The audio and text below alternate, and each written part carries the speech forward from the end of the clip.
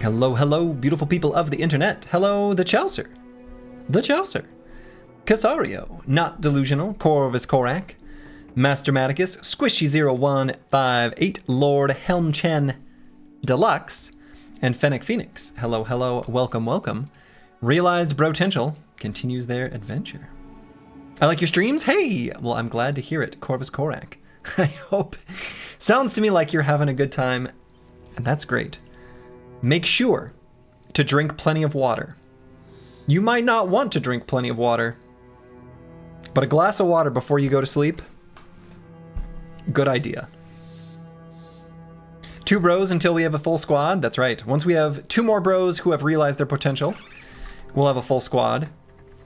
I think in a perfect world, I'd actually like a few flex bros.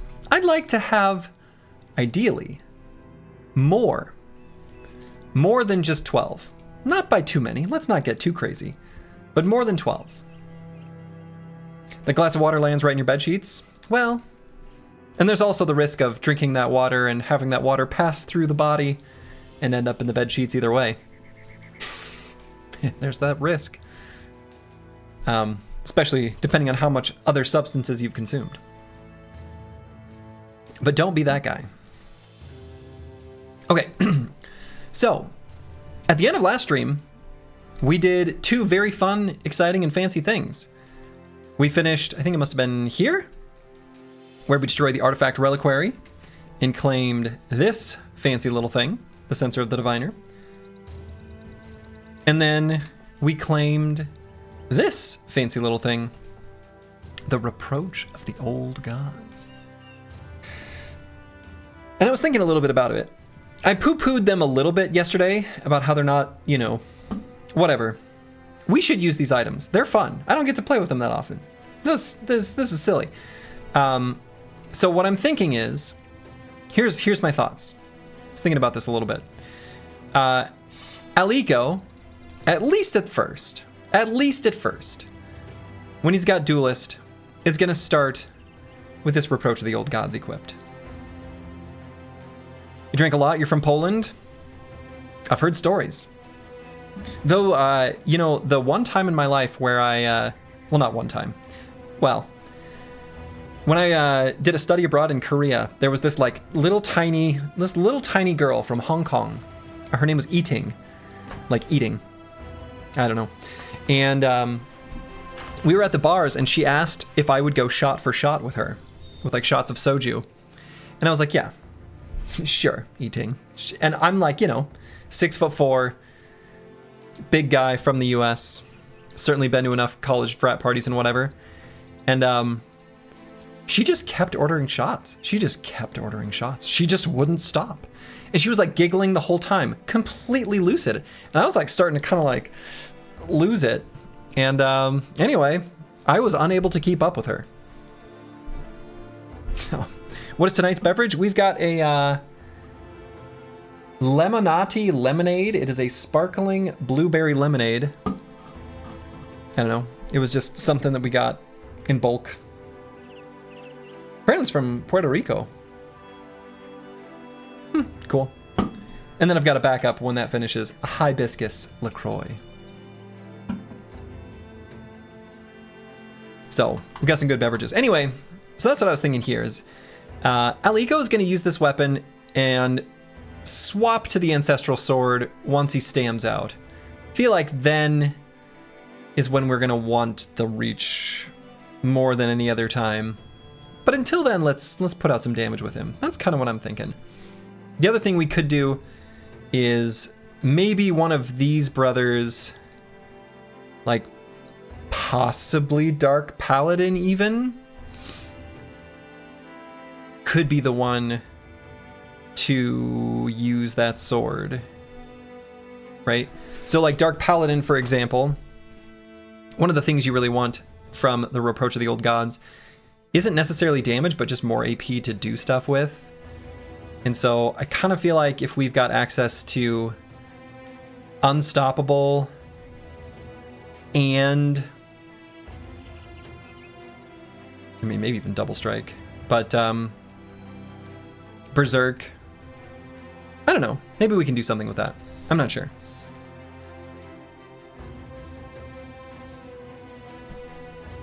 So that's kind of what I'm thinking.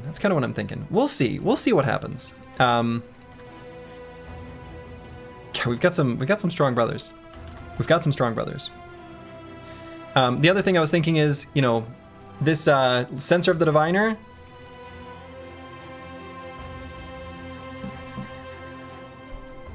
It's gonna need to find a home too. We'll figure out exactly what. It'll probably be one of the new bros that comes to term. Maybe even Scottaboosh. Probably Scottaboosh, since this does have additional chance to hit the head. And he's got access to Berserk. So we shall see. Curse word. Hello, hello. Good evening. Are your PP bros as good as other high-end backgrounds, or are they still somewhat weak? They're as good as other high-end backgrounds. I mean, so if we were to compare them to some of the other high-end backgrounds in the game, they end up with boosted overall stats. So the PP bros are the ones that can shine with what I've kind of been calling the all stats builds, ones that can make good use of range defense, either through parry or anticipation, ones that can make good use of initiative, either through like dodge or flexible, things like that. You know, those types of, also a lot of hybrids, like the ranged brothers, those are going to be the ones that are particularly good for these types of backgrounds, for their promised potential. They're never going to have the same access to the sheer number of perks to make sort of the most coherent, cohesive, best builds that you can get from some of the like Highborn, but they're really good, right? I think with Swordmasters getting nerfed, they are among the stronger ones, but still not going to compete with like the best Highborn. So Scottaboosh looks nice right now. Scottaboosh looks great right now. Scottaboosh looks crazy. High stats with less skills. Yeah, yep. High stats with fewer overall perks to choose from. Ends up being like an okay amount once they realize their potential. I mean, I would say that they are definitely not weak. I'll put it that way. So they are definitely weak before they realize their potential, but after they realize their potential, they are definitely not weak. Maybe that's the best way to put it. So anyway, it looks like Mystic Nemo gained a swag level at the end of the last stream. So we'll go ahead and allocate that skill point. For these skill points, rather.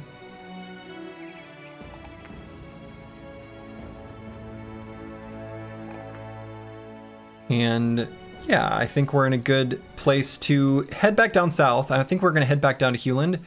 And we never did do our sweep looking for brothers, so we're going to do that now. What's the plan today? So the plan is going to be, at least initially, to sweep through these towns, see what we can find for brothers. And then we can go to Donnerfest to give them, make sure they got training. Then we'll be done with the recruiter, I think, assuming we're able to find a handful of additional brothers. And then at that time, you know, I think the world is our oyster a little bit. We just did a bunch of legendary locations. We could look for the library and then do that. We could participate in some Holy War contracts, maybe. It'll be a little awkward, but whatever. We'll make it work. And we could also go on trips through the wilderness. Honestly, they all kind of sound good to me. There's a few other like legendary locations we still need to find. So 14 on-holds even? I mean, I think we could. So the team is genuinely, truly capable. Holy War plans? Oh, I don't know. I think we would want to side with the South to fight against the North. I wonder how soon... Yeah. Well. You got run over in the library in a Crusader run? It was a disaster? Oh no. Yeah, I think this team is pretty well ready for the library, and I'm hanging on to these bundles of spiked bolas specifically you know, chuck them at some urns.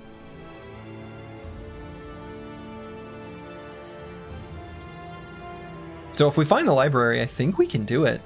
I think? I don't know. Feels like we should be able to. Okay, so a quick check for recruits. And unexpectedly, no one there for us. We've still got a little bit more we can do with our crowns here in getting our final card upgrade. But after that, we're basically good to go. Delivering... well, never mind. We're going to get attacked on the way. Okay, so let's just sell stuff here. And then venture off, and I think we'll have enough crowns that we can... Oh yeah, another thing I was thinking. Random thought. Lambert the Savage's Barrier. So one thing that I probably haven't been doing enough, that actually is a pretty strong thing that I should just start doing, is...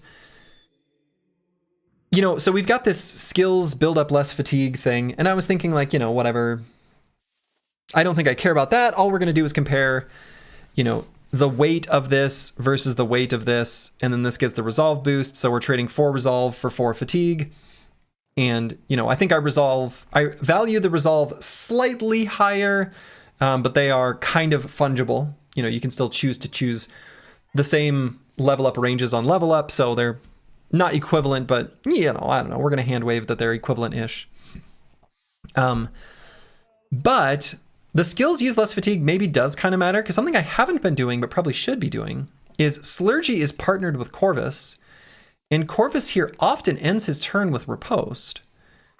And we actually, at least at the start of fights, maybe should put Corvus in the more dangerous position between these two brothers.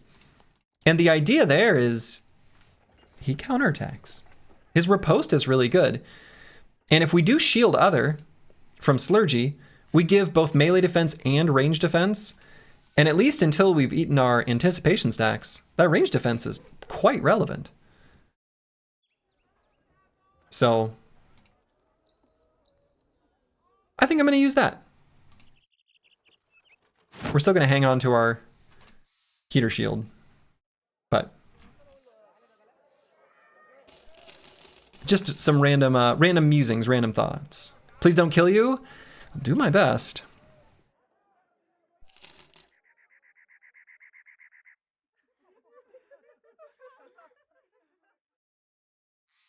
Okay.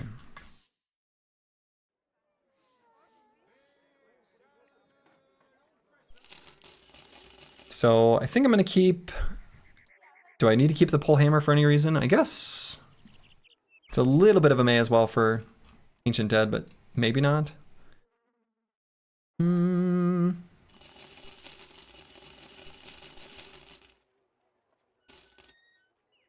Shiny's a shiny in your books? I mean, a shiny is a good thing. Also, like, this sword is pretty sweet, but I don't know, at some point we're just sort of hanging on to him for no reason.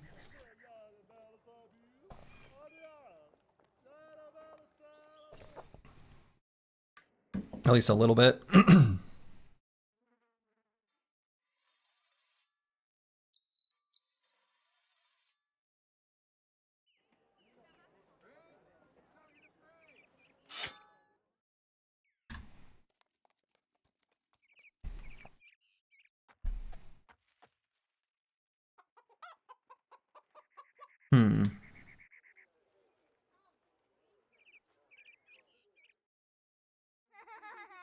Yeah, we've got a lot of shinies. We just need more armors. And then we're good to go. Basically. And let's see.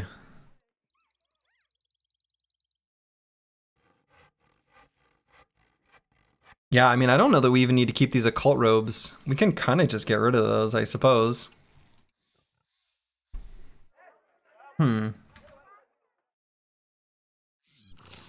Well, we'll hang on to some extras. They're still good. That's for sure. We need to get one more handgun for Fennec Phoenix. And we're hanging on to these bolas for the library. I feel like I should get rid of more stuff, but here we are. We can paint a helmet. Let's paint a helmet. Surely there's a helmet we want to paint here.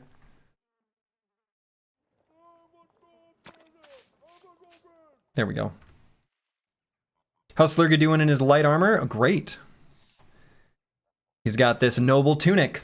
The noble Slurgy in the noble tunic. All is well in the world. And now we've got Lambert the Savage's barrier as the cherry on top. And I might just sell these metal plates and rivets. We're not going to put these on anything. Like, yeah, we're not going to put those on anything, so whatever, we'll put them on this. Just as a training armor. You know he's doing well since he got 2 injuries, yeah. But he's smiling, he's happy, he's having a good time. Okay. So let's buy a little medical supplies. Looks like other stuff is kind of sold out, but we're still going to buy this ammo. A little bit of bread. Slurgy and his pimp PJ, that's right. So first order of business is we're going to do one, hopefully final sweep, looking for the final brothers to round out the squad. And then we're going to replace the recruiter at that time and feel good about ourselves.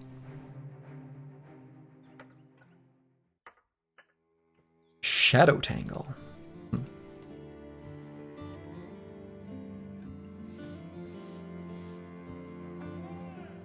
No brothers here for us. Splurging on medicine, splurging on medicine. And does everyone have a rondelle? Not everyone, though I don't know that I really care that much. I don't think there's that many things we care about daggering down at all at this point. So I don't think I'm even gonna bother. I suppose we just move on from here. And let's go to Veril first, and then we'll go to Rothenbach and then Steinhaven and take the boat. Feels like that'll be a good way of doing it.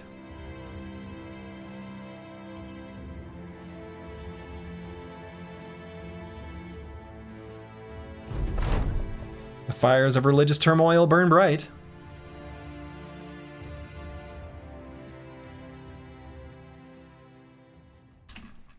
All right, so we're going to stay the night here. Just waiting for the morning.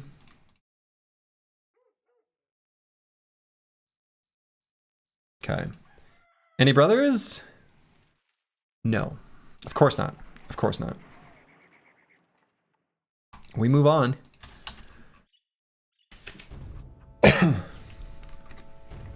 I would maybe take like one of those contracts where we fight beasts just to get crafting materials.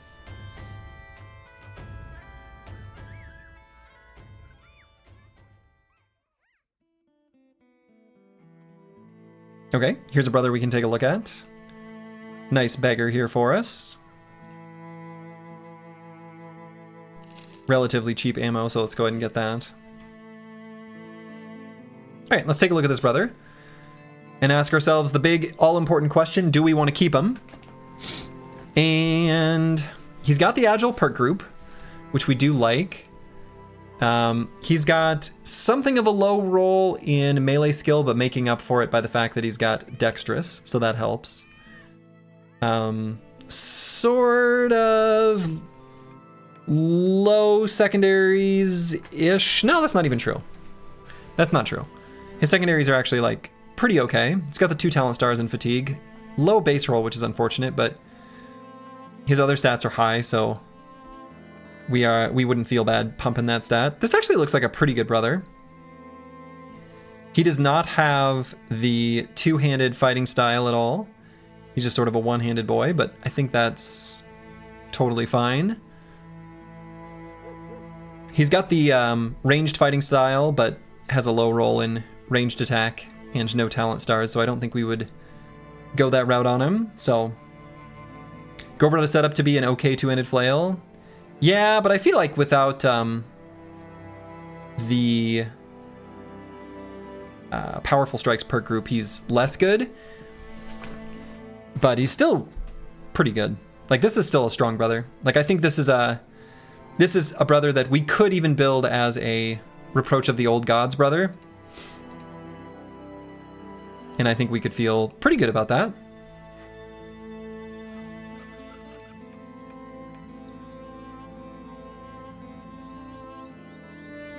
Yeah, I think I like this guy. Seems pretty good to me.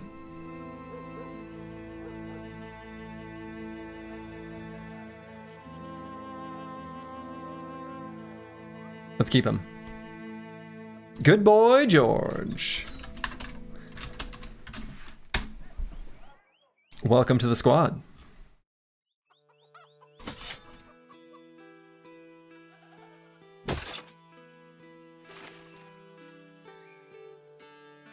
Okay.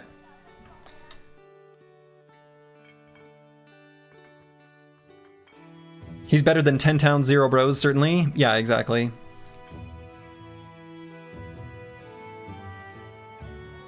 Okay, so then we're going to go to Steinhaven and take the boat over to Weissenstadt.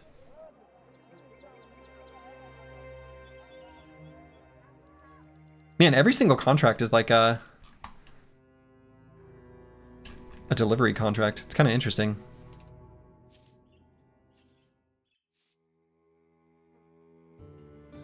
Now, I don't think I need to hire a historian. I didn't expect to be given a brother with the mad trait from the Sunken Temple. I'm pretty sure this is all that you need to get the Trade the Black Book. Like, I don't think you have to read the Black Book to go mad, unless they changed it. If I recall correctly, in the vanilla code, they just check for the mad, like, status effect. So I would guess that I don't need to hire a historian. So, from the perspective of getting the Jugs reward from the Black Book, we can always look for a historian later if that turns out to be false, but I don't think it is. Certainly I don't want to train him up for no reason. But it looks like otherwise there's nothing here. Now we could take the armed courier contract and then make our way to Karakan, and then from here, you know, essentially we could make our way to Karakan looking for the Sunken Library. I feel like that's a good way of doing it. And we can maybe fight some nomads along the way.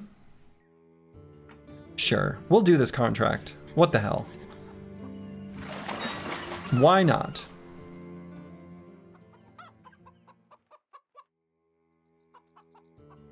Alright, no one here in Weissenstadt.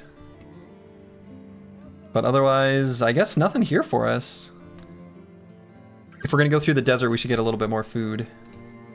We don't really need nets, we don't really need any other supplies. We kind of need tools. I refuse to pay $5.57. That's robbery. Okay.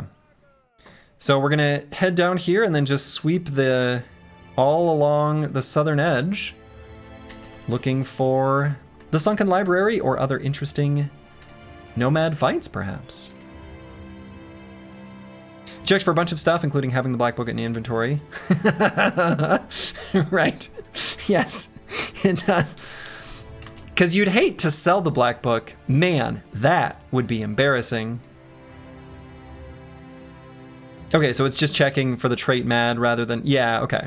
That's what I recalled being the case.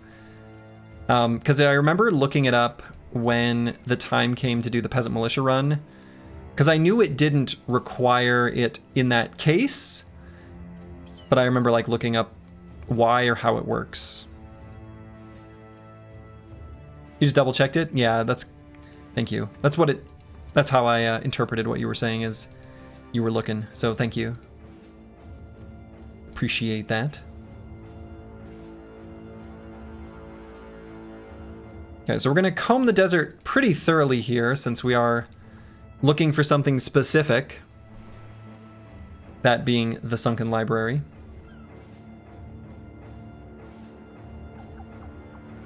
A bunch of event chains have special flags, so this is a bit unusual, sure. Holy. Whoa. Whoa. Whoa, whoa, whoa. The Head Collector, Saddam the Raven, and Wasi the Glistening Edge.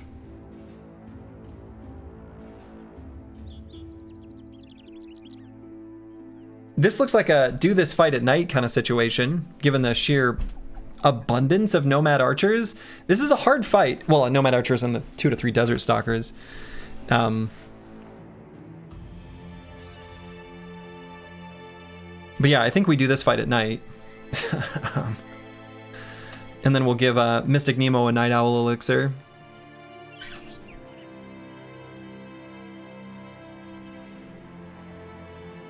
Two Blade Dancers with one named. Well, it's just one. Yeah, one. Well, yeah, one Blade Dancer. Yeah, this is a champion Blade Dancer, a champion Desert Stalker, a champion Executioner. We don't actually have many good brothers to equip or use nets, really.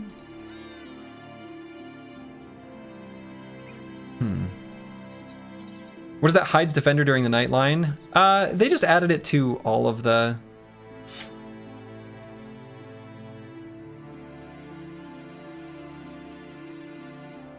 light camps. Pretty sure.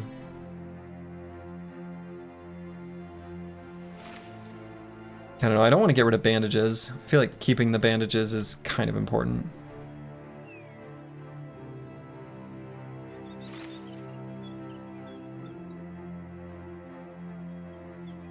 Despotzini, hello. So yeah, we'll wait for it to become nightfall and then we'll maybe chug a couple potions.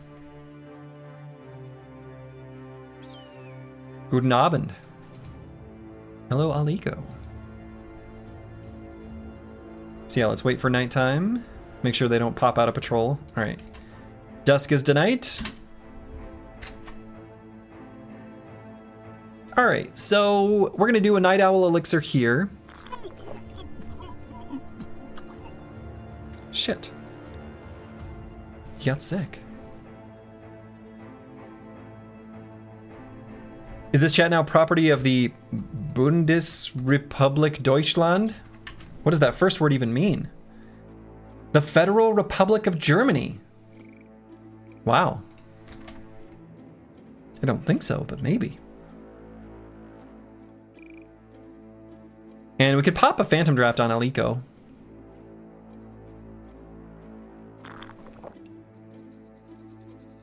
That way we can have him do a little fighting and not get taken out by archers.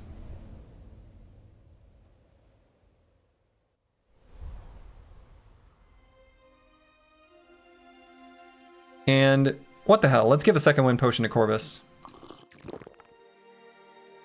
We're pretty keen to use some potions here. Really sucks that Mystic Nemo got sick from this. Oh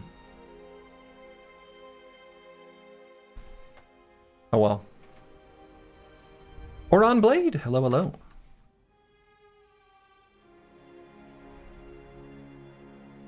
Could do another Night Owl Elixir on Luke Solus, maybe. It's a kind of tough fight.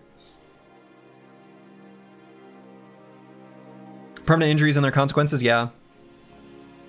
Yeah, I didn't realize that that would count as like one of the negative conditions that the potential sickness when you consume a potion would look for. Apparently so. Does gluttonous make you become sick from drug use? No, it must be the permanent injury.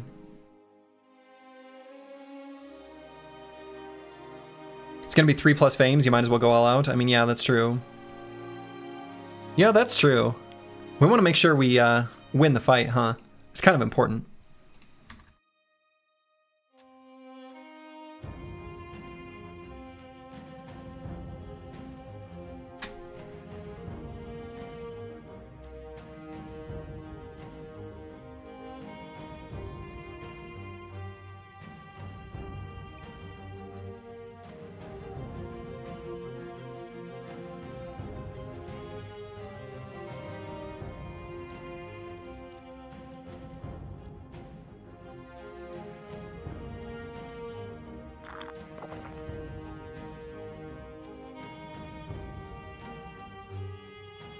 Scatabouche looks like an ethereal enjoyer to you. Oh, I was thinking about another ethereal brother, yeah. I don't know that this brother is the ethereal enjoyer, though. Because I think he's gonna hang back a bit in a lot of cases.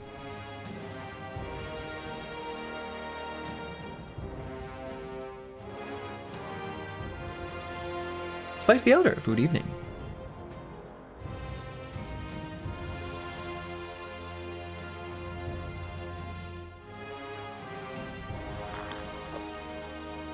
Okay.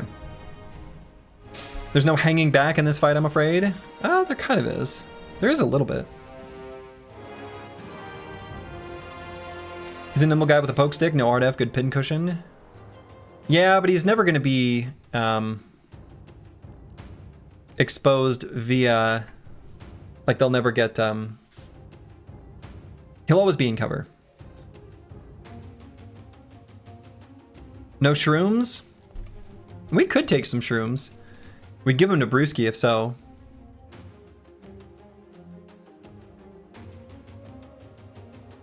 We just consumed quite a few potions. That might be good enough. I'd have liked a nice warm-up fight. Did you get found yet? I don't believe so, Wolfidin. I don't think so. No, not yet. Not yet, but we did just find a brother. Good boy George is here now.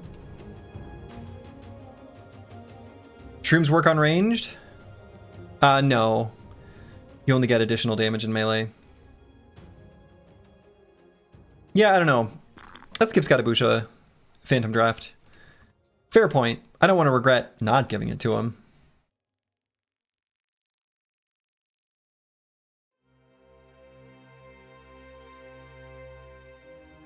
Okay. Let's see how this goes.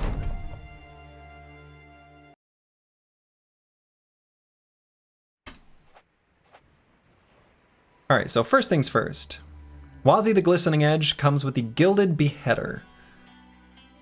Pretty disappointing shiny here. Of course, go ahead and give ourselves a caca. Caca! Take a look at what we're dealing with. The Bitter Whisperwind here is also not a very exciting named item.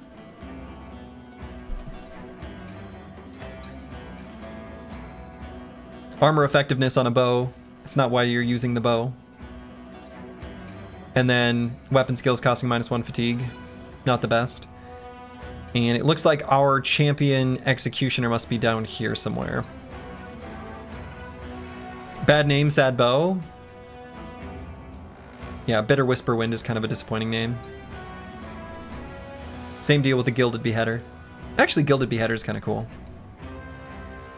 Do we dip out? Not worth losing a bro for junk? Oh, no, we're going to fight this. This looks fun.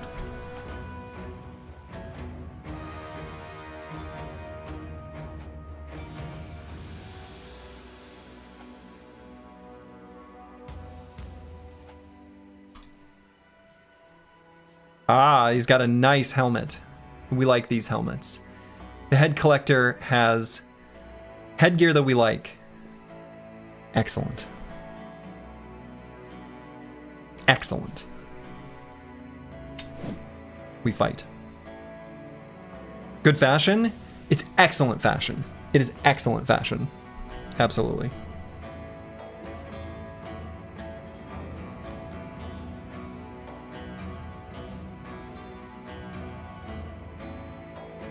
Aptly named Flailbro, yeah, for sure. So we could have Scatabouche take a step up and attack, then we could have Alaiko walk to like here. Does this guy get Formidable Approach or whatever? No, he doesn't. Okay.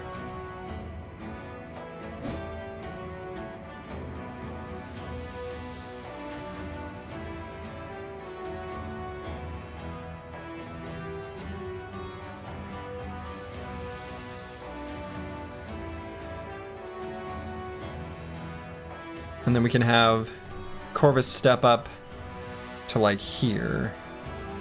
Slurgy and Corvus can be here and here. And then Ubercore can step down to here. The Signimo can quick shot, then go to here.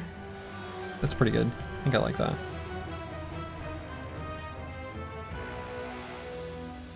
So then do I want to do my shield other shenanigans on Corvus Korak? You can just move 2 X's, attack, and then riposte. I think I like that. Why did nomads just become goblins? Is this a trick question? I feel like that's phrased like a trick question. Or like a riddle.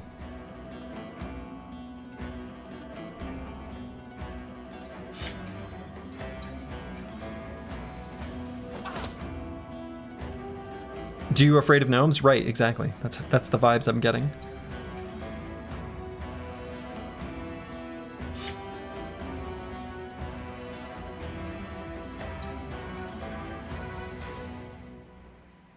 We can go here to let Travesty step up there.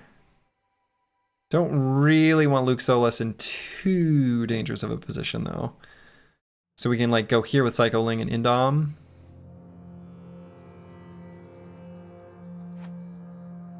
I guess most of their ranged units are up there though.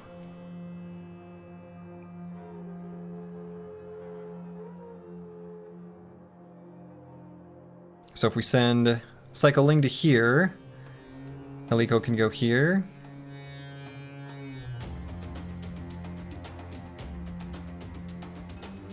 And we don't even need a riposte yet, but I suppose we may as well because it's not really any fatigue. More than we're already spending.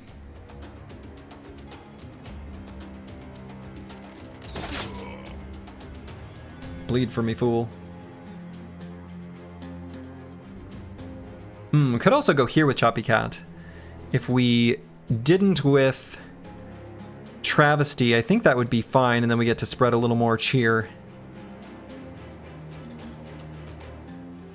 The best way of spreading Christmas cheer is singing loud for all to hear, after all.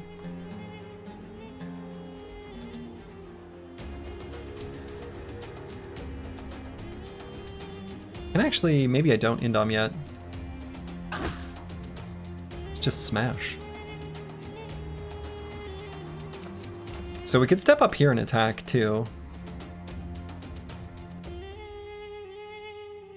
And then we just bring Choppy Cat up to like this hex? Yeah, I think I like that.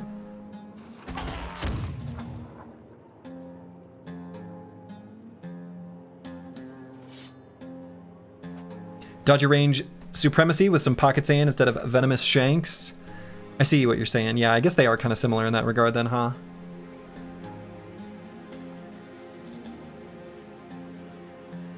Oh, we already moved a hex.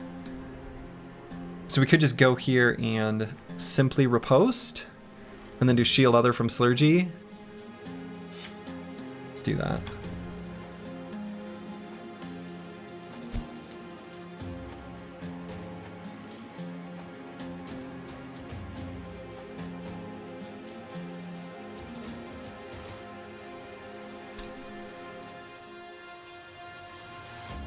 Cover ally, whatever it's called. And then we'll tuck Mystic Nemo in here.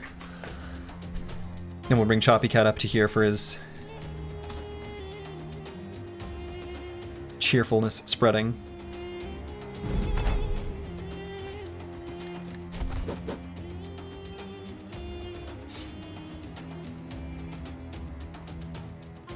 Slurgy sending other people to the front line, lore accurate. True.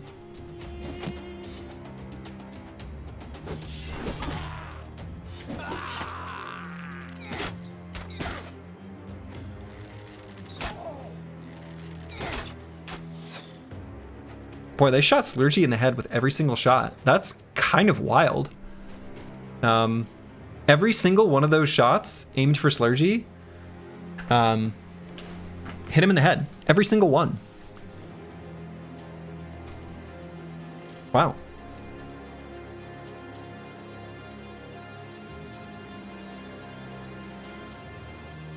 So let's see. Do I try to surround this Blade Dancer and hit him? Kind of don't think so. I think the play is just kill this guy, and then we'll move these two up to attack here. We need to get on their back line. They've got so many archers. They have Headhunter? Yeah, but that was their first attack. But I suppose we would want to keep that in mind. Actually, they don't in this. In vanilla, they have Headhunter, right? It's one of those weird perks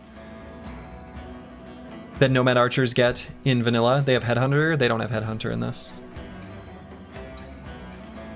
No, they don't have Headhunter in this mod. That is a thing in vanilla, though. You're not wrong. So I'm gonna wait on Brewski because I'm gonna see if we can get him up to attack this guy.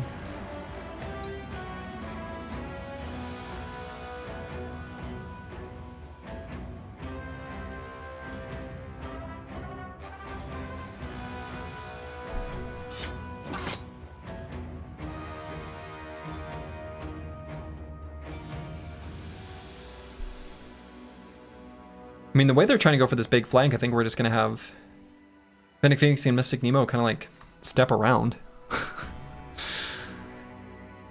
Because they don't have much beef. They're kind of letting us on their back line.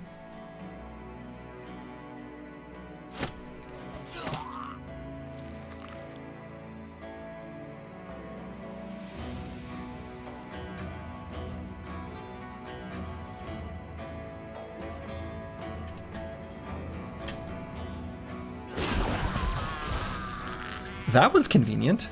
Lightning. And since he can just footwork away, maybe I just go for another attack. Okay.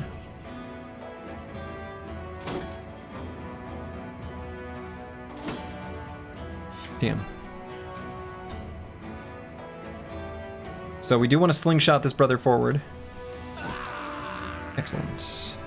Decided to go with the lightning sword? Yeah, at least for the moment.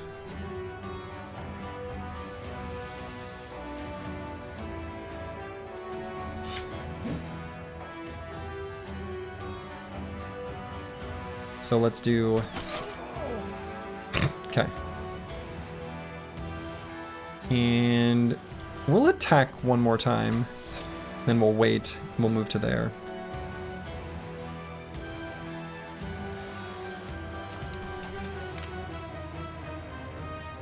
So then we'll tuck Fennec Phoenix into here. Mystic Nemo into there.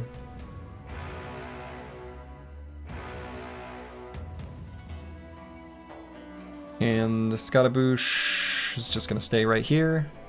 I guess at least for the moment. So Fennec Phoenix, again, we're gonna tuck in here.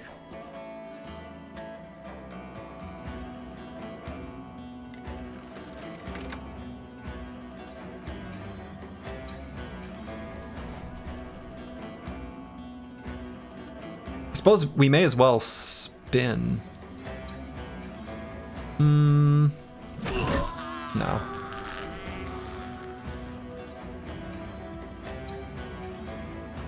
And we are reposting here, so let's go there.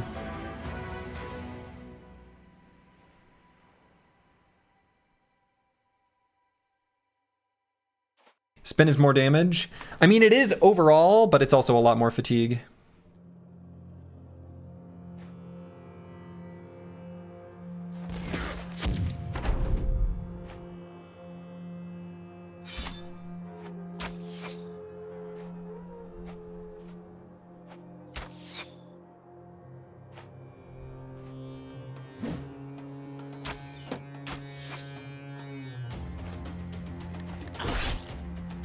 Rude. Alright, we're gonna need to get some sort of debuff on Wazi, the Glistening Edge, to be able to hit him reliably.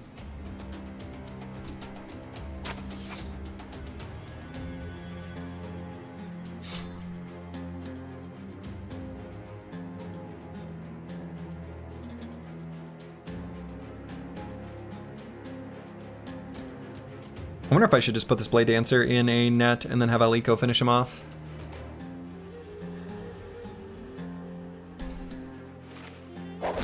Yeah, I should have done that. Still can. So I'm going to.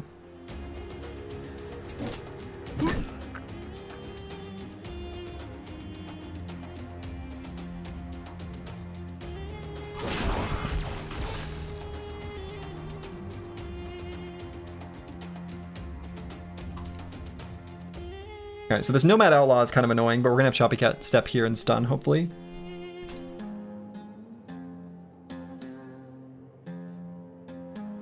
And wait there for a minute. Okay, good stun. So I want to keep pushing Brewski up towards here, I think. So let's slingshot him forward. Apples and fruits, hello, hello. This is our first fight, so hopefully good.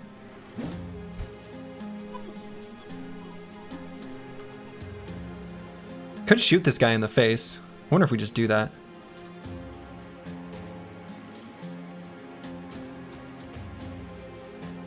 We actually don't have any sources of nets up here. Travesty can swap to the net ammo if he wants, but he can't actually do that and then reload and fire. Was that weird triangular shield on Slurge? Is that a famed buckler? No, it's a famed heater. It's a famed heater.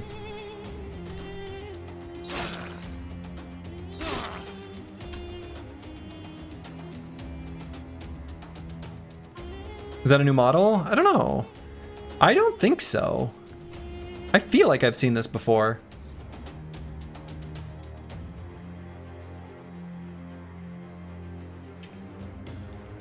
You've never seen that? I mean, maybe I haven't either. But I feel like I have.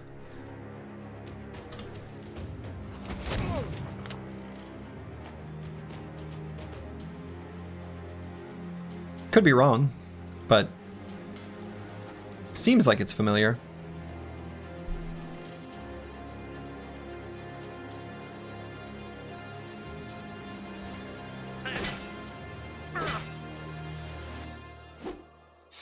Yeah, that was pretty good. So let's just finish this guy off. And we want to leave this spot for Fennec Phoenix. So I guess Luke Solus can just stay here.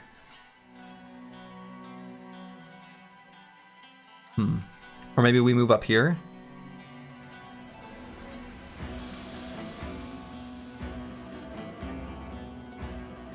Do I think Scatabouche will end up in trouble? I don't, but... let's go here.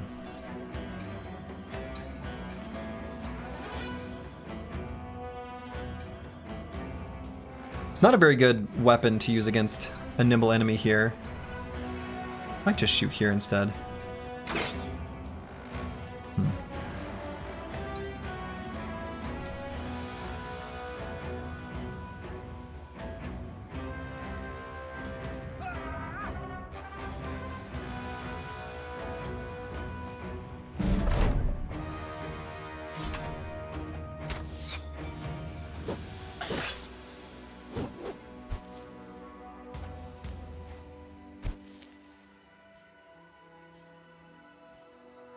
Alright, so Cycling will probably have Slingshot Brewski up this way. And we're going to focus some damage down here on this Outlaw so that he doesn't hit Luke Solus.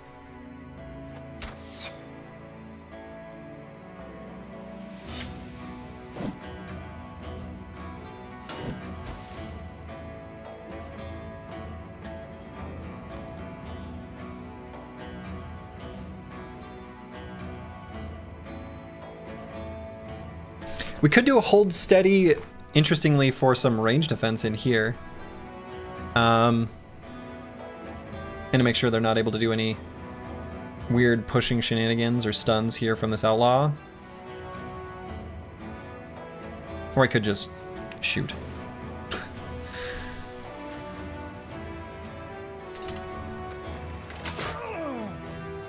I decided to just shoot. Corvus has 5 billion AP to use. Let's see if he can put it to good use. Really tried.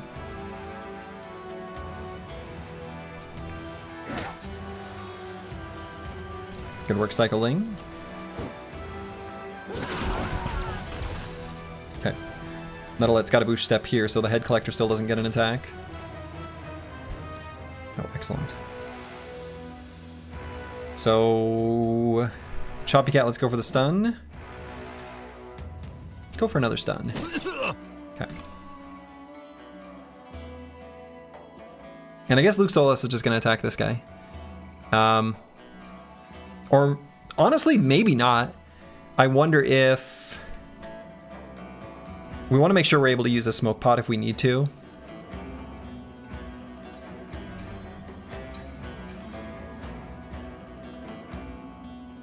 Because I don't want him to get surrounded by the head collector and this outlaw.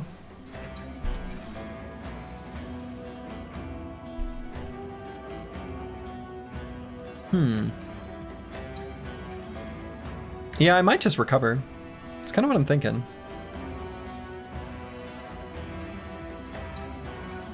I think I'm going to. Slurgy, we're going to wait and see what happens with Brewski attacking here. I have a feeling we're going to be pretty happy with the result, but let's see. Mystic Nemo, I guess, kind of needs to recover. We can't even step an attack.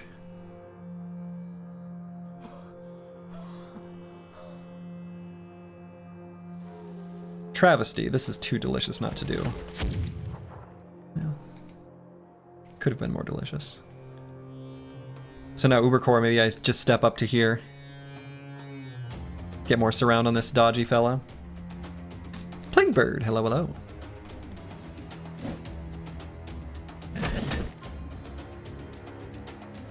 Pretty good.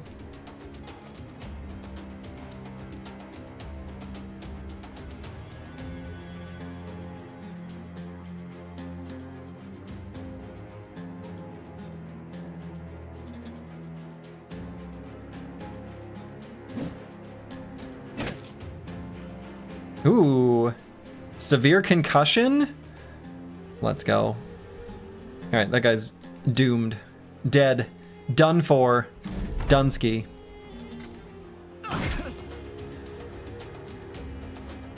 That's right, Kaka! That's the appropriate greeting.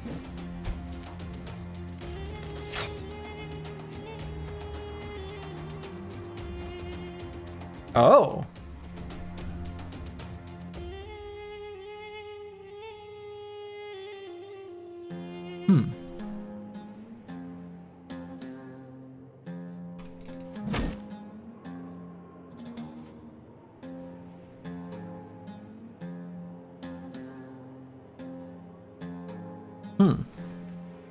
He's preparing for the biggest spin?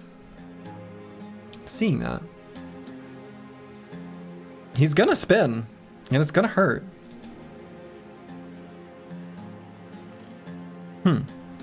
Smoke? Yeah, we got smoke. We've got the smoke. Smoke him if you got him, etc., etc.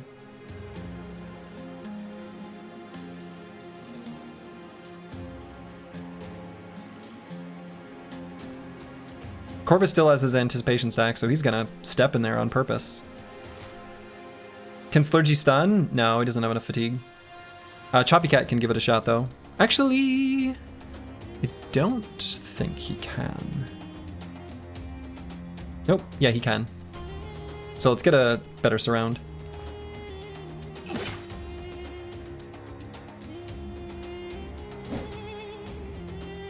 So we're gonna wait to see if we need to smoke on Luke Solus. We probably will. Aliko can step up here, and actually it's fine.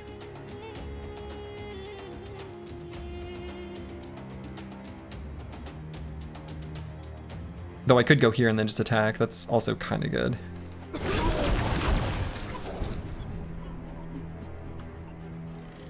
Okay, swap weapons, but we'll see what happens here. Just keep making that spin juicier. I mean, it's fine.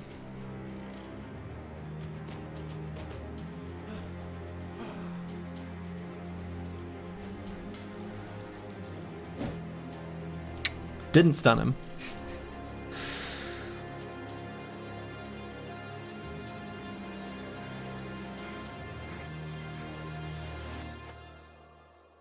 Does Executioner deal bonus damage to units with permanent injuries?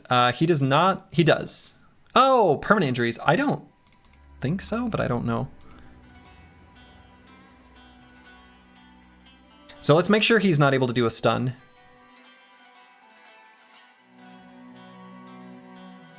case he does pound, I have a feeling he's going to do a big AoE attack though. So maybe I should just...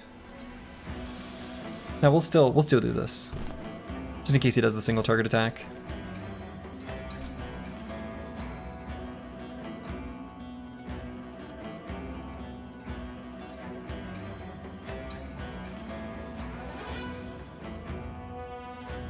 Oh sure, we'll still do that for the next turn.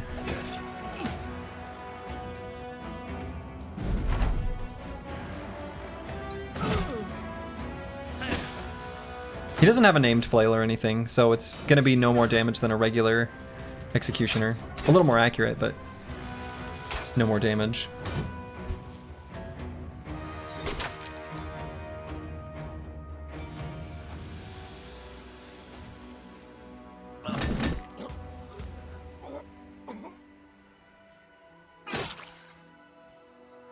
In fact, I kind of want to just stay there.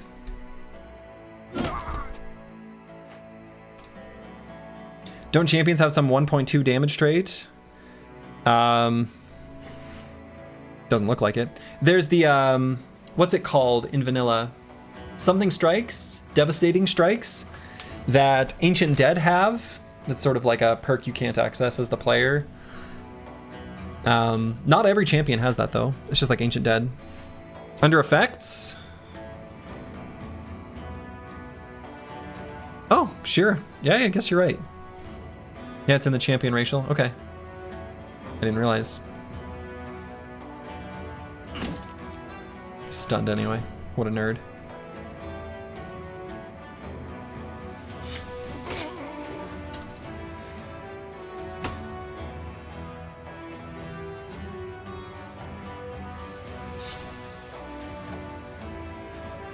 (1.15x) of 0 is 0. True. I think we just beat him up. I don't think we stopped beating him up.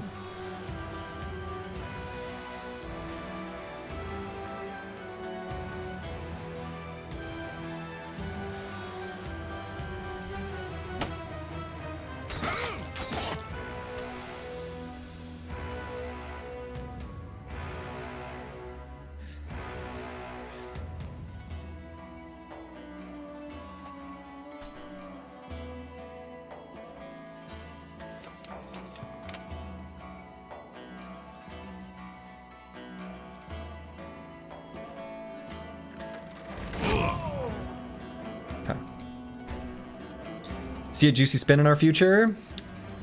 Potentially. There might be a little collateral damage. I have a feeling it's not going to be a juicy spin.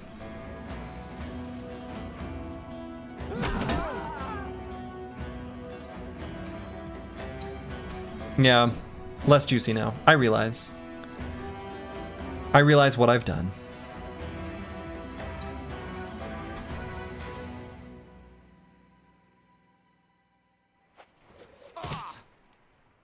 Good stagger.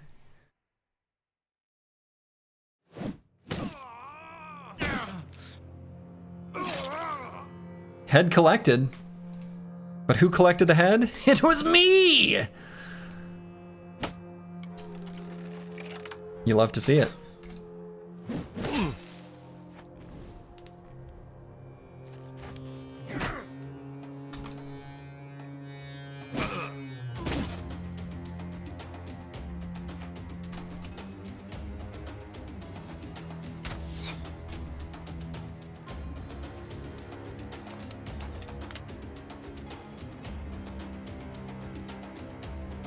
This fight went very well. It did.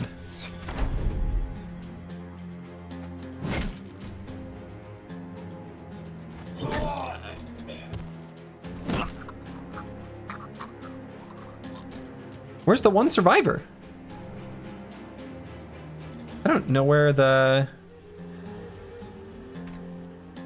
Huh. Someone near the end of the battlefield? Cool. All right. He ran to the left? Okay, well... Step helmet, my beloved. You love to see it.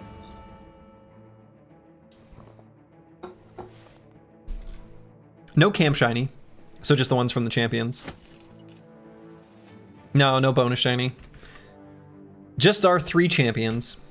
No, there was a champion Desert Stalker. There was a champion Desert Stalker. And it's unfortunately not very good. Yeah, there were 3 champions here. What you doing, Step Helmet? Step Helmet. This could be a really nice thing for Brewski. Could also give it to one of our bros with crossbow usage. But I think it's probably best suited here on a brother who's going to be taking more hits. So that seems like a pretty natural place to put it. So that's where it's going to go.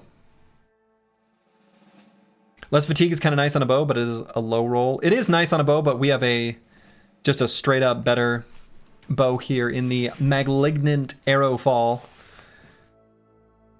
This is a pretty sweet bow. Yeah, it's just gonna be better. Yeah, we fought a bunch of goblins and we got a bunch of really nice goblin weapons. Like just in general, we got just a ton of nice goblin weapons, so.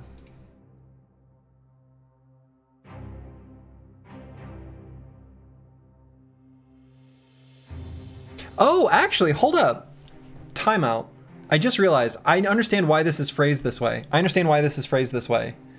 Skill use fatigue 1 to -1. The reason why it's phrased this way is that the warbow already, implicit to itself, was granted or was given weapon skills cost +2 fatigue.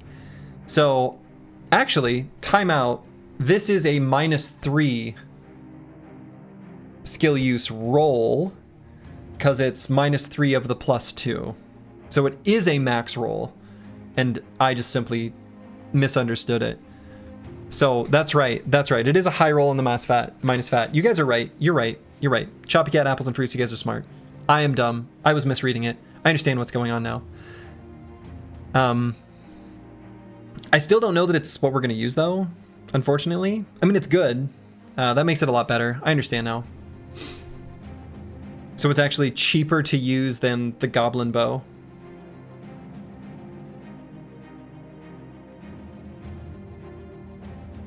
So how does that change it? Like 12, 16, 16, 16 goes to... No, it's the same. So unfortunately, the way the math works, that doesn't change any of the numbers because of the rounding. +13 hit is pretty insane though. Yes. The 13 to hit and the near max damage roll. Yeah, it has more armor damage. Right, curse you, math! So basically the only advantage to this Bitter Whisper Wind is more armor damage, but that's really not why we're using the bow. Like, not that it isn't a nice to have, but, you know, this is practically still the same 50 to 70 damage, 10% more armor pen, better hit chance. I think I'm just gonna stick with the Malignant Arrow Fall. Are you drinking Barks cream soda? Oh, no. No, this is a Hibiscus LaCroix. Though I do enjoy a Barks cream soda. I don't think I've had one of those since...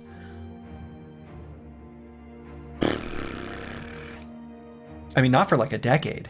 It's been forever since I've had one of those. That sounds kind of good. Barks root beer is also good. Famed bows get some cool names. The Bitter Whisper Wind. You switched to cream soda when you started cutting caffeine. They're super good. They are super good.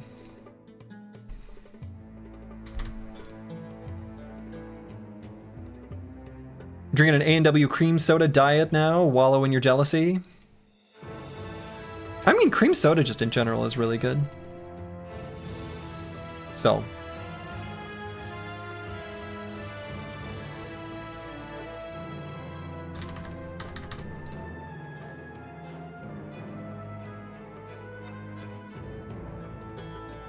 I'm curious how the...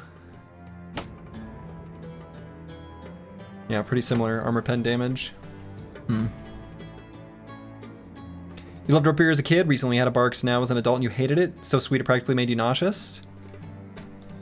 Is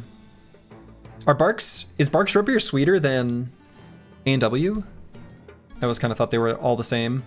I can't really drink soda much at all these days. It is, once you go a long time without it, you realize it's kind of sickeningly sweet. What did you do? Why did you being cut? Yeah, I know. Caffeine, my beloved.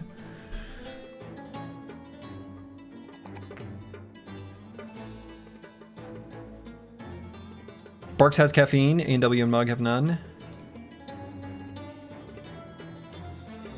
That sounds right.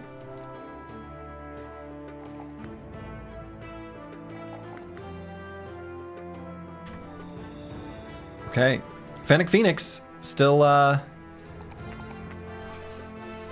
becoming something. It's becoming something. What is that something? Who knows?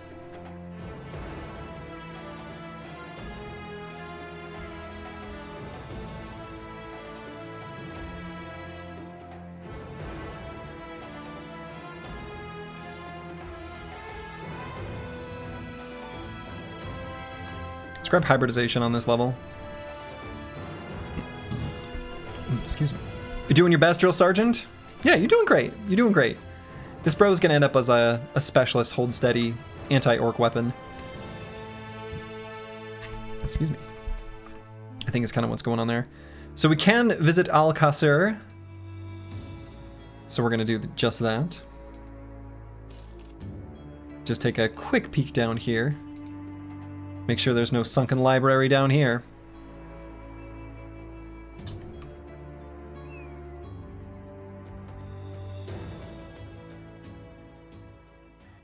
Will or might? Will. There are no maybes here. These brothers will realize their potential, and we will succeed in our mission. Pretty cute flail, but not something that we're terribly interested in. I'm gonna buy a little bit of overpriced tools. And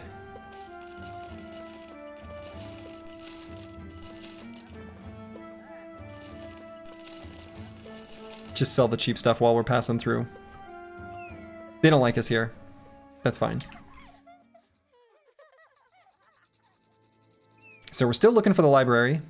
The real question is, if I find the library, do I think we can just do it?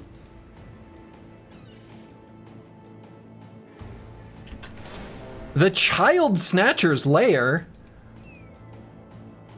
Wow. Surely we can sell the non-famed Shamshir at this point? Oh, did I keep that? Oh, yeah. So I was intentionally keeping the expensive weapons. Yeah, we're not hanging on to that. We haven't been. We literally just got that from the last fight. Young unhold children? I don't know. Like, I really can't. I don't feel like I want to avoid these camps like for forever. Is this the Epstein? I mean, what if we took a peek? What if we just like did a little baby peep? Just to see.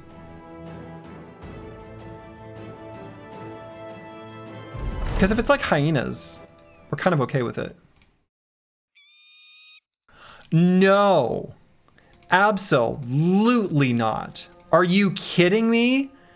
This is the biggest hell no I've ever seen in my life. What is this? Oh my God, can we get out of here?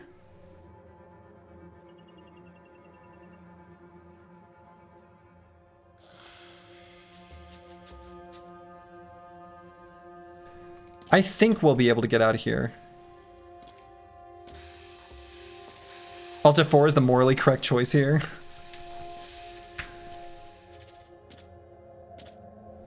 Yeah, we're not even gonna peek at these anymore. This is stupid.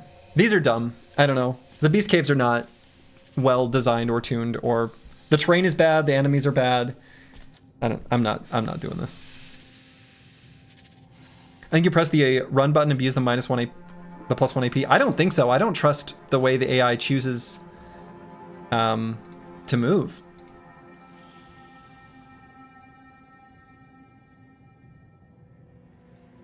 I think we get to closer to the map's edge. I'm gonna be honest. This is a legitimate, if we somehow get caught in this, I am actually gonna say it right now, I am actually gonna Alt F4 this. So, just in full disclosure, if that's how it goes down, that is my plan. It's not my normal MO, but this is not, this isn't like a fight that I chose to do. You know what I mean? So, hopefully we'll be able to get away just fine. But if someone gets caught, that's a stupid way for him to go. I'm just not gonna do it.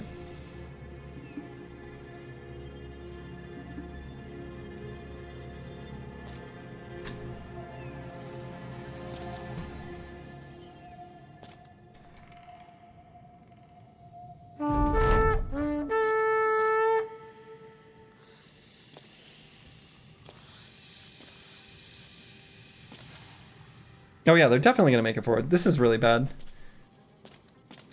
Like, not only, yeah. This is such a stupid.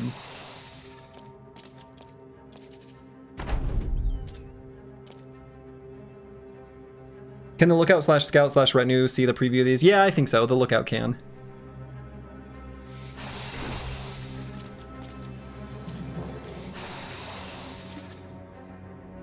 He's dead, Jim. He's pretty defensive. And now that he can't see them, if you can't see them, they can't see you. Saved by the vision penalty. Okay. Expected them to pull him in. Me too, if we're being honest. I thought the one in the back would. Yeah. I don't know. All right. Well, we're not even going to look at those anymore, I guess.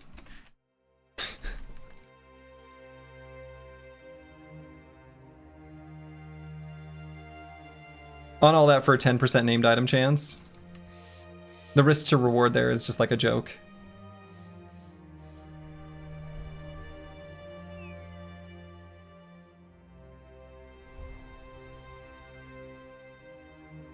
Glad we got away.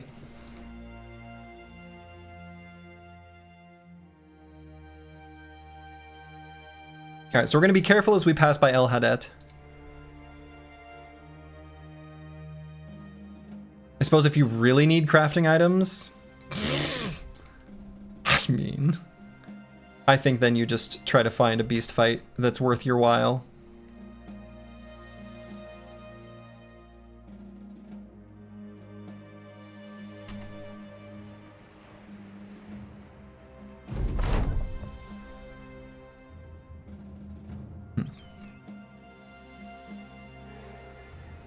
Have you somebody tried explaining to El Hadet that it was an oopsie? We could get the negotiator to explain that for us. Okay. So let's do this fight. Not gonna clear your name by earning freedom in the arena? I mean, that's why we wanna, you know, improve our relations. Would be cool if there was a unique beast hunter interaction that let you smoke them out of the cave, making the fights a bit more possible. I mean, it's just like the worst terrain in the game. Like, the mountain fights are already awful.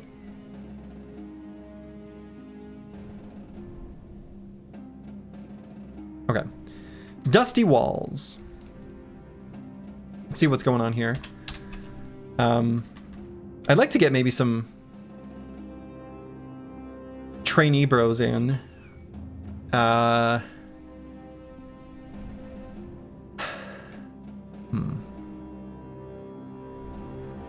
Would those walls in the cave not make for good choke points? I mean, they could, but the problem with the choke points is that, like, against snakes, they're gonna move in a way where they just pull you over the choke point. So, like, yeah, they're good choke points against your own team, I think, is, yeah, exactly.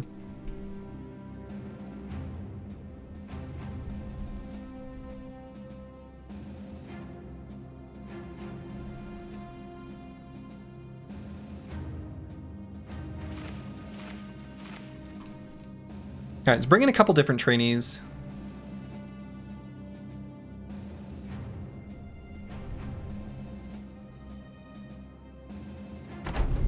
Is there any strategy against serpents besides stat checking him? I mean, there are. It's a lot of nomads. Let's take a look at what we're dealing with. Oh. Jafar the Flying Blade has Jafar the Flying Blade's blade. His blade is not particularly good. It's kind of just a blade. I can see why he gave it such a simple name. He's Jafar, simple-minded, simple sort of criteria. It's a blade. He named it his blade. Wow. But it's his. I mean, it is. It's in the name. No one could possibly be confused about whose that is. Otherwise, you know, they don't have too many ranged units, just these 2 archers and the 1 desert stalker. I mean, we can do this fight. It could end up being a little bit of pain that we take.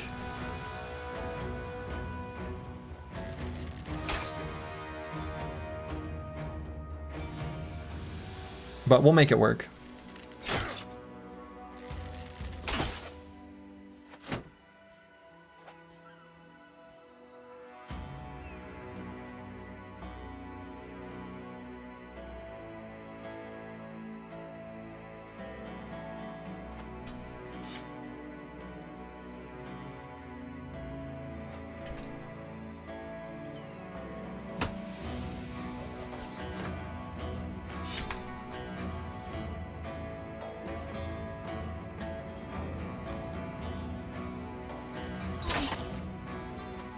Got him.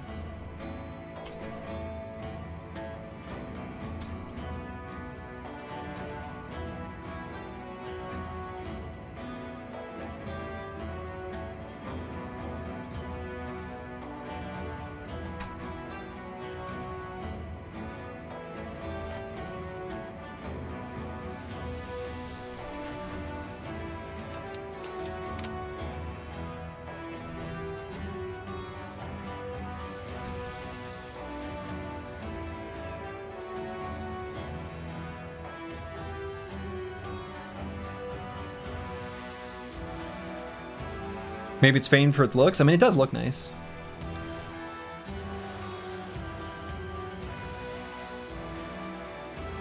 I wonder if you have the training and you run from a fight if you lose it. You probably do.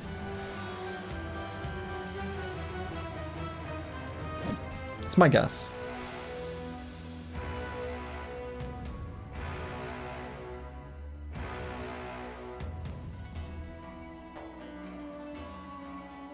Yeah, we're gonna step Slurgy forward so that he can be the one to be shot at. I'm okay with that. Slurgy doesn't mind.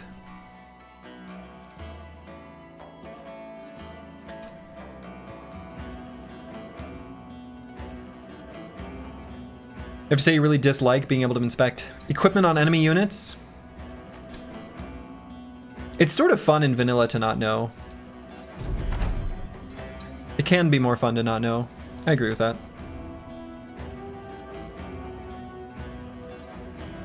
Do we even have a sword lance, bro? We don't. And it's not a very good sword lance, so I don't feel like we're missing out much.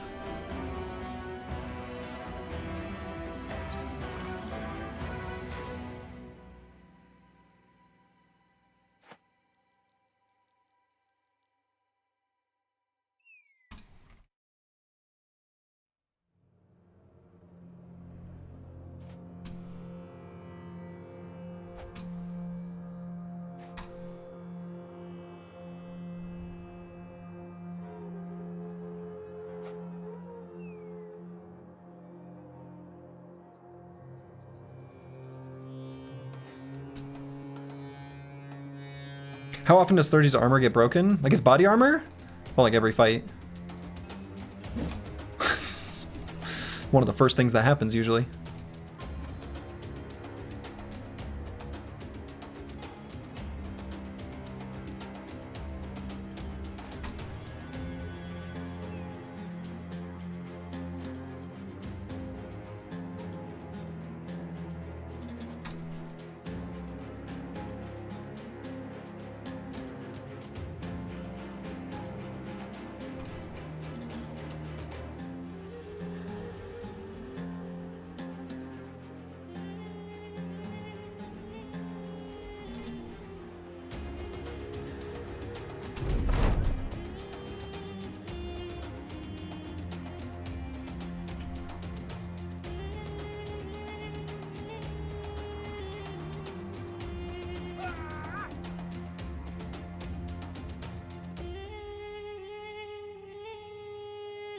If Jafar had a decent weapon, would we be taking this fight?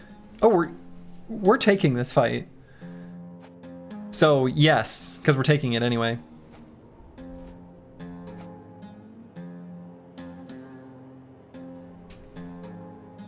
We're just taking it the Splurgy way.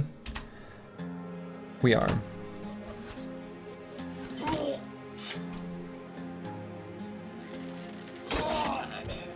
Got him.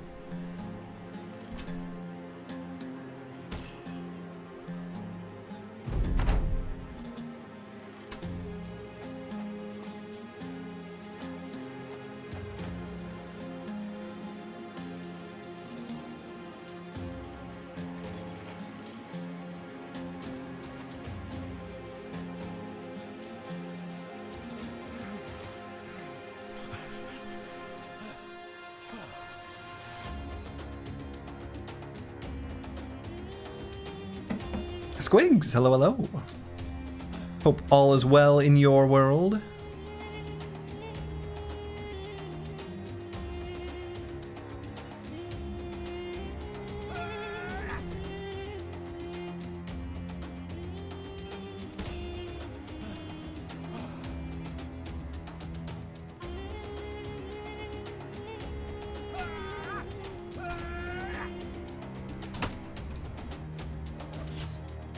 Doing good, been a bit busier than usual.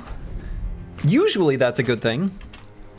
Usually being busy is a good sign. Not always, but usually. Brother's looking fancy? The brothers are looking very fancy. Oh, come on, what a jerk.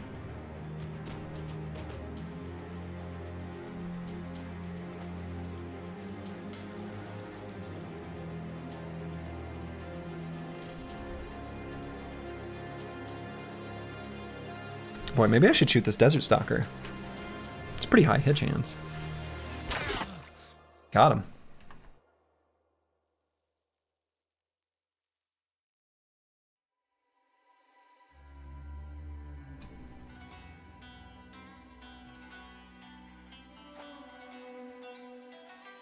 No, let's stay there actually.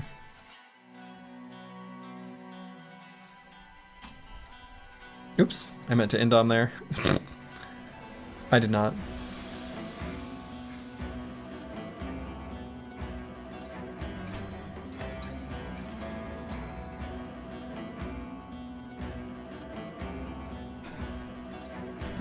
This remains one of my bigger complaints about the mod, is this type of shenanigan.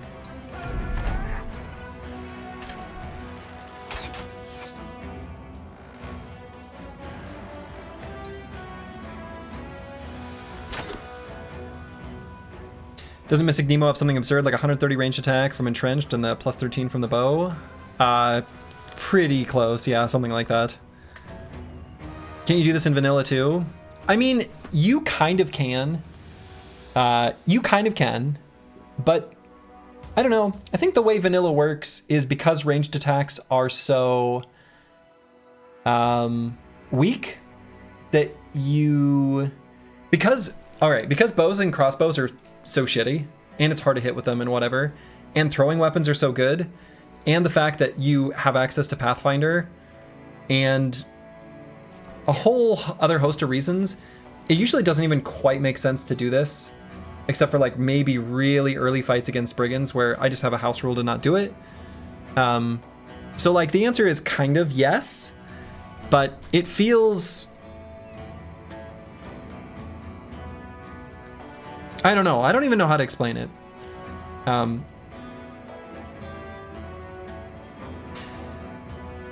Necessary, kind of?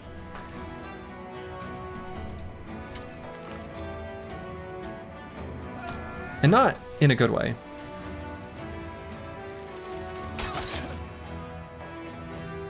I don't know. Not sure how to articulate exactly what I'm trying to say, but it's different. It forces you to do this. Yeah, I mean, that's why I'm saying it's hard to articulate, because it doesn't really. But it still feels like... I don't know. I don't know.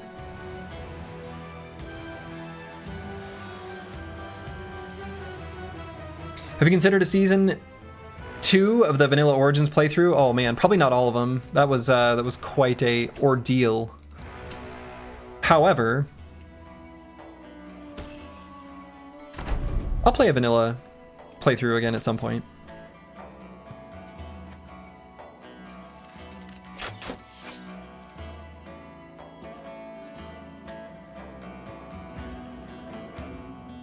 Oh shoot, Slurgy is too slow now. That's right, we can move Choppy Cat. We need to give him Scout so we can see a little further. Oh, we missed. Vanilla's gonna feel so weird after playing a lot of Hardened. Yeah, it is.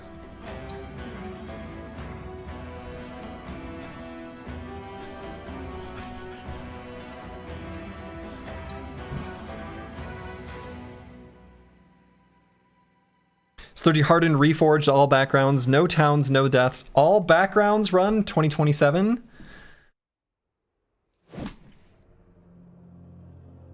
That was a lot of words.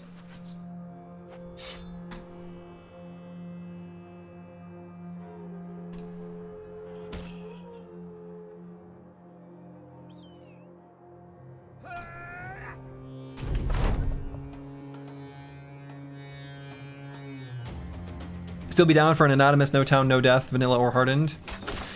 Maybe someday.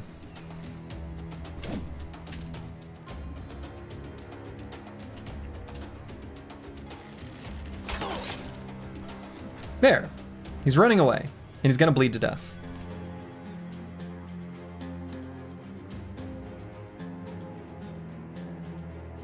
$150 days, no town, all legendaries? Oh boy. That'd be something. That would be something. No town's got Giga buffed and hardened, no? It's a lot easier to get started, for sure, yeah. Ash is still occasionally throwing himself in the meat grinder, I think. Yeah, I've seen him do it. Seen a little bit of his runs.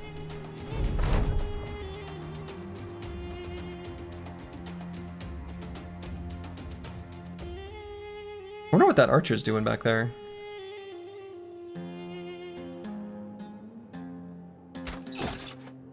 Oh, there he is.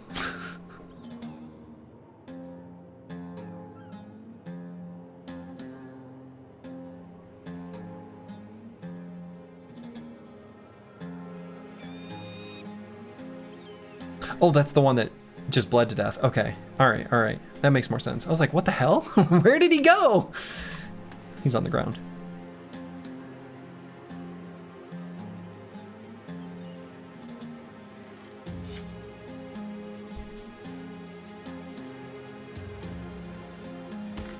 Yeah.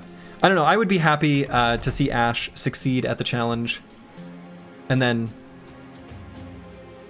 be happy that someone did it. That's honestly kind of my mindset with it. He's hiding in the fog of Dovcool? Hmm.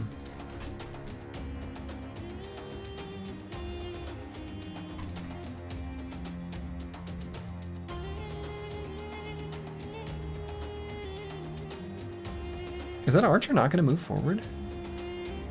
He is going to move forward. Okay, great.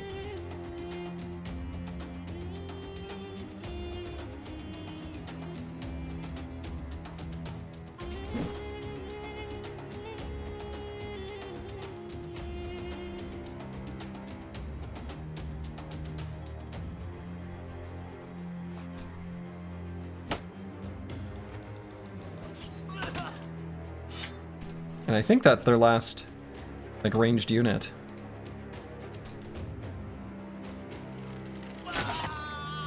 See you later, nerd.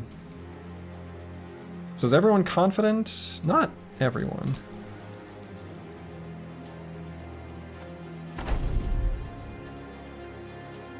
All right, come here, buds. Come here. Get over here.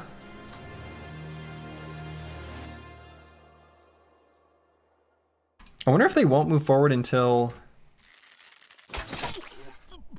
Okay. I'll just keep doing this, I guess.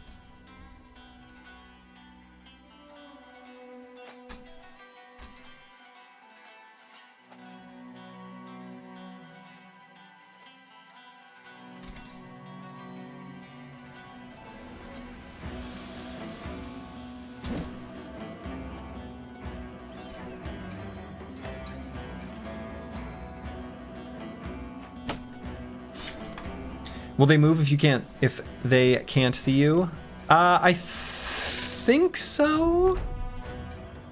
So them not pursuing when you run is only, like when you retreat is sort of a special circumstance. You have some choice words for these nomads, but big tech wouldn't let you post it? Oh boy.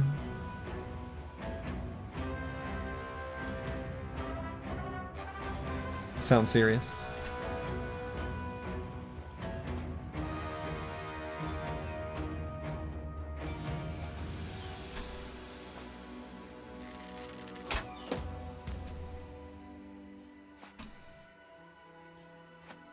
I think they will move forward now.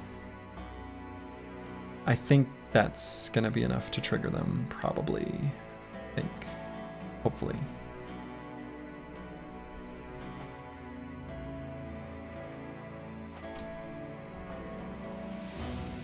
I think they're mobilizing. I believe. I have the high ground.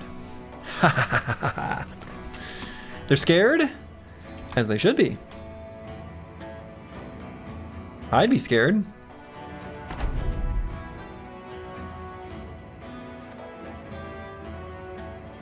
Oh, come on.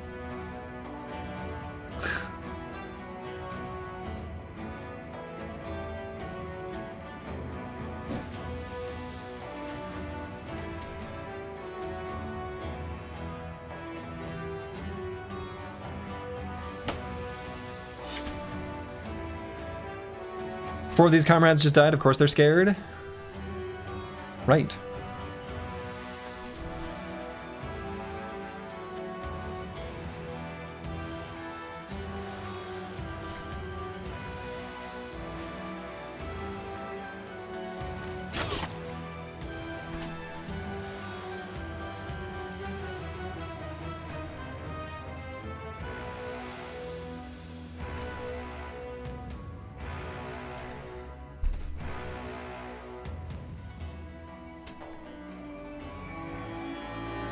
Rally.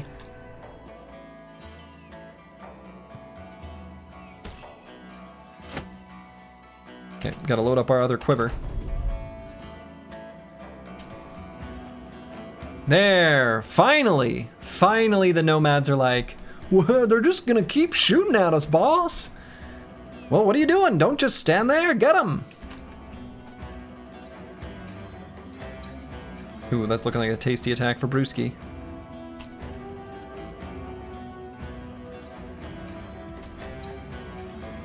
They saw the second quiver. They're like, ah, shit. Sir, they brought more ammo. Well, don't just stand there, get them.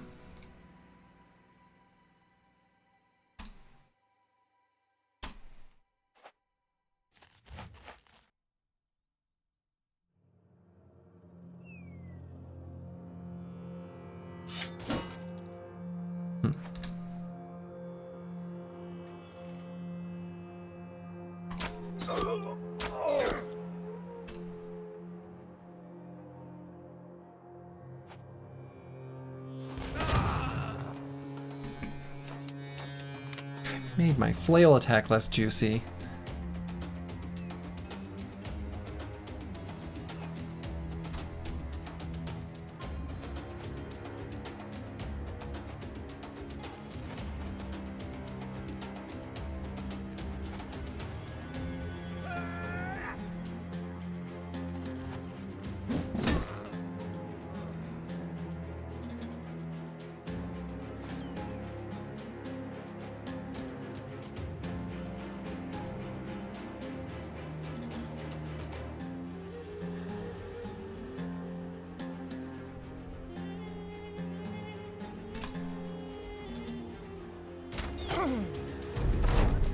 And they quivered in fear, as they should.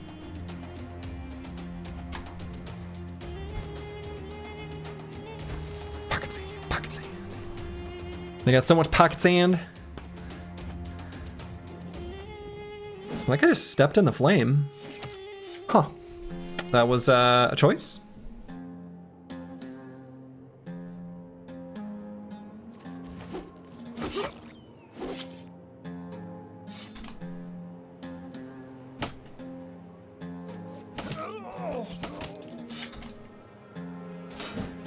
Oh. Well, at least we made Stinky Cloud.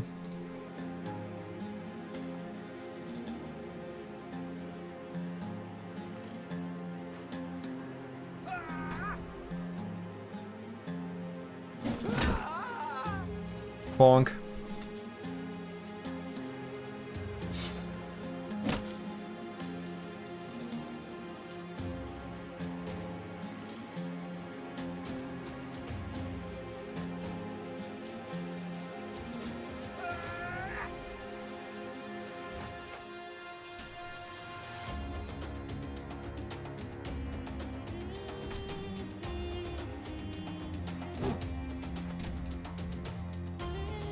Hoping to get Despozzini some good training, but on the bus, the struggle bus, making it happen.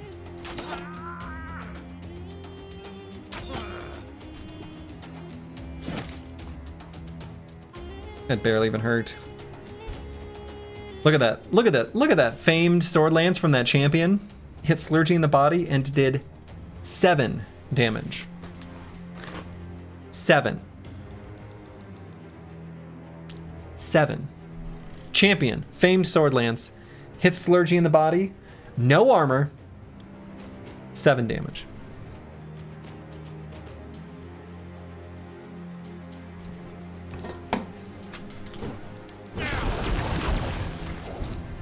You love to see it. Oh, don't run away. I want your weapon. Wow. I shouldn't have killed that guy at the very end. That's gonna make this a little tricky.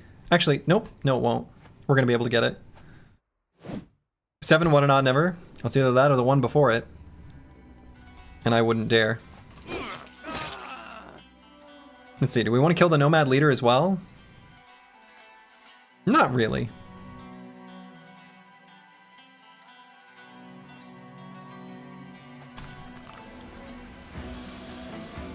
You've started a new Hardened run, you've got a bro set up for the patented Slurgy Rock build, you're excited? Hell yeah. I'm so happy and yet ashamed of what I have done. The perfect mix of emotions.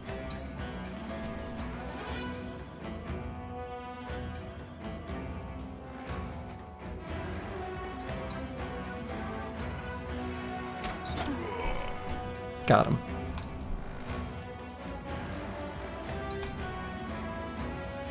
Now, do we even really want what he's wearing? Do we even want his sword lance? Because are we even planning on using it? I don't think so.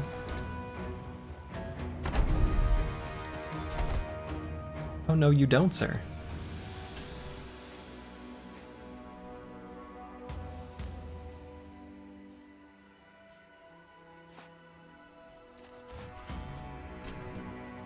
It's a matter of principle, that's right.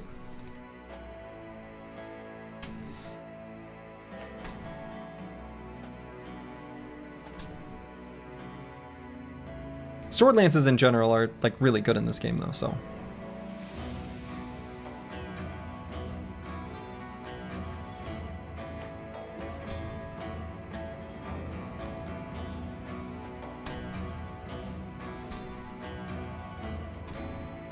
In Hardened, anyway.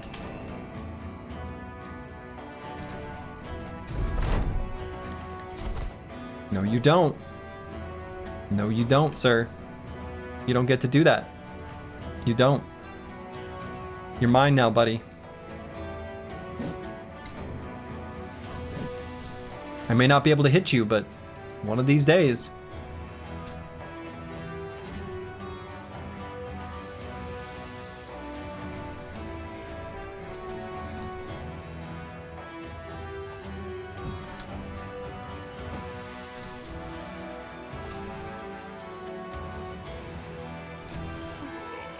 That's right, you're in Stinky Cloud now, buddy. Rude.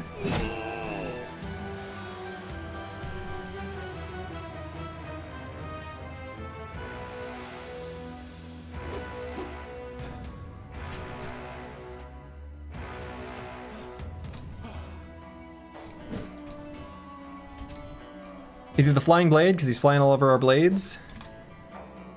Apparently.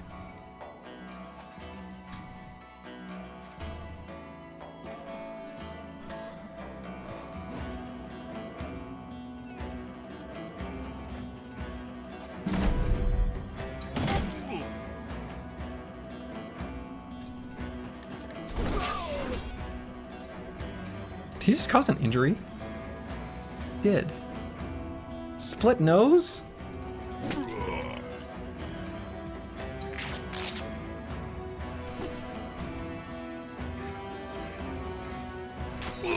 Okay. So it's kind of a cute little weapon. But like, we mostly just wanted that out of principle. And because we brought in our some fresh trainees for that fight. Just to give them some battlefield experience. Dr. Vishnevsky is going to take Flexible. You'd love to see it. His brother remains blessed. He is and will continue to be quite blessed.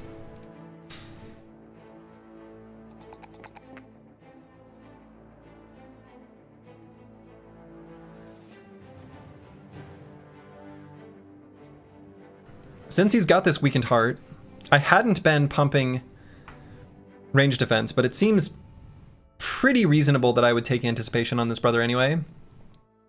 Even for 20% reduction on the first 2 attacks is pretty good. It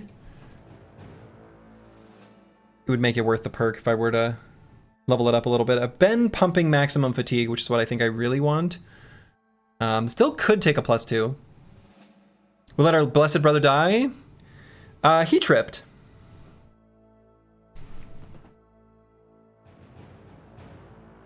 How could you? Yeah, I know. I'm trying to remember what the circumstance even was. I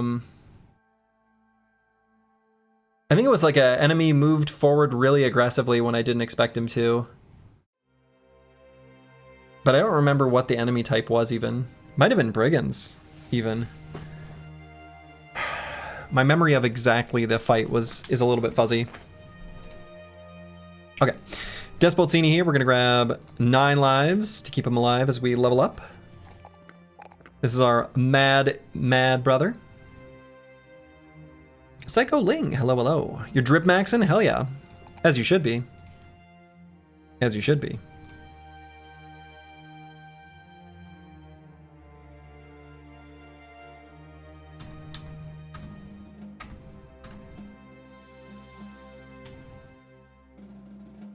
Yeah, team's looking pretty good. Yeah, Cycling's got the Rachegeist's full helm, which makes the enemies quake in fear. 20% reduction is a big deal with additional armor versus HP damage reduction. Yeah, exactly. Like, I think the thing is that, like, with the weakened heart, we want to make sure that those first 2 hits in particular end up getting reduced nicely. And I think with like Flexible, relatively light armor, because he's going to be a damage brother anyway, we'll end up with pretty good like less armor penetration. So I'm not too worried about the weakened heart. I don't think it'll hold him back too much. He has Colossus right now as well. Yeah, and I think his final build maybe won't. So anticipation looking a little better than normal even. I'm not even going to fight 7 to 10 serpents. I don't want to risk getting like an injury before a fight that actually helps us. The ruins of old. So do I bring these 2 brothers back in for a little more fighting? We can use the last of their training experience. Sure.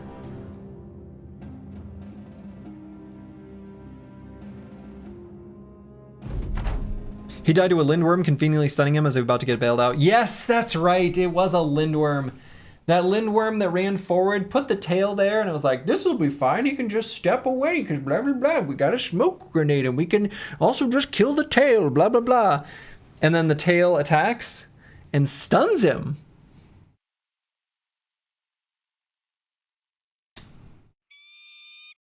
Caca! Oh, my.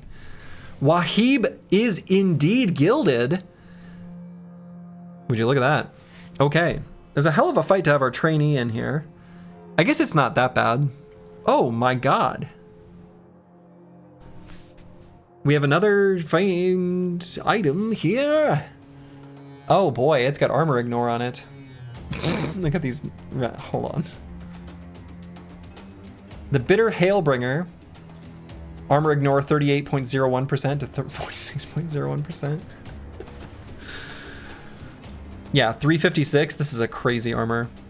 This is a crazy armor. Okay.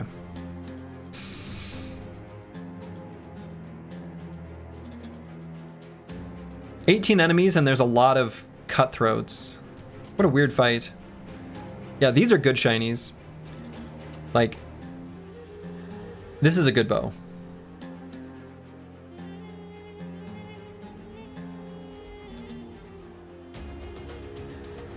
Gotta run, need to get up early-ish. Hey, good night, Rufin.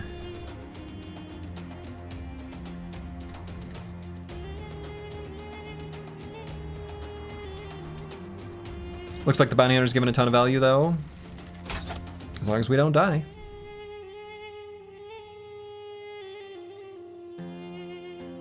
Alright, so we're gonna scoot and shoot here, I think. Well, we're gonna scoot. We're just gonna scoot.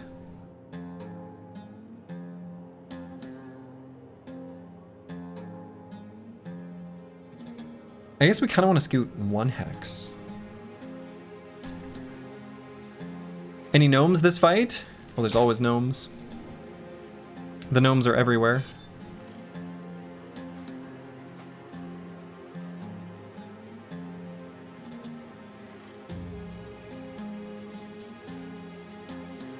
You can't escape them.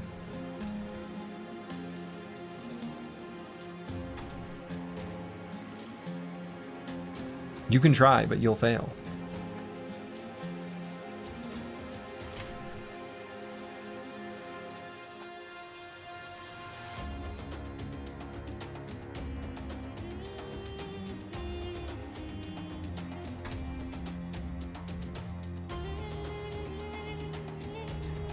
The gnomes are in the 2 max damage aimed headshots directly at your rally guy. Could happen.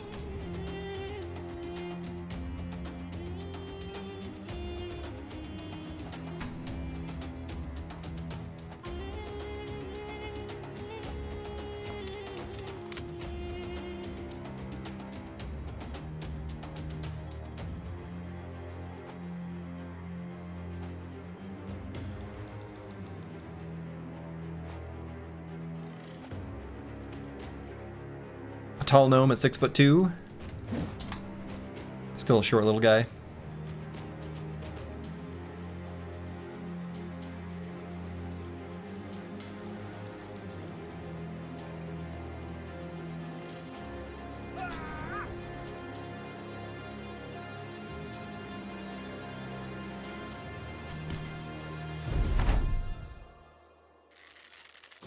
Oh, right.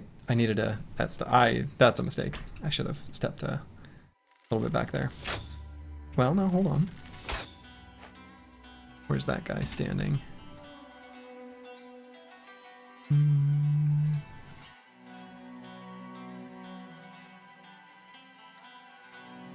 Yeah, not even close to far back enough.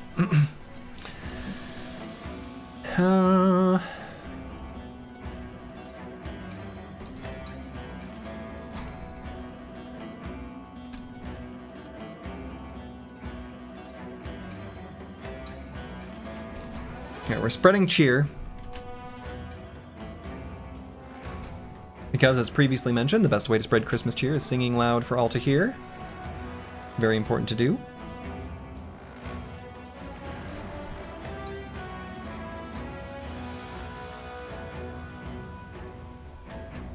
Oh, that looks like you, sir, get...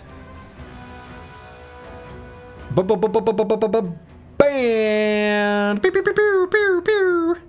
Wait, did that not work? Oh yeah, no, I got him. Got him. Mildly blue shifted background tonight.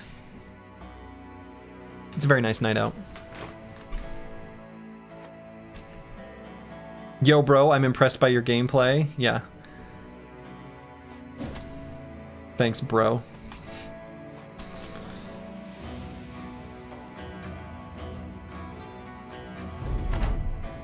All right, so because it's nighttime, I think we're gonna have to run forward, but I'm gonna wait till second half of the round, then we're gonna sprint. We don't have any like nighttime potions or anything like that.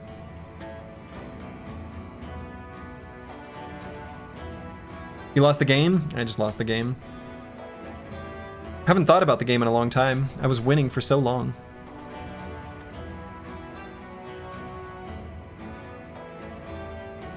Alright, if they're not going to shoot it all this round, we're still going to chill here. Not going to force the issue. I'm just dropping a by to say I'm really impressed by your gameplay. I'm going to need your Discord ID, your social security. Don't worry, I already got it from the leaks. And your 3 numbers on the back of your debit card. I already have the rest, yes. Also, while you're at it, your mom's maiden name, just in case. Oh, and what was your first pet? And what street address did you grow up on? Who was your first, I don't know, whatever. All, etc., etc. You get it.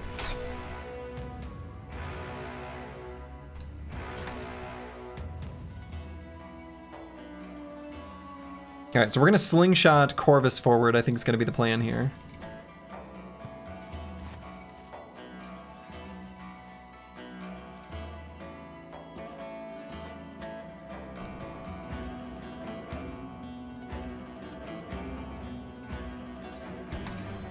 That's right, mother's maiden name. Always a necessary piece of information.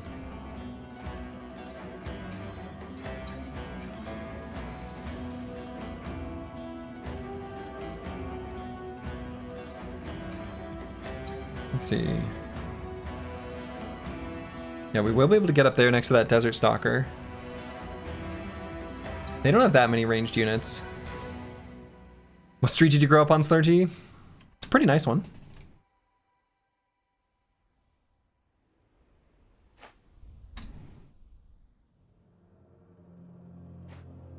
Sesame Street. I grew up on the streets. Sesame Street. You know.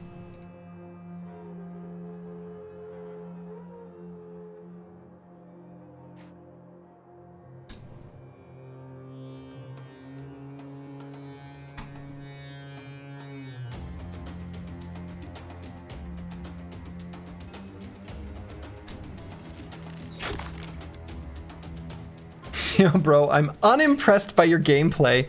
Can stay because I'm chilling at home, so I dropped a follow. I know a streamer with 2K plus followers who plays Battle Brothers. Might be worth checking him out. Add him on Discord. Slurgy, hey. Actually, honestly, starting a message with "I'm unimpressed with your gameplay" is would be a better opening. It's like, hey, gotta admit, unimpressed.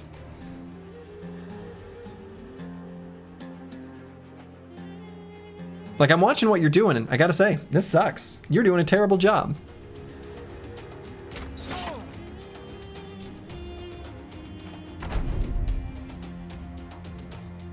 So, did you play any board games? Yeah. I enjoy board games.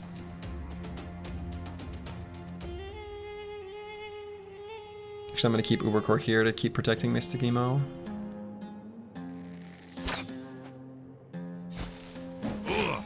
Catan? I've played Catan. Yeah. Enjoy Catan.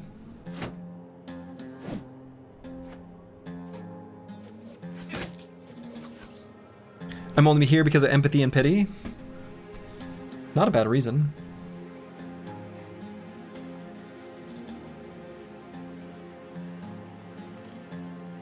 Okay, we'll move up to there for now. Corvus, we're gonna chill for the first half.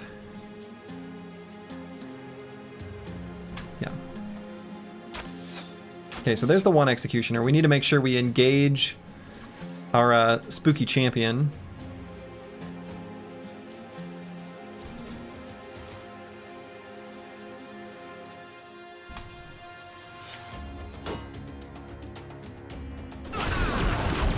Found him.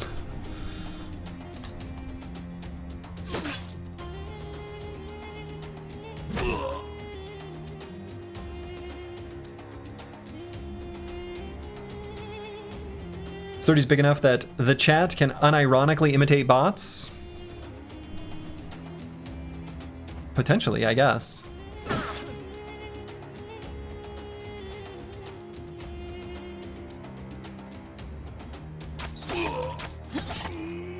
I mean, I think the thing that we should keep in mind with, you know, the world we live in with large language models, et cetera, is it's going to be more and more difficult to tell bots from people in regular conversation. That's just the reality. You're not a robot, you are a real human, tee-hee. See that tee-hee? That's like the M-dash. Huge giveaway. Obvious bot. Although, disappointingly, I did use ChatGPT to figure out how to get FFmpeg to encode something that I was struggling with, and it did a really good job of helping me. So...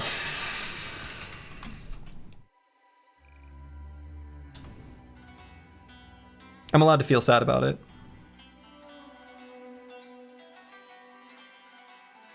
But it was genuinely pretty useful.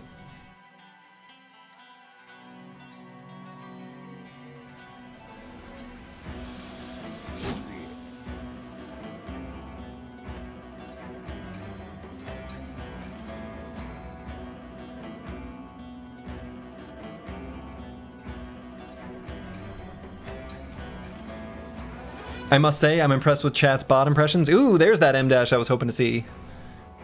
Look forward to when you can have a good model on cheap hardware on your cheap storage with cheap RAM. Oh my god. Trying to get just like... It's the worst time in the world to try to figure out how to inexpensively acquire hardware and servers for regular day job work, too.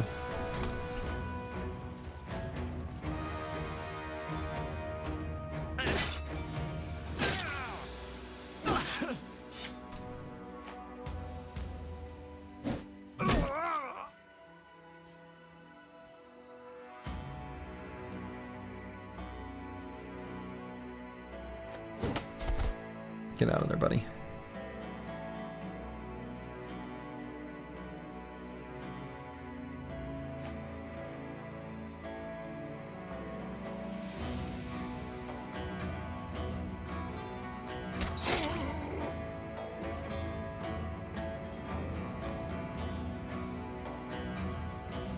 Boy, I'm trying to come up with a way to shoot that doesn't just like blast out of eco. And I'm just not seeing one. I mean, I'm seeing a line, but I want to hit more of them. Oh. I left Mystic Nemo a little more exposed there than I would have liked.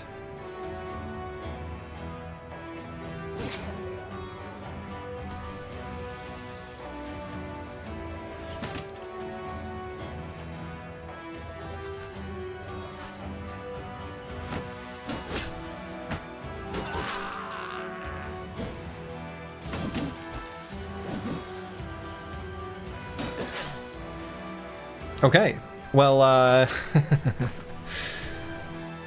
Eco took out a lot of them.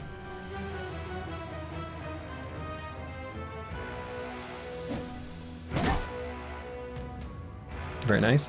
Now, unfortunately, I'm not going to have Psycho Ling stick around next to his buddy. I'm going to have him indom and move next to Wahib the Gilded.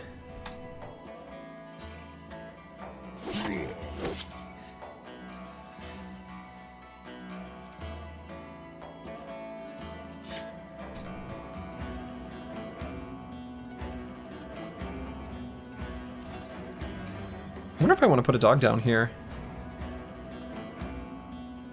Seems okay. Dr. Vishnevsky made a stinky cloud. Now he's gonna have to stand in it.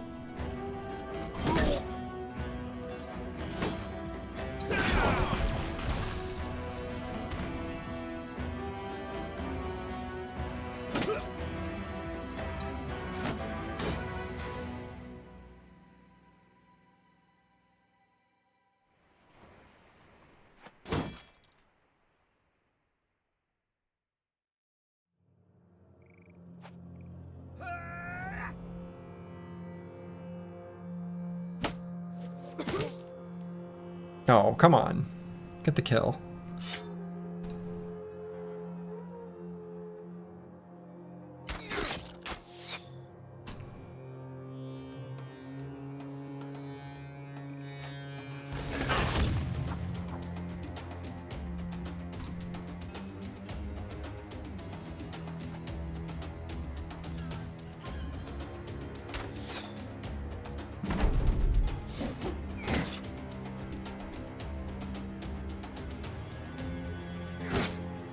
No! Hit him in the head.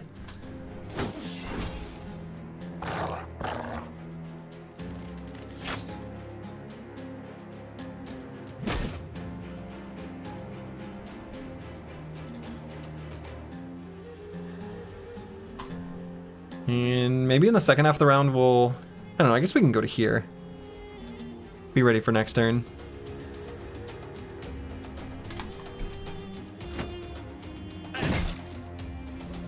Very glad we're indoming.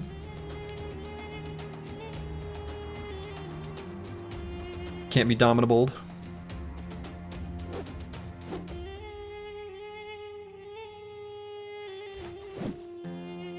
We also can't hit them, so I guess it's fair. Oh, should have moved there to attack first. Got him.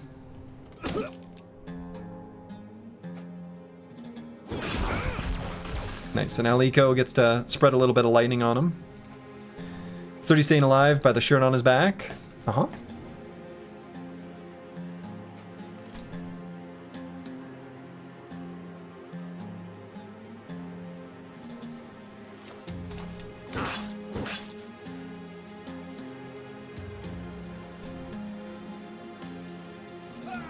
So we're gonna keep indoming on Psycho Ling. Kind of important. And Brewski is faster. So we're gonna Brewski start the round next to him.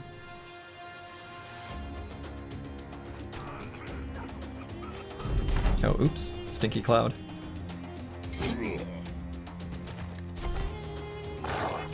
No, no, no, no, no, no, no, no, no, no, no. Don't get away.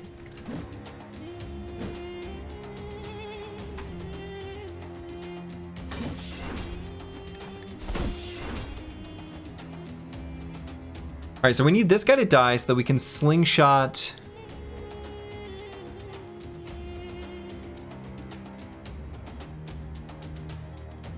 someone for it, I guess. I don't know. Maybe Choppy Cat can run around that way.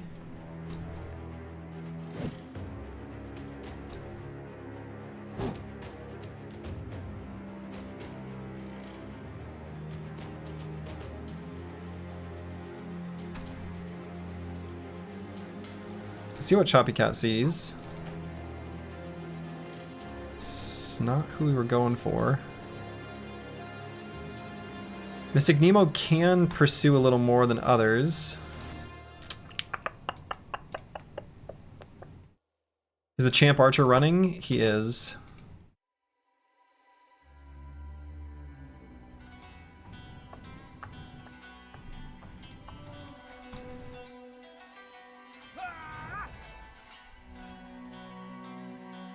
Damn it.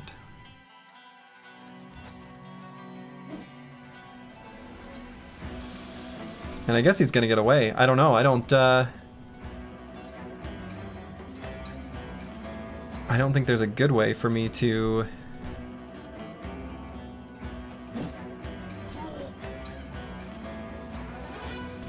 get him.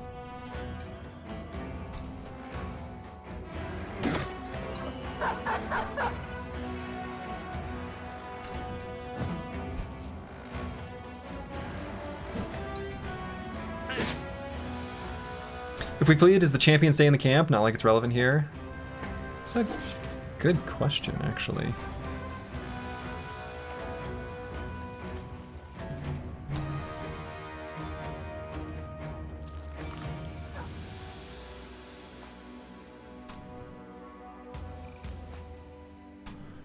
Unfortunately, we lack the fatigue to really get to him.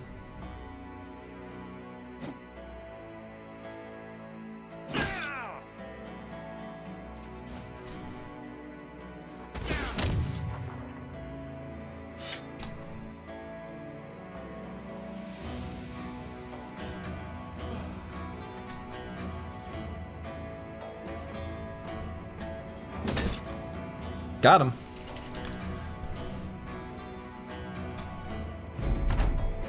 Run him down, but...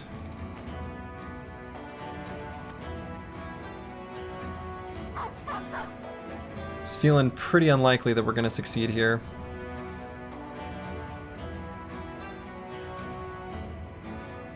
Too bad you don't have that bird to increase the initiative. Oh yeah, no, we've got it. Release Hawk. At least the one that would like slow them down. Brewski's got it, but he's just not in the right position.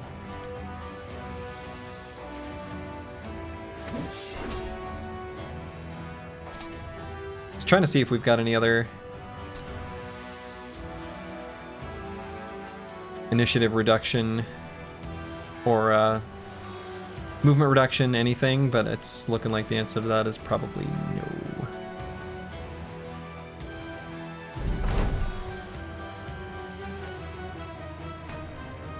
No, in fact, he's already gone. Shoot! Well.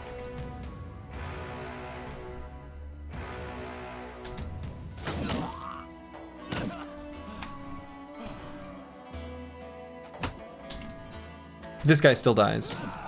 Because I want him to. Alright, but what we really wanted was Walter the Spider's Ward. Oh, hell yeah. That is a beautiful, chunky, beefcake armor. That is exactly the kind of thing we want to see. Walter the Spider's Ward. That is a max roll on durability. A little bit on the heavy side, right? So this is one that's less appealing to our Flexi Forged bros, but more appealing to our Pure Forged bros, but we've got a couple of those. You love to see it. Yeah, and it looks good. Maybe most important of all. Like, that's a nice looking piece of armor. It's a nice looking piece of armor. Imagine finding a legendary masterwork armor and it's just called Richard. Yeah. Walter. It's like, hey, whose ward is this? Walter's. Time to upgrade the cards. Uh-huh. Time to upgrade the cart. And I think that's the final upgrade, right? That's the final big wagon upgrade. You love to see it. Walter White wore this when he handled Tuku the Devious. So yeah, we'll probably just give this to Psycho Ling. Seems like a pretty appropriate armor for him. Just a really nice armor. We'll give it a good attachment. So we can either give it a Lindworm Scale Cloak, which feels like a pretty good option, especially if he's going to be a bro that spams Indom. If he's going to be spamming Indom, it's going to be better than the like Unhold Bone Plating.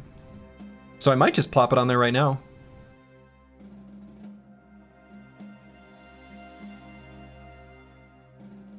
Kind of thinking about it.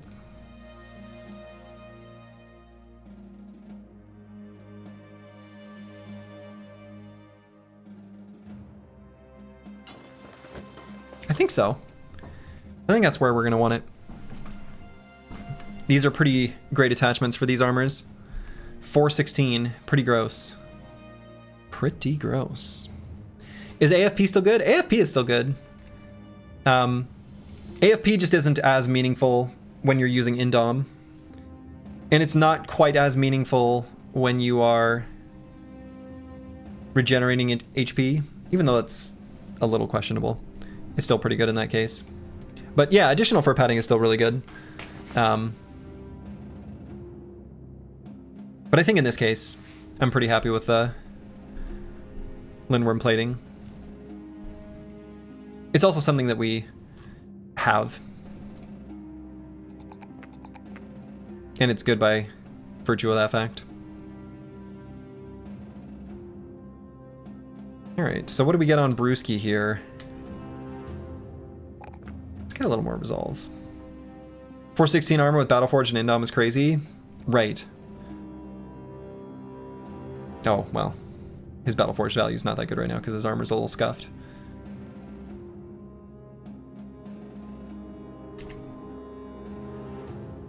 But due to the way like damage formula works in this game. When you pop Indom, by reducing the damage in half, both on the armor damage and on the armor penetrating damage, the result is you just simply don't take any armor penetrating damage, even against really big hits. Whoa, I can't even... It's like a fake... I can't even go there. Huh. Those aren't like real hexes. Interesting.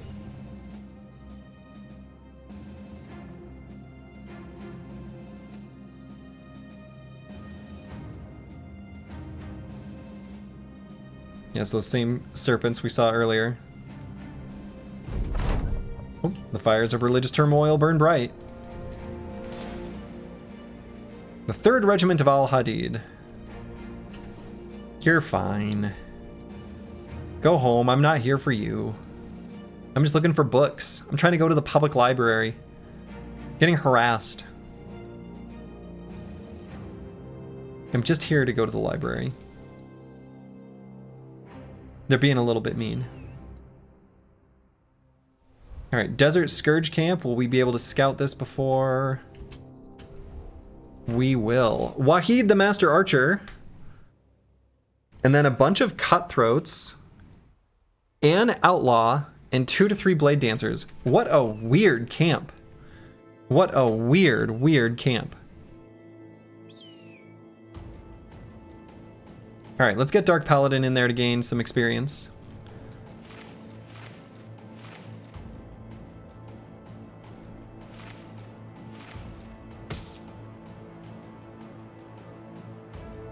Free shiny? Yeah, should be a free shiny. And we can do it during day or night. I think either one is fine.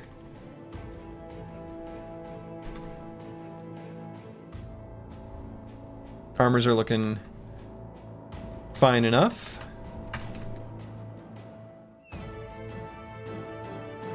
And it looks like it just became nighttime right before we entered. So, cool with me. Take a look at what we're working with. Caw! Ooh, okay. Wahid the Master Archer is coming with an armor. A 141 Nimble armor. If that ends up being really light, that's really quite good. Cool. So, there are 16 enemies. Let's do a little math ahead of time. When they are down to 5, they will start running away. When they are down to 5, they will start running away. The dude cannot abide. We must take out Wahid the Master Archer. This is very important to me. Does Reforged fix the thing where explored tiles are not actually the same as vision radius? No. But they do at least fix it for legendary locations.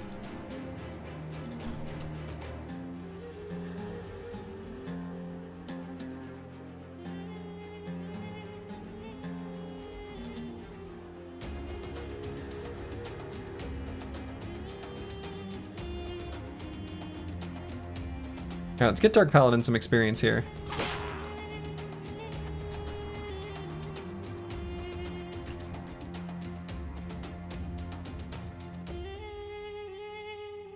Kyre Usely, Kaka! Hello, hello.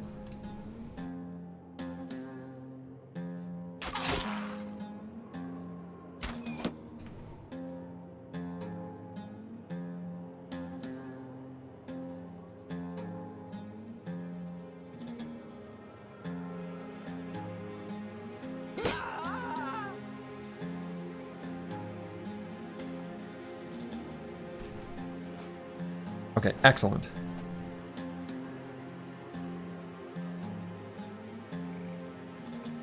What good Battle Brothers champ?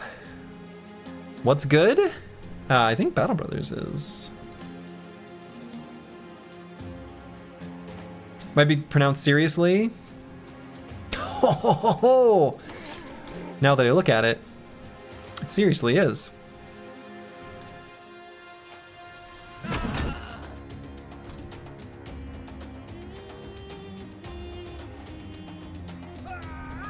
in retrospect, looking at, you know, the words on the screen, I guess that was kind of obvious.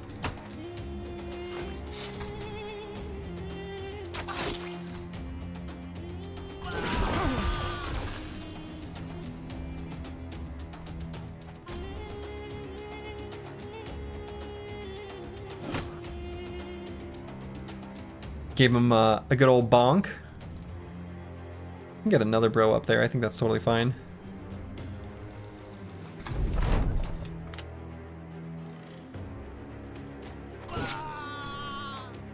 This party's absolute monsters? Yes, they are. They are indeed.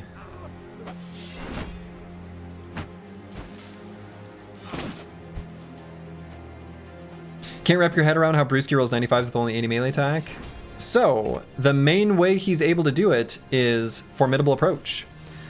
So, during your turn, moving next to an enemy grants plus 15 melee skill against them until they damage you or move away. And in the case of the previous attack, he also had a weapon with more reach. So, he has a reach of 4, though often has a reach of 6 because of Whirling Death. And so, those things combined, it is the Formidable Approach and the reach working together, where we've got a 95% chance.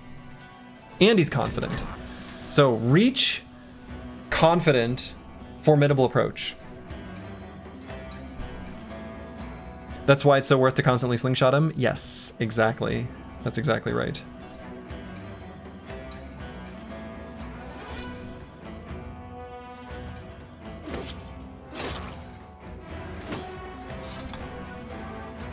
So we're making use of all the overpowered perks. That's the short answer. Reforged is a strange world to you. Me too, honestly.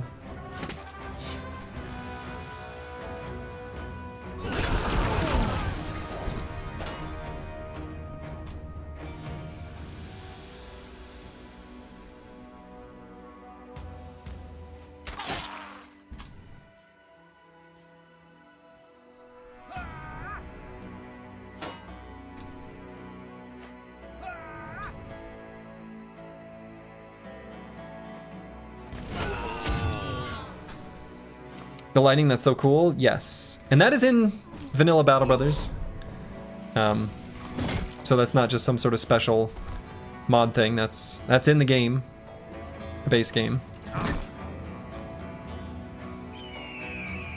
You don't get away from me. You get harassed by a hawk.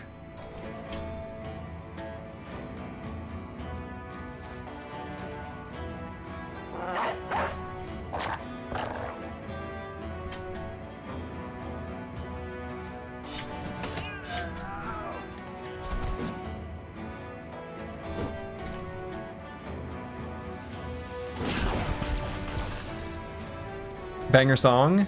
Yeah, I like this one. It's a good one.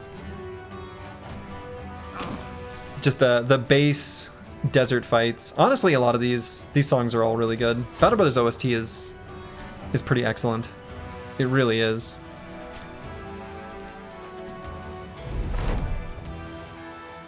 Well done, Breakdown Epiphanies. Almost like he had a little bit of a indecision there. Oh, oops. I did not move him forward before I clicked end turn. Got him. 10 out of 10 OST, love it? Yeah, same. Okay. Alright, so it is not a light one, it's heavy in the range, but it is a very good armor roll, which matters more to us. Very nice. Eldies of Weissenhaven is a great track too. I agree. In fact, I agree so much that if you've not seen it, or have no idea... One moment. You do know that Slurgy, your boy Slurgy here, made this. If you've not seen. That's me. This is a good ranged Flexibro armor. Yeah, it's a good ranged Flexibro armor. It's actually also just a good nimble armor. But it's a good armor for the ranged bros specifically. I mean, that's just true. Which origin did you start out with? Peasant Militia wasn't suitable. For this run, this is a custom origin.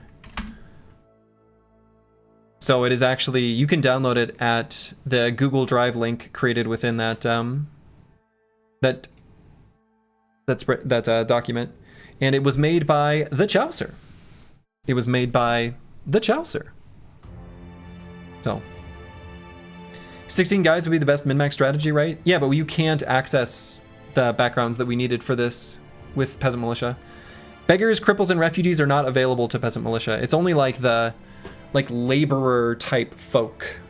Peasant Militia is very specifically like the farmhands, masons type of brothers, I guess. I don't know why. I don't make the rules. Nice work on that tune. Is that a Yamaha bass? No, it's an Ibanez Geo? I don't know. It's on the wall right over here.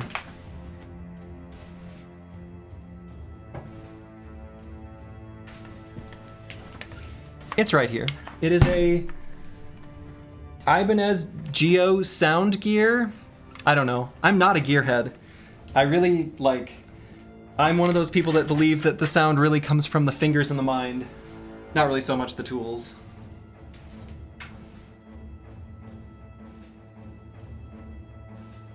And I'm cheap.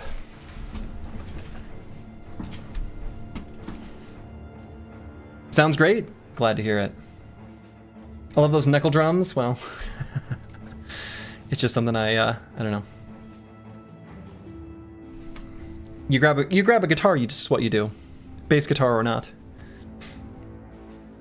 And yet you yearn for shiny gear in Battle Brothers? Hypocrite? True. But I yearn for the shiny gear that we pilfer off of our enemies, so we get them for free, so it is the ultimate deal.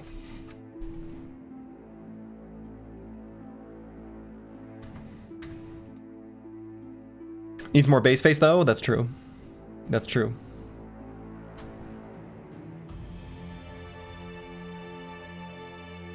So yeah, Wahid the Master Archer's skin.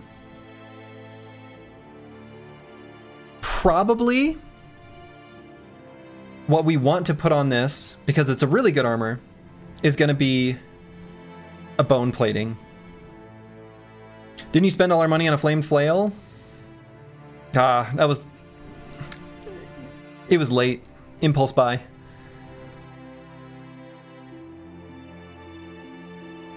So yeah, I might hold on to this for a hot minute. I don't think I want to put the hyena fur mantle on this. Hyena fur mantle, I think, is mostly something that we want to give to our flexi bros to make them take less armor damage from attacks.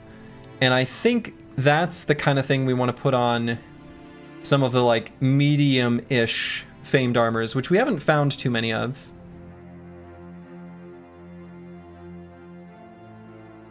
The decision may have been hasty, but it was absolutely worth it. It was. Seriously, Brewski's been an absolute monster.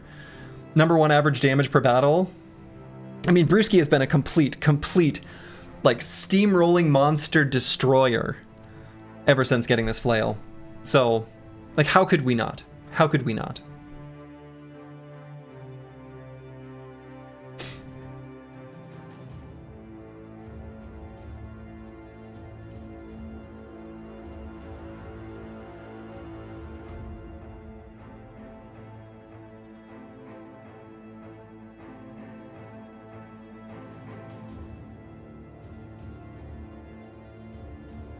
So yeah, I think we hold off on putting an attachment on this until we get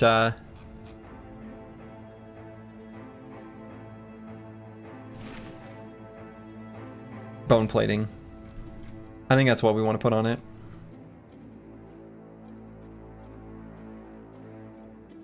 Cool. These nomads have been very profitable for us.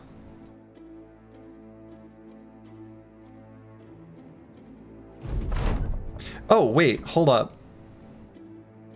Oh, yeah, we are delivering. Okay, yeah. I was like, we need to deliver something somewhere. Now we just need to find a nice cave with some unholds to loot. Yeah, true.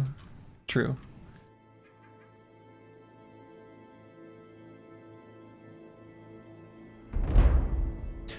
Oh. I got excited thinking we found the library. I did a like baby gasp. Now I'm embarrassed. It's just the ancient city. Okay. So let's head over here to Karakan. Hopefully we'll get there before nightfall. Looks like we will. Ambushed trade routes. You love to see it. Any lowlifes here for us? We got one. Just one. Personally, I think we'd rather find a cave with 23 snakes, yeah. Let's see what we got here. Okay. That's yeah. I mean, as far as ranged attacks are concerned, this is among the better.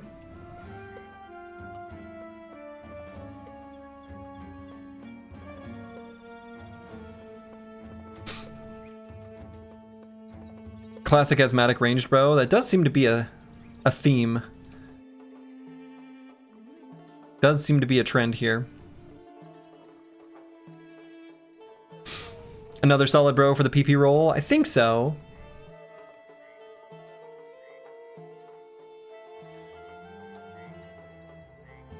I mean, I think so. It's kind of not what we really need.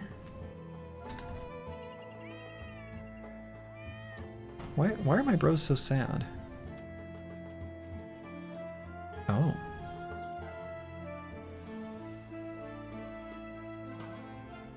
I just didn't pay attention to the event text earlier. Okay. Yeah, I mean, he's pretty good. His perks here aren't super exciting. I mean, combo's pretty nice. Combo's pretty nice with ranged attacks. I don't know. This green flail is cursed. We need to sell it. True.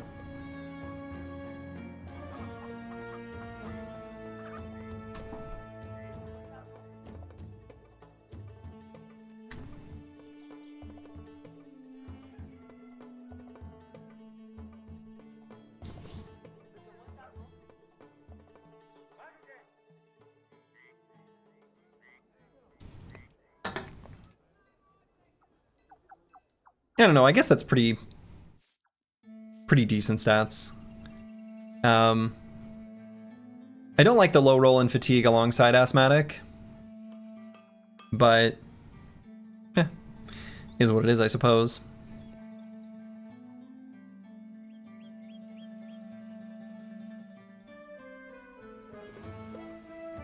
I kind of want to get like a final set of brothers and then get rid of the recruiter afterwards. So we're going to check out one more town in Tanware, and I think that's where we're going to call it for trying to build up new brothers. And we say that's going to be the sort of concluding crew for the entire rest of the run.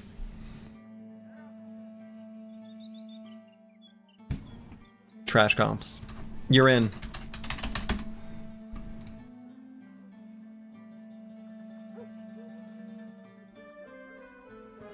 Here, hold this.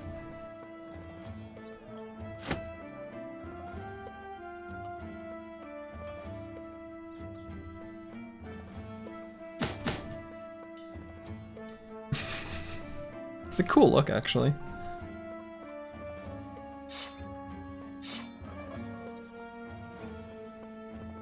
Okay, and I don't think we're going to use this Gilded Beheader. I'm just going to sell this. We don't care about this at all. And the Perfidious Impaler.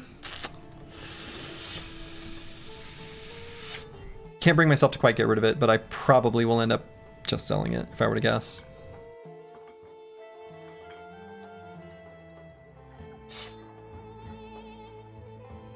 I wonder if I'd rather have the heavy throwing axes here anyway than the heavy jabs.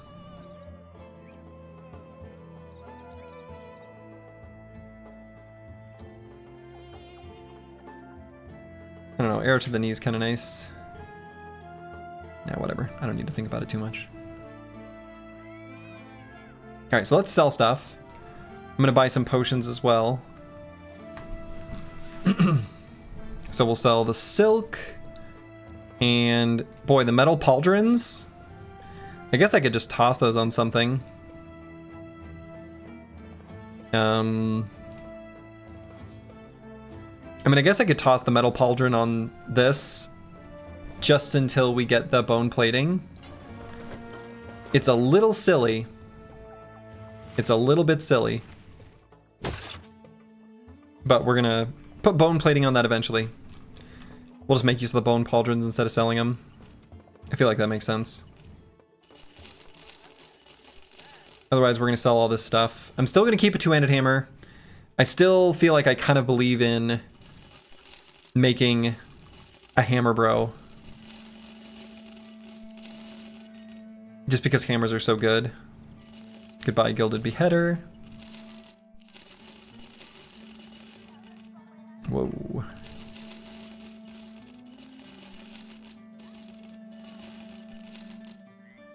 And so we need to buy a... I'm gonna keep these spiked bolas because we're keeping those for the library, which we're hopefully gonna do relatively soon. Sell the occult robes? I mean, yeah, I guess so, right? I just feel like they're a little bit special, but they're maybe not a little bit special. They're really not. Why am I keeping them? Keeping one. Probably don't need to keep the footman's armor either.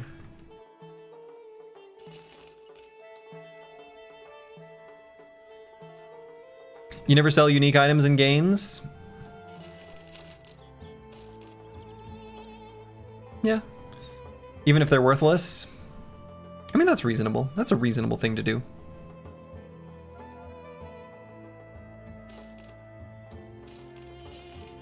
Okay. You bought the Ring of Protection from Ants in Baldur's Gate 3 and kept it in your pocket? You never know when you'll need it. All right, let's make sure we got some nice things for Luke Solis to sling. We've got 2 fire pots. He currently has equipped a smoke pot. The fire pots have been crazy good for goblin fights. Getting rid of a bunch of anticipation stacks all at once. Well, let's just keep a couple extras of each.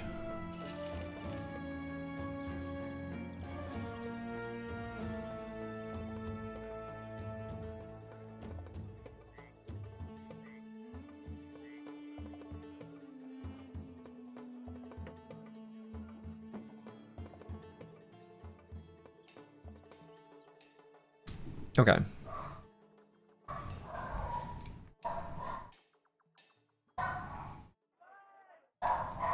So I might buy some tools here. They're expensive, but just in case Tanware also is light on tools. So I suppose let's loop down here, sort of explore this area on our way down to Tanware. Do I even buy medical supplies? No, I can't bring myself to do it. Mango's mad at something? Yeah. He probably saw a dog outside. That's my guess.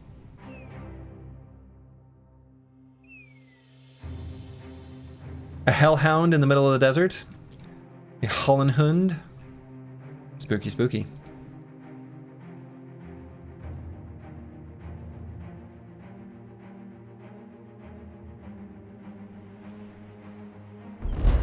Aha! The sunken library, there you are. Took us a little while, but we finally found it. We uncovered damn near every single other inch of desert. It's always the last place you look, after all. All right, do I want to do this now? I think I do. Boy. All right, I'm gonna use the restroom and then we'll figure out what we need to do gear-wise. I'll be back in one moment. I am back. Okay. So, we're a little bit light on the second wind potions that I would have liked to have for this fight. Specifically, since the, let's see, what time is it? Sunrise, okay. Since the terrain is desert terrain, and In vanilla, it's not as big of a problem because you take Pathfinder, because Pathfinder's a really good perk. In this, we don't have the access to Pathfinder. So just moving your ranged bros to the very back of the arena is like kind of a pain. It's kind of a pain.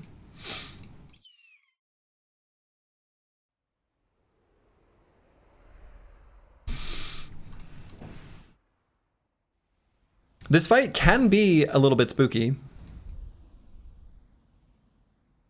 Certainly. Like, just can. It's just true. It's just facts.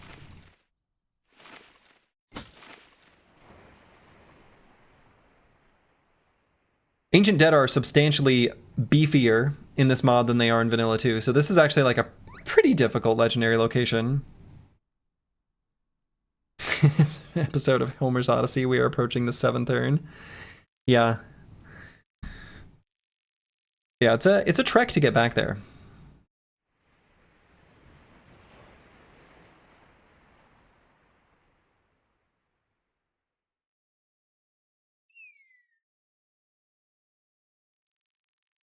We've got reasonably good weapons for dealing with the Ancient Honor Guard, but again, they're quite a bit stronger in this than they are in the base game.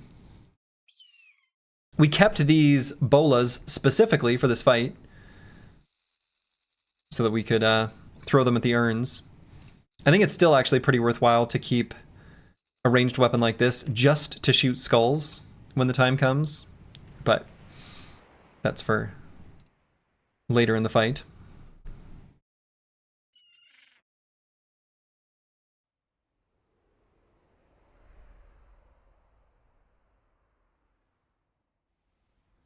The Kakas are actually pretty good and pretty important for this. We can give that to the ranged brothers that we're going to have a run to the back. I think that'll be the plan.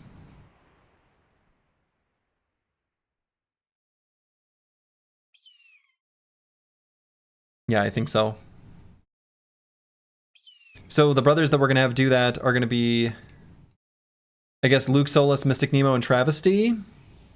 Unless I want to keep Luke Solus around for the banner, or actually maybe Travesty just in case we need a rally. Maybe that's a bigger deal. Because the Lore Keeper does do like multiple horrifies. So we want to make sure the team doesn't get spooked. Doesn't get spooked and run away.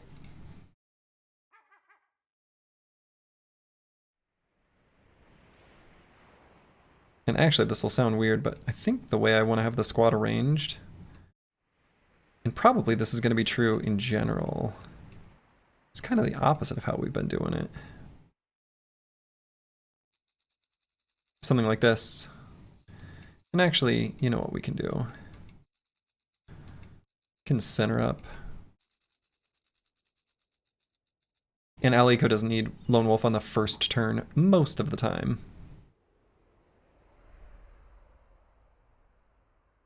So let's just put him there.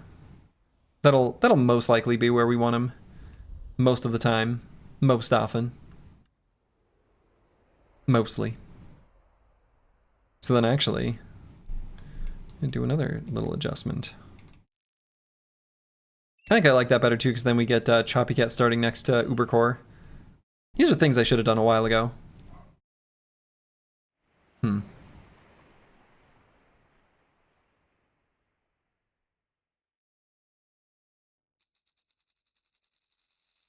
All right.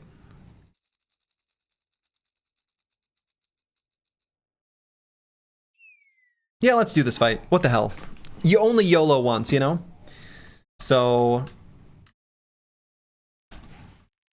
if we're gonna bring in one low-level bro, this is as good a fight as any to give him a potion of knowledge. We're gonna gain a ton of experience in this fight. Yo-YOLO, yo-wo-wo-lo-lo, wo-lo-lo. So let's give him a potion of knowledge. If I'm committed to doing this, which I don't know if I should be convincing myself not to, I'm not sure.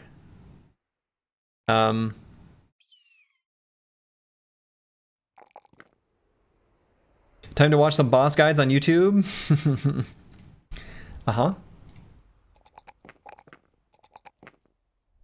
So who do I want to have run to the very back of the arena? Mystic Nemo for sure, though I'm a little nervous about giving him a second wind potion. And then, God, I don't think it should be Fennec Phoenix. I really just want to successfully hit. And usually having 3 brothers do it is I've found a pretty good number. Like 3 brothers running to the back is about the sweet spot. Pretty sure. Pretty sure that's how I like it.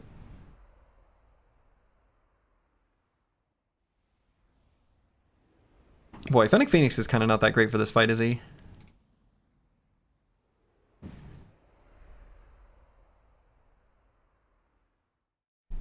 I mean, I guess it's still just going to be him.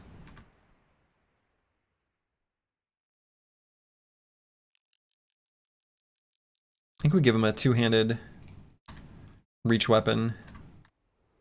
Like this?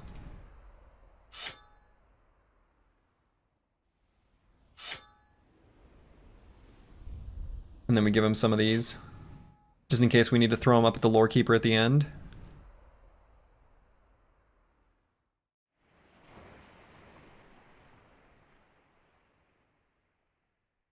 Hey guys, in this video I'll be showing you how to clear the Sunken Library. First, you'll need a 16 bro squad of Berserk Battleforged bros, ideally all Hedge Knights. Yeah, there are a lot of guides that are sort of built in that way, aren't there?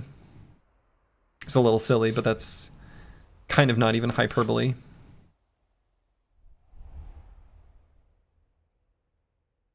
And I might keep the handgun for blasting, maybe with the nets. There may be situations where I want to do that. I wouldn't be surprised.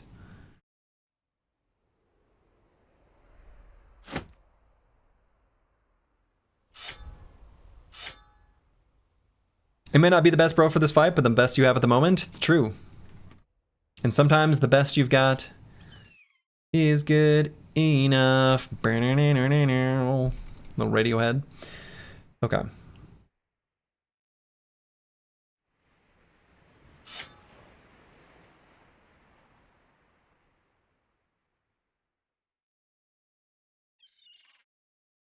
Then on the other end of the spectrum, you have feeding friendly running naked cultists. Yeah. I wonder if he'll return to Battle Brothers someday. He was a very entertaining fella. Good edutainment. His guide on the Fencer remains one of the best guides for Battle Brothers ever. Feeding friendly Meet the Fencer. If you're not familiar, go look it up. You won't regret it. One of the best guides I've ever seen. Okay. Yeah, I think I'm gonna do it. Let's YOLO this.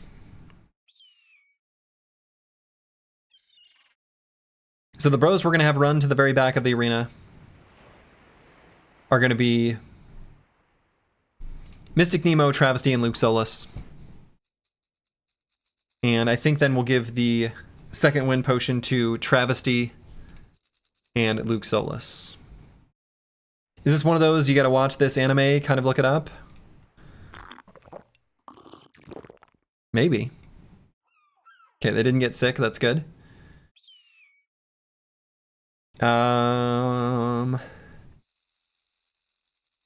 Let's do a random Lionheart potion somewhere.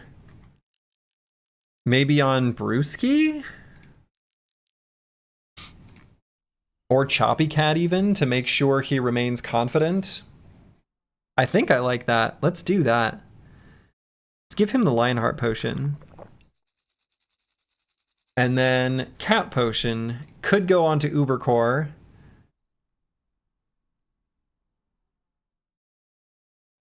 Doesn't have to though. We could give some mushrooms to Brewski. Because, you know, why not? We like damage. He does a lot of damage.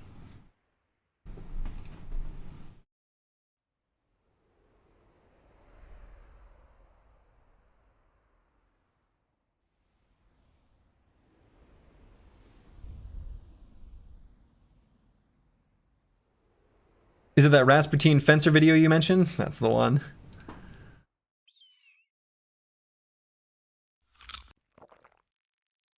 Let's crunch down on some mushrooms. Corvus is kitted out. Corvus is kitted out.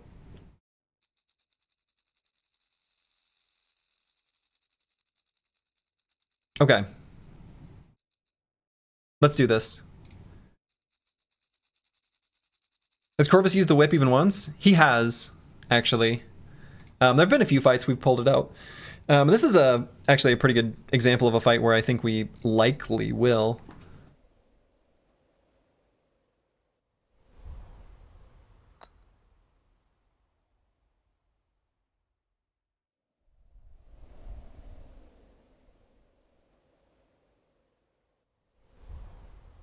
This is a free bro event now for us, isn't it?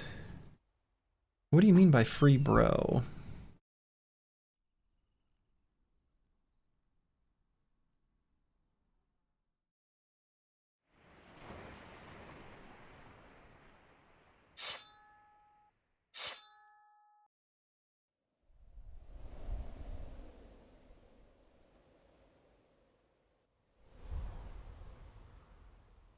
Okay. Are our armors all fully fixed up? They are close.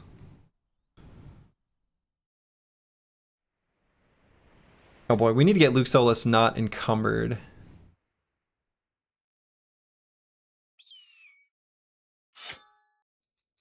Will that still be true even when they fill up? Yeah.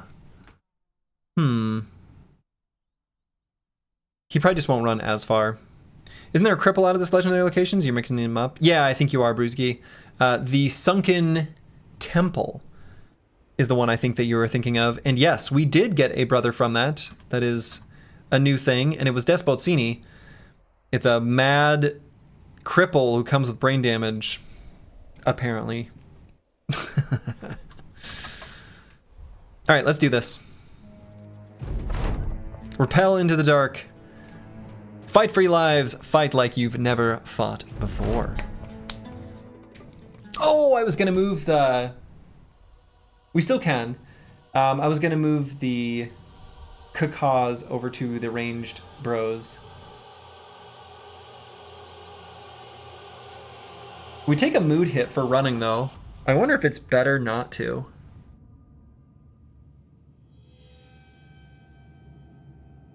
You know what? They've got really good vision. We've got Scout on Mystic Nemo. I don't think we'll need it. I think we're okay. Kaka! Oh yeah, let's get a phylactery count going.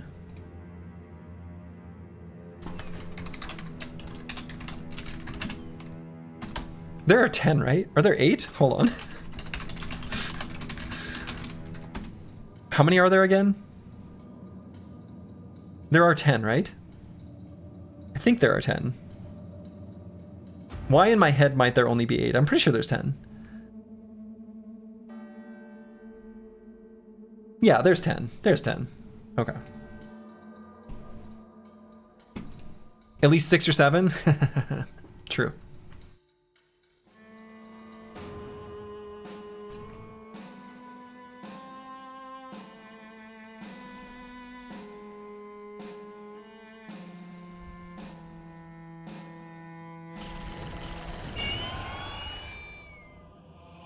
Okay. So let's get Aliko grabbing some of their attention up top. Oh, the Lost Treasure Hunters are reworked. Whoa.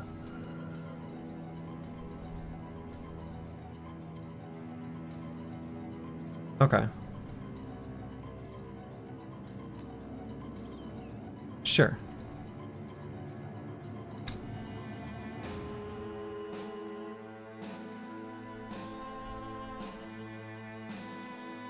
And did Fennec Phoenix, he did lose Confident. Damn.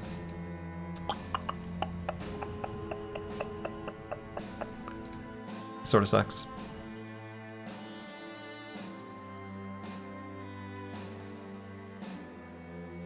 Oh, no, Choppy Cat's the one with I'm an idiot. Okay.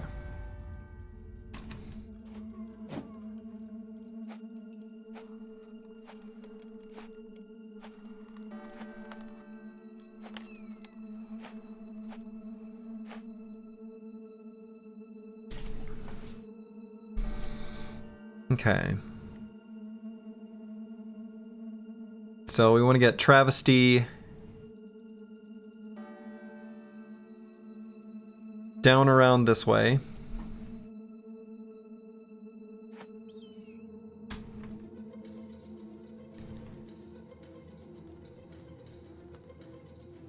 I think what I'm going to do is have Psycho Ling go here, and I guess just do a regular attack, because he's not going to be able to...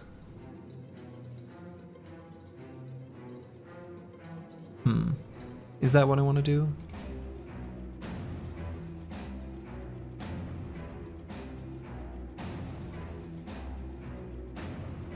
Is this the legendary location? You haven't tried this one, you don't think yet? Yeah, it is the legendary location, and it's a bit of a doozy.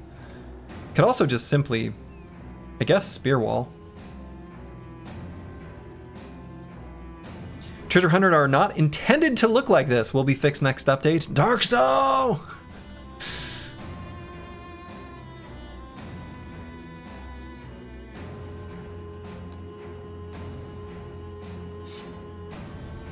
Let's just Spear Wall here.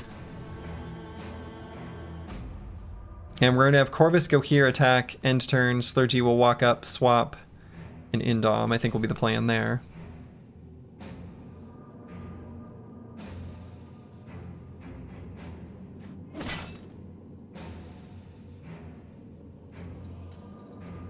Though we do have the option of doing Riposte and having Slurgy walk up and give the shield wall, shield other, as I'd kind of talked about previously, as a way of using this brother early in the fights.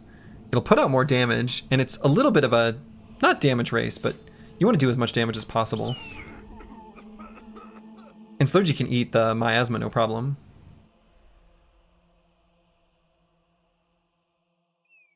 So Scottaboosh could walk here and take a miasma tick to do an attack.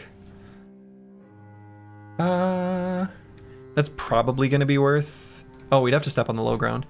I think that remains worth, but then the Lost Treasure Hunter can get to him. Maybe we just step to here. Let's do that. Alright, we'll do the cover ally. Fennec Phoenix would have been able to take a step forward and attack, but not anymore. Is there anything that Hold Steady does for us? I guess giving Brothers Entrenched kind of matters. Yeah, it kind of matters. Because then they get additional resolve to deal with the Lore Keeper's harsh words.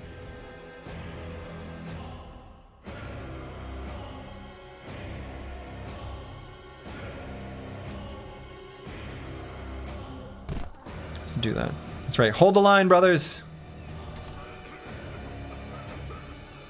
And we want to get Luke Solus running forward to do throwing shenanigans. We could have him run along the side along with Mystic Nemo, I suppose.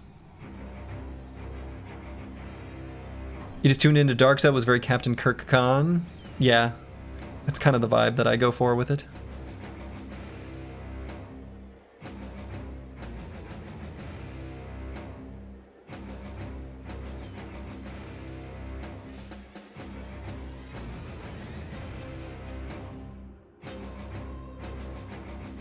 Yeah.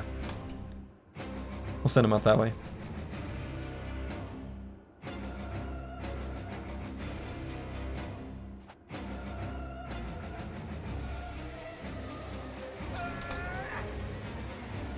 And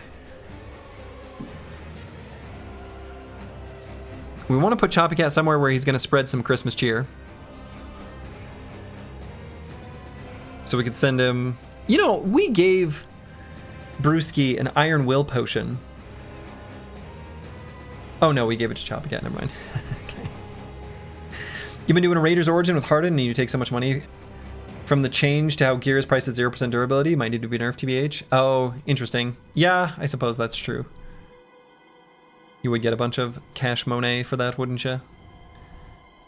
Now let's have Choppy Cat go here. He can spread his Christmas cheer there. I guess that's fine.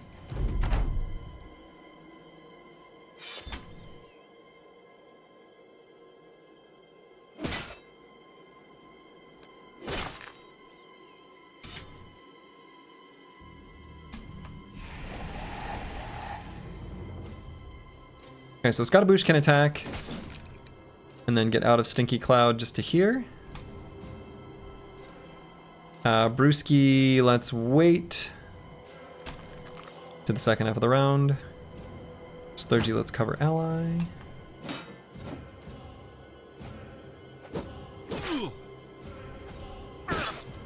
Spear Wall didn't do anything. Aliko, I think we're gonna wait just a moment for these Praetorians to get up and get adjacent so we can do some lightning. I suppose we can do a riposte in the meantime. Attack in the second half of the round. So we'll wait here. Get riposted.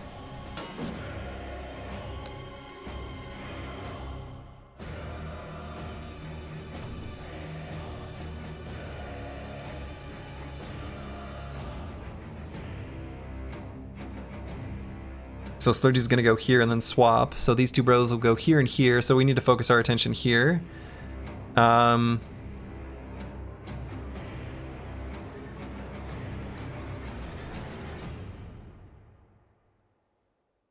these bros have hold steady. I guess we can just swap to a hammer and do a big hammer smash somewhere.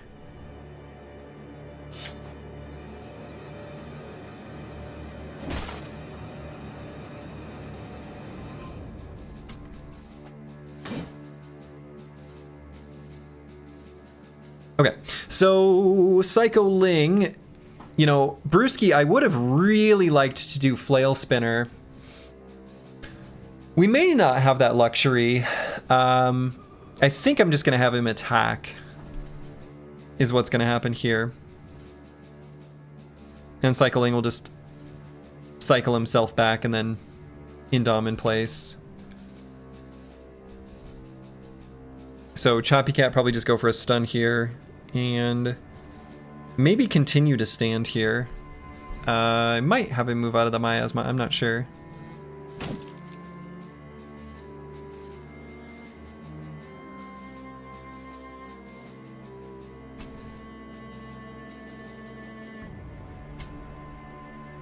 We could also just walk down to here. I guess that's a line I could also do. Nah. I guess that's fine.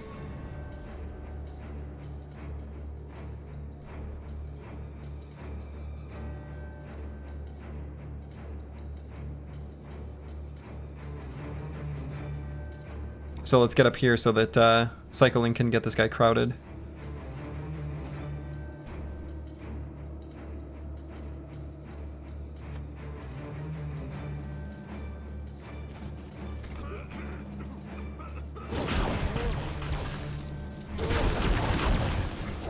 Pretty good. And yeah, that fire damage doing reduced damage to Ancient Dead is a little bit, a little stanky. A little unfortunate. So Luke Solis is gonna run up this way. We're gonna make sure to not be in range to ruin Aliko's Lone Wolf. Same deal here with Mystic Nemo.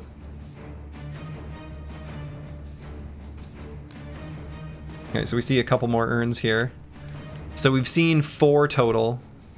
Oh! Do they remain visible? If that's a change, I like it. Remember kids, don't do drugs except for psychedelic mushrooms, of course. Of course. So maybe I send Cycling to here and then just attack this guy? Since he can attack Brewski anyway. Then we can have Choppy Cat walk down here. We could even have him go here to give Confident to Brewski.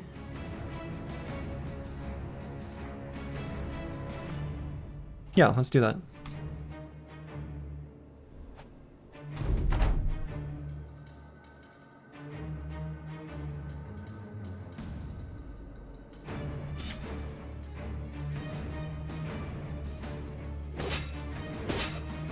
Okay.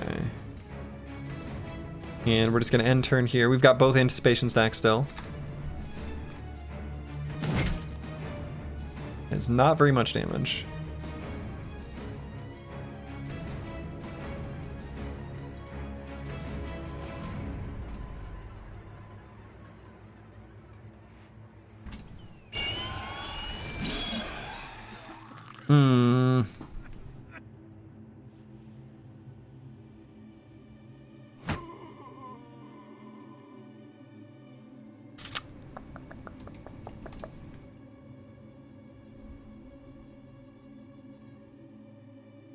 Wait, did that... Hold on.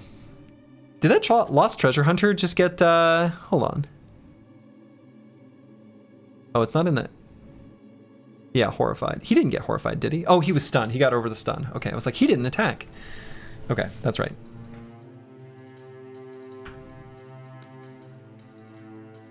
And unfortunately, Brewski got horrified, which sucks. It's not what we wanted. So we'll probably just attack here with Fennec Phoenix. Pretty good. This looks spooky. This fight always looks spooky. So yes. True.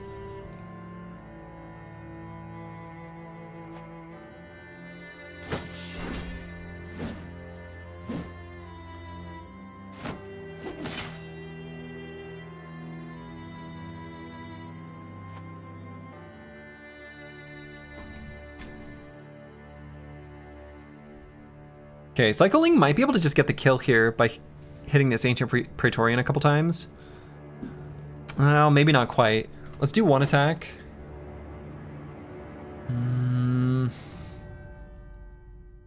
No, we're not going to get him, so I guess we just end him.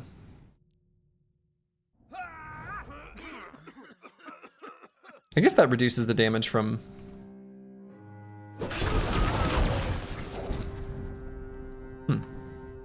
Oh, and these guys raise up, huh? Huh. I mean, if we stand on it... If he doesn't raise this turn and we stand on it with an anchor, then it won't raise at all.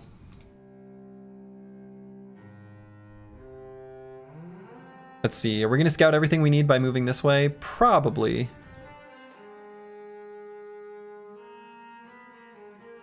So where do we want to bring Scatabouche? Maybe to here?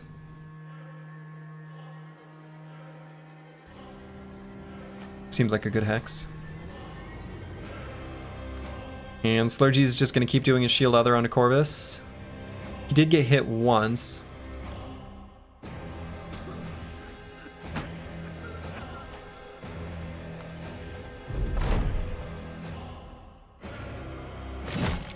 Yeah, Ubercore is going to need some help there. He's not doing much. So Brewski... Go ahead and just kill that guy, and then he better step out of Stinky Cloud. And then I might wait just in case he gets horrified again.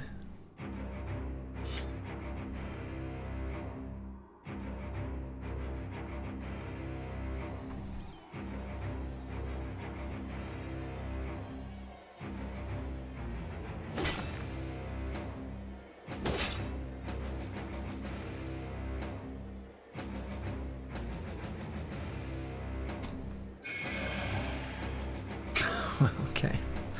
Just in case he gets horrified again.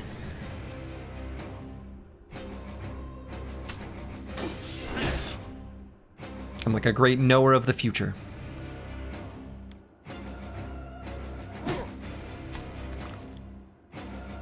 Alright, cover ally, but we're gonna wait. We might need to rotate him in the second half. We shall see.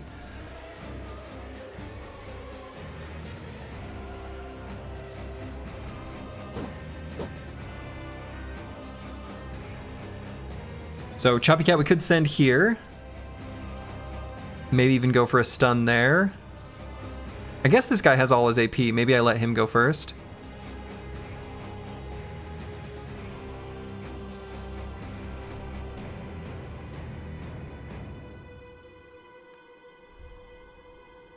Yeah, I mean, he's got Phalanx. We don't want him to be next to his other Phalanx, bro. Slurgy Time Traveler confirmed. Uh-huh.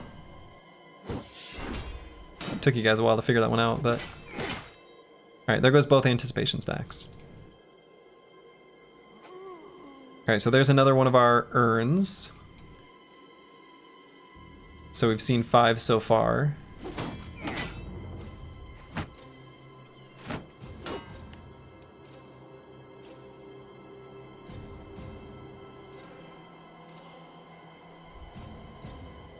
Okay, so we're gonna wait here because we're gonna let Brewski end his turn not in Stinky Cloud, and then we're going to have Psycho Ling attack and then rotate to not end his turn in Stinky Cloud.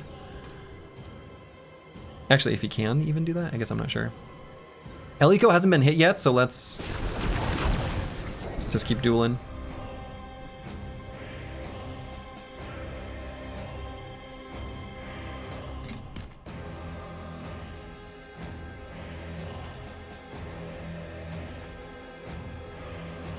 Oh, Travesty doesn't have the best vision.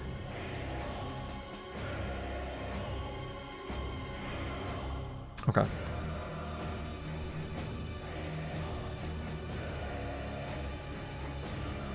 Now I could have Scatabouche step here and use the Glorious Cudgel.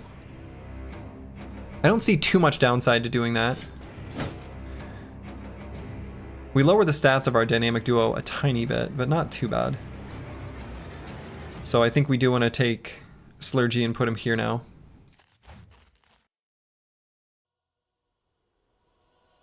He's got all his fancy bonus stuff going on. And realistically, should we... I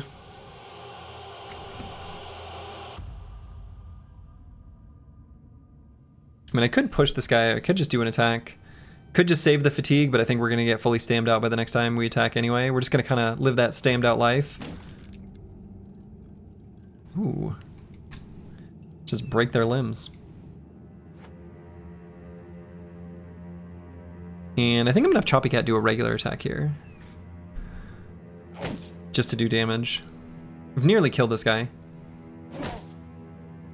Boy, maybe I just kill him. Let's just kill him.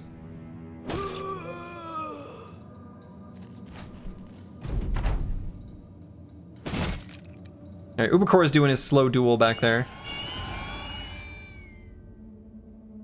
Alright. Can bring Choppy Cat over to here to do some aura work.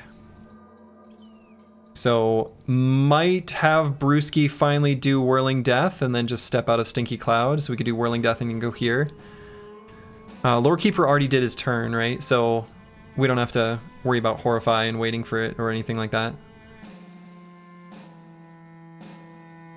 And then Psycho Ling, I suppose, to get rid of Wear Them Down. Oh no, he already no longer has it. Yeah, let's just go here. Whirling Death. Get that ready, rocking and rolling. Corvus probably will get attacked by this Ancient Praetorian, so I think at the end of the round we're going to do a recover. We are still affected by cover by ally. But that's going to go away.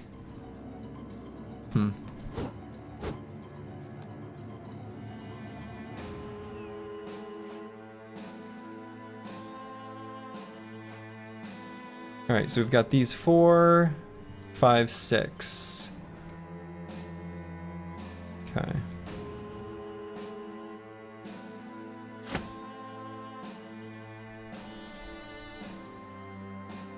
Blocking movement, blocking sight. Fennec Phoenix could go to like here.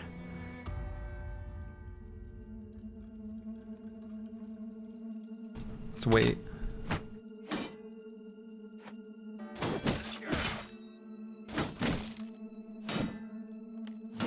I might end up doing Hold Steady. So yeah, I think we're gonna have Slurgy rotate so that Corvus can rotate him back in. Oh, I guess I should have attacked first then. Well.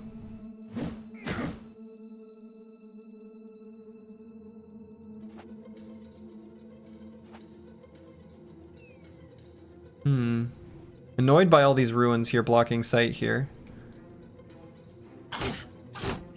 Ooh.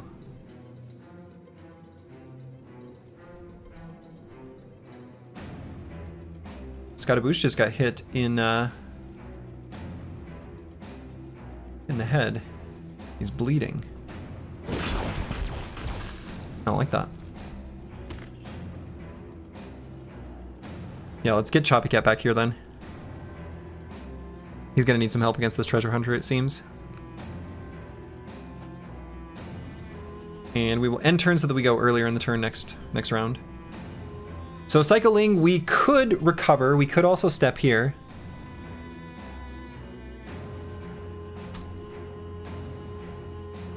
We still get an attack if we step here.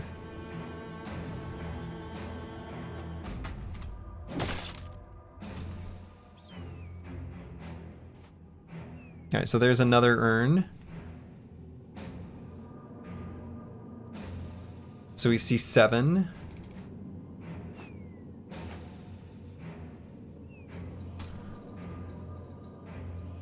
Oh no, Corvus doesn't have his swap. Right. Okay.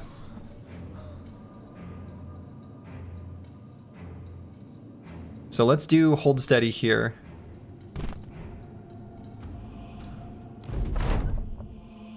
Haha! That guy tried to raise up from the ground. Couldn't do it. So Brewski. Got him.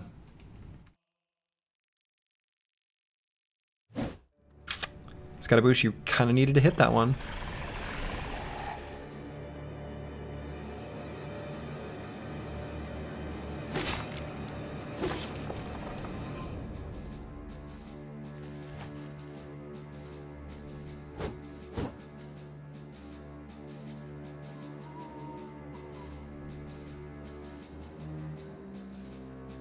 I could unleash a Warhound, which definitely will not be able to take out the Lore Keeper in time, but would lock him in place right here on this hex.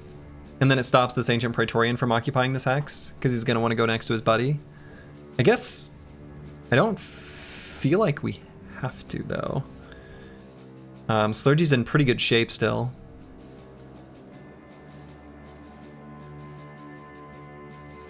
But I don't think the Warhound hurts anything.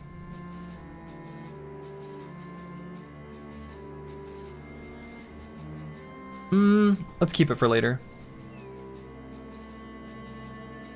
So I might just do an attack here.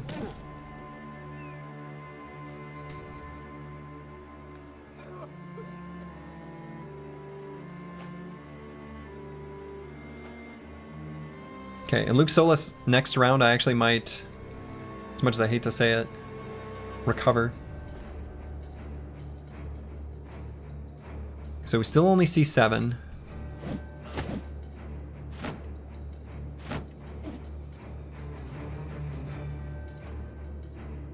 So, something we need to think about. We've got this 1 bleed, which isn't much, but who has bandages? Okay.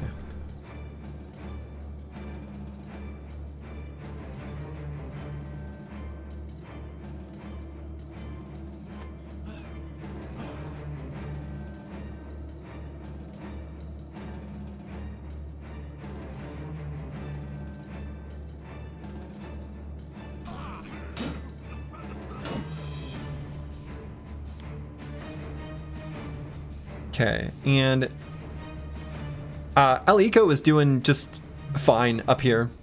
He's doing excellently.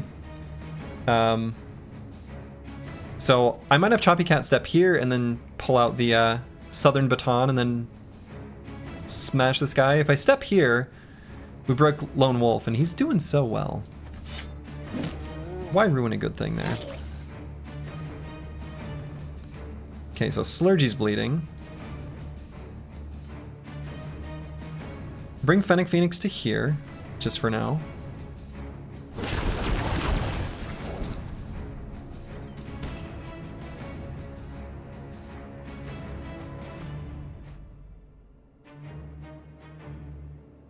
Okay, so that's urn number 8.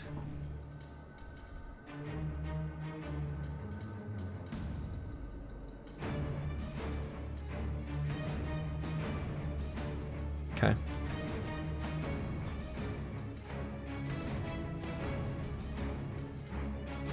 Travesty might need to recover too, even though they have the enhanced stamina. Stamina?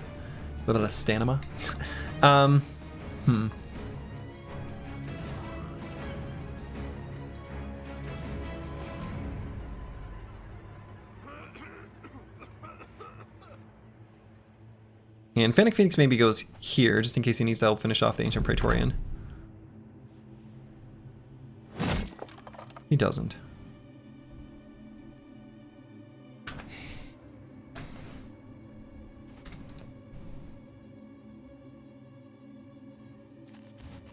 I'm really tempted to step here, that way we can bonk both. I guess we don't need to do that.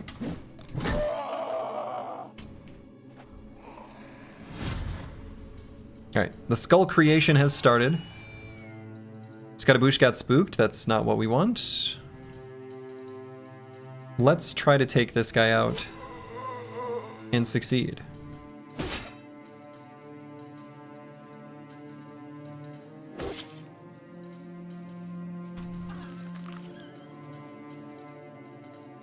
So Slurgy could bandage him now. He also is bleeding himself, though he's gonna regen faster than the bleed will take him down. Whereas Scatabouche is bleeding and just like bleeding. If Slurgy bleeds more, it's okay. So, should I do a recover on Luke Solus? I'm not sure. Maybe? So thinking about this strategically, we can currently see 8 urns. If Travesty finds one down here, and Mystic Nemo finds one up here, Mystic Nemo is in charge of like these 3.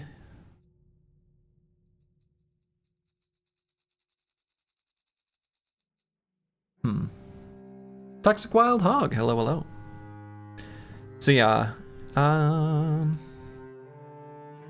Travesty will start taking out like that one, then this one. Like 3, 3, and 3.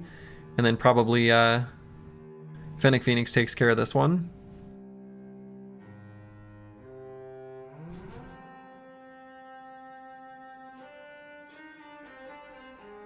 Let's recover.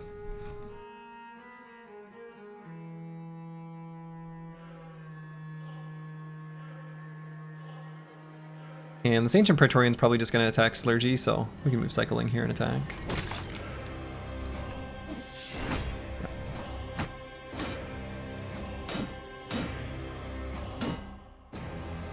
God, Aliko's weapon has got to be just like pretty much trashed by now. I suppose it's the Lightbringer though. Reproach of the Old Gods. I guess it's got some spunk in it still. So probably end up breaking Lone Wolf here, which is totally fine. Maybe Fennec Phoenix should take this turn to recover then. Let's move our 3 hexes.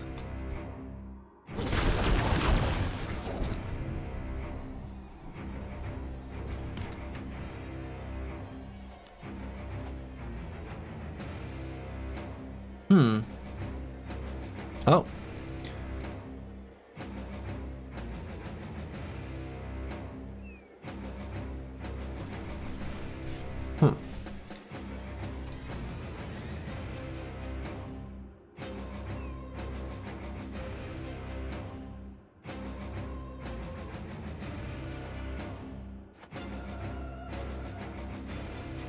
There's one.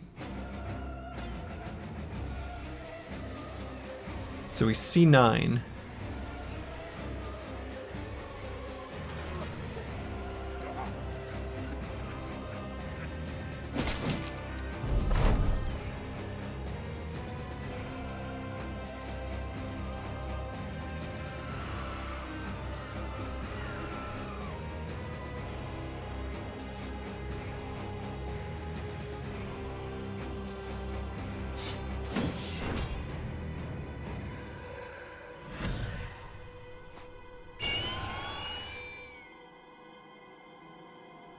Brewski got spooked again. Spooked, standing in Stinky Cloud. It's not what you want.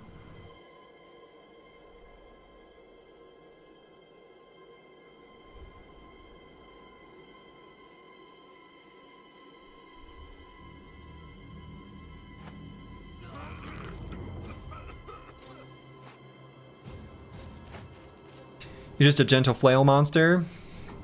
I mean, it's scary out here. It's scary.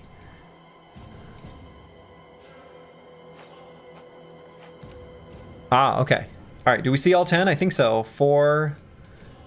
Boy, why did I count that so weird? So 3, 4, 5, 6, 7, 8, 9, 10. Yeah, we see all 10. They're all visible. And they stay visible. That's a nice quality of life. I like that. All right, so what's our strategy? What's the order of operations? I guess Luke Solis will shoot.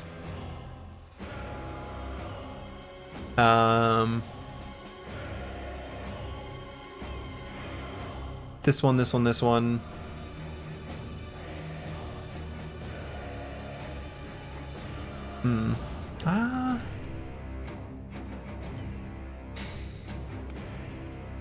I mean, I think we have Mystic Nemo start on this one. Mystic Nemo's our most accurate brother, so he's like pretty good.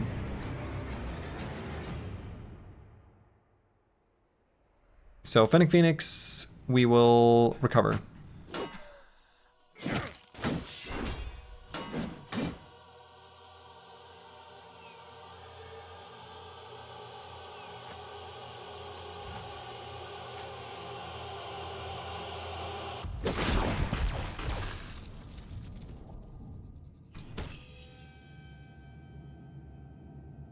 Choppy Cat, let's go ahead and bonk that skull.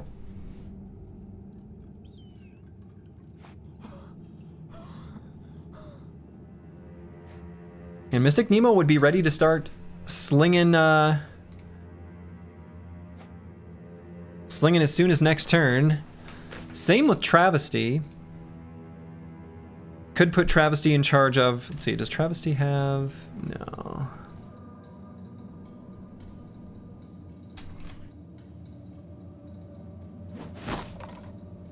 Let's just take care of that guy.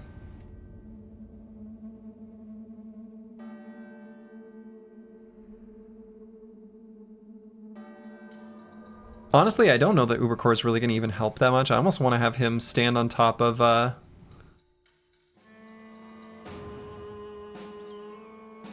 corpse for when the resurrection event comes, like already. It's a little preemptive, but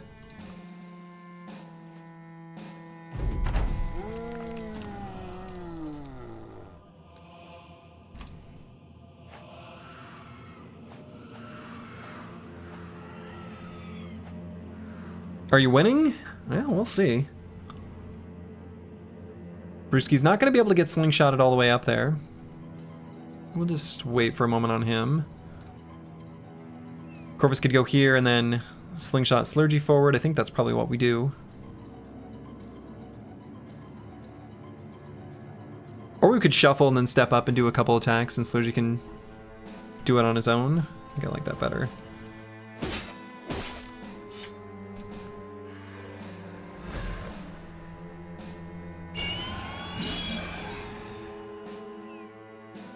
Slurgy will not be doing that.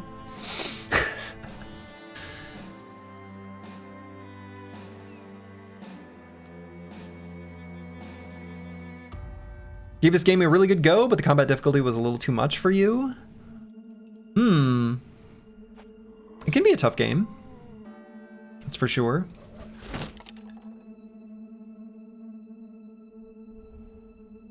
It's got a steep learning curve.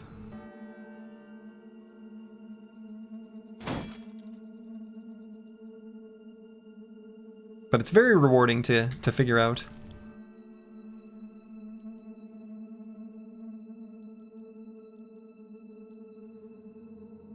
Have you tried playing on Babel difficulty? Nah, don't patronize. Don't patronize. Don't patronize. I don't like that.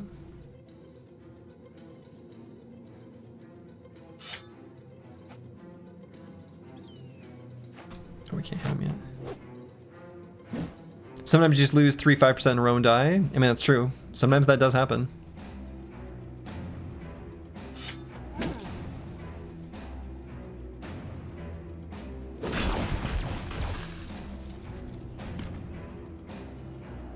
All right. Does Mystic Nemo start us off? Mystic Nemo and Travesty?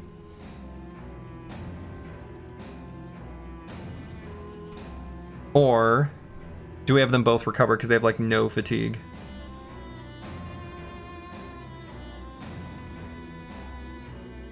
Also, Travesty is gonna have to like run through a bunch of skulls. Yeah, Travesty's gonna have some fun in the Bone Zone. He really is. Sorry, I meant beginner. Okay. Beginner to see all the enemies is a great idea. Yeah, for sure. Like, there is no shame in playing this game on beginner difficulty. And that way, exactly, you get to see all the enemies, because how else are you going to do it?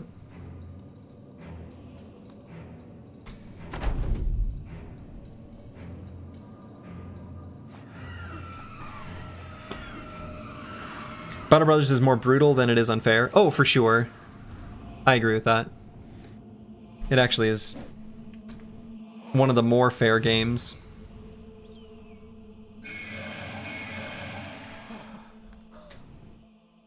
Slurgy? My dude. What's wrong? Buddy.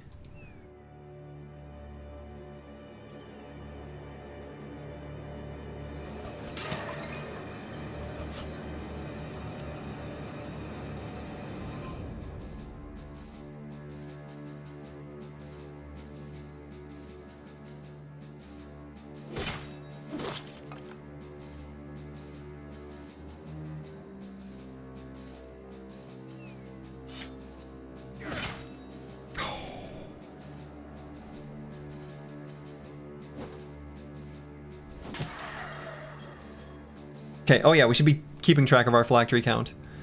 I guess maybe it's less necessary. I don't need the on-screen as much. I may as well still do it. So we're down to 8. Oh wow, I can edit it here? That's fun.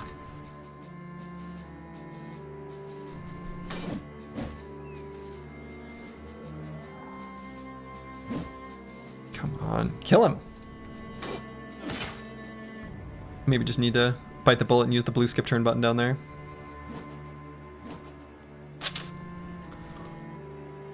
Ow. Mystic Nemo's gonna take a little pain here. I don't like that.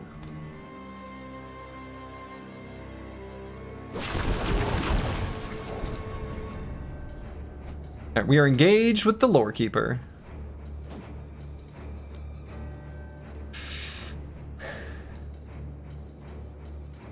Travesty's gonna eat some exploding skulls.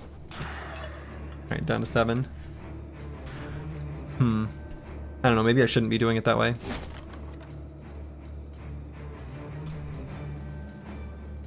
Unclear. Slurgy, don't be a baby.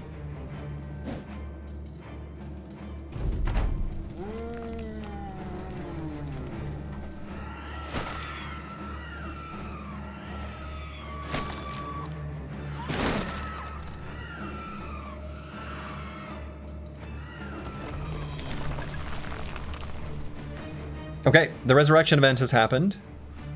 Okay. I feel like that was a little earlier than I expected.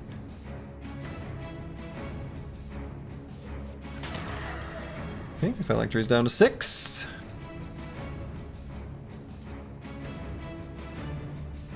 And let's wait on Luke Solas to see what we need to do. Travesty might just be fine, but he might need some help. I'm not sure whether we need to... We probably actually do need to have Luke Solas run up this way realistically, because Mystic Nemo's gonna... Yeah, but we don't have to make that decision at exactly this moment.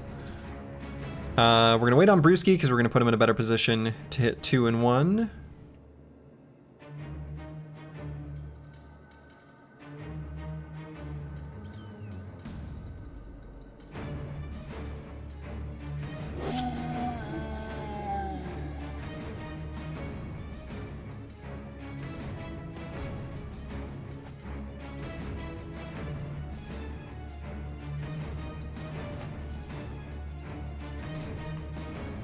Where the phylacteries changed? Yeah, it looks like the phylacteries now give vision.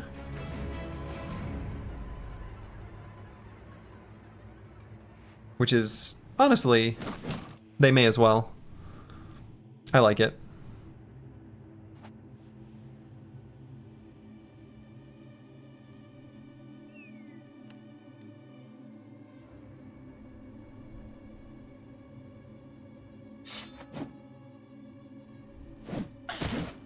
You're looking at their damage resistance being different? No, they've got the same. They are the same, like, Ancient Dead damage receiving type in vanilla as well. Hopefully this hits the phylactery. Come on. Boy, Mystic Nemo has... I guess we're going to swap so that we can swap to the bigger stack. We've missed 4 in a row here.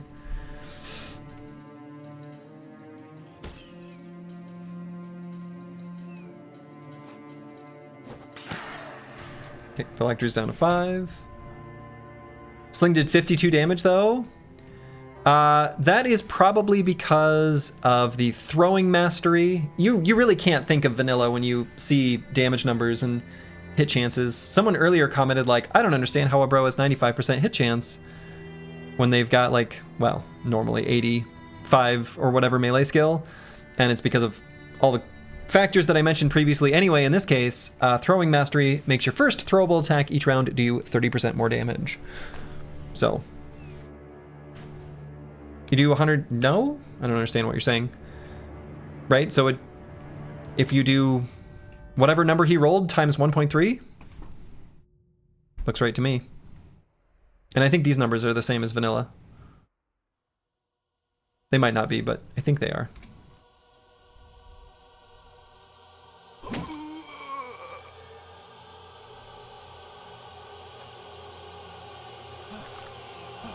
The urns have serious damage reduction for most ranged weapons. Yeah, that's same as vanilla. I guess I'm not sure what part you think is off.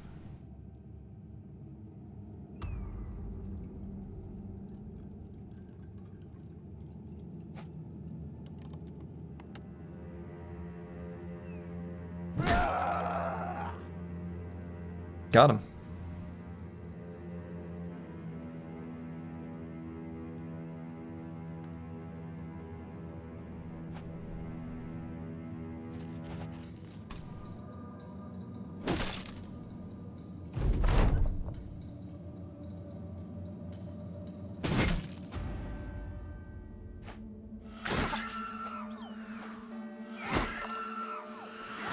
Wiki says slings. Wiki's wrong about a lot of things.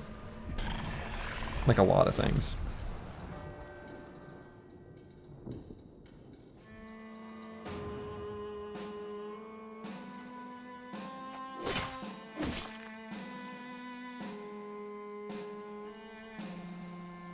All right. So Luke Solis is going to run all the way to here.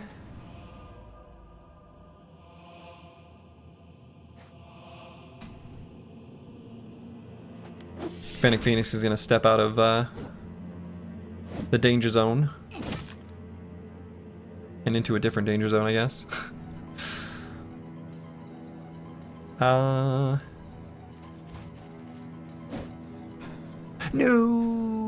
I shouldn't have done that. Now we don't get an attack. Whoops.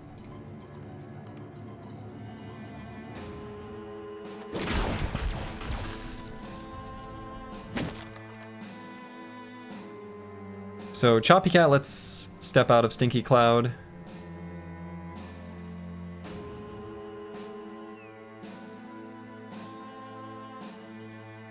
Did we use our... No, we didn't use the rotate yet, so let's do... Well... I guess Brewski will just end his turn in Stinky Cloud. That's fine.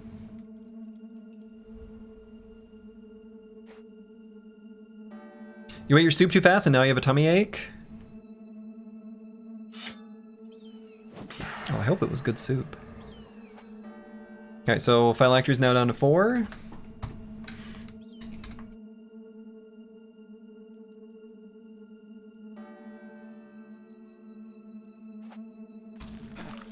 Come on, Slurgy, figure it out. Figure it out, buddy. Sound like a football coach. My shame.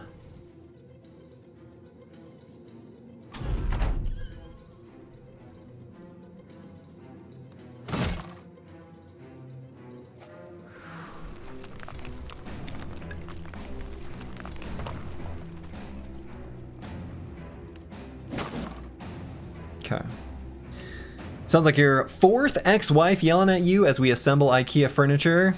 You know, it's funny. I actually witnessed a, I basically witnessed a divorce happen in my wife and I used to have, well, she was my girlfriend at the time. We had a garden plot at some like community gardens, and we watched this couple have the most like depressing to watch argument. It was like a marriage dissolving argument as they were trying to put like fencing around their garden plot.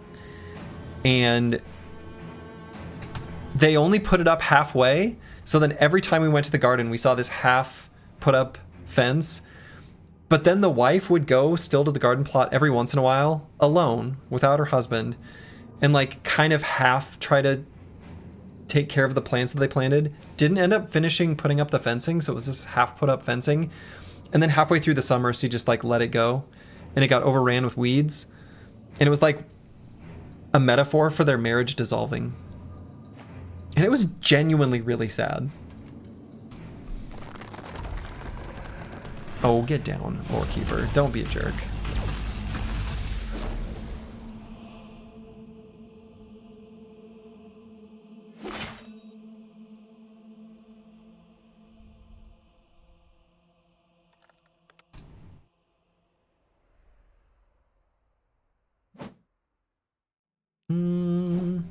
Yeah, we step out of the punch. Straw that broke the camel's back. Yeah, I think that's kind of what was going on there.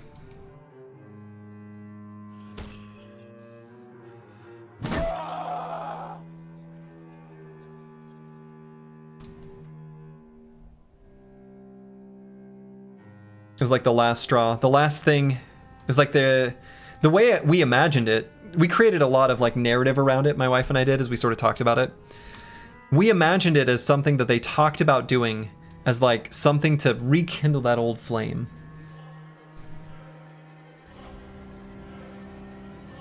Oh shoot, it's under cover. Okay. Hey, Slurgy's back. You love to see it. They're probably happy you're separated if it was that miserable. I mean, I guess so. It's still sad though.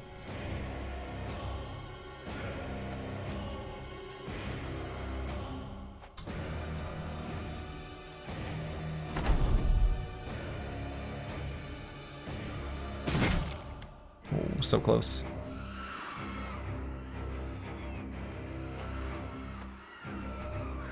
Thank God they didn't decide on having a baby to save the relationship. Oh, yeah.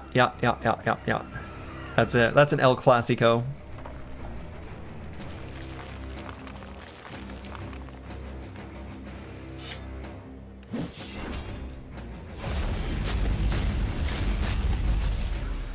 Shuffling each other to each have a breather. Yeah, you saw that? That's a pretty fancy move there.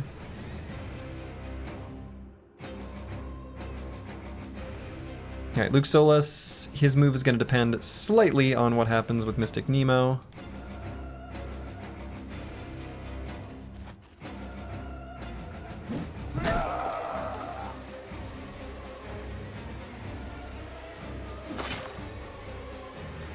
Shuffling make me feel good. Shuffling make me feel good. Me too.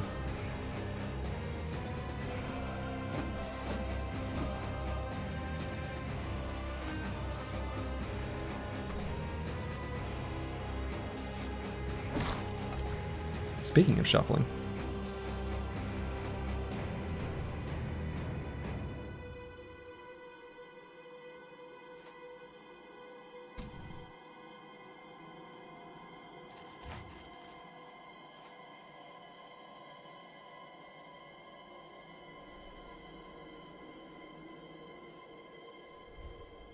Actually, I guess we want to go there, huh?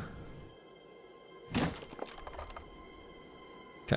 That was good. That was important.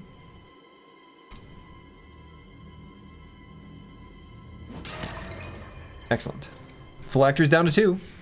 Ancient Dead Obi-Wan going for the high ground? Yeah. Yes, he was. Phylactery's down to 1. Liquid are doing it.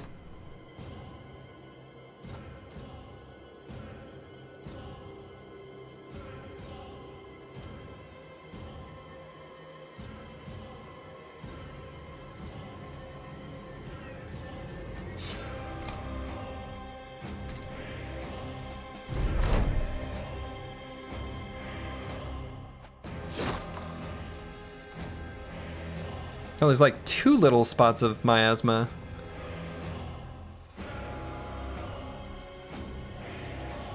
Is that where they like overlapped from 2 different casts? That's weird.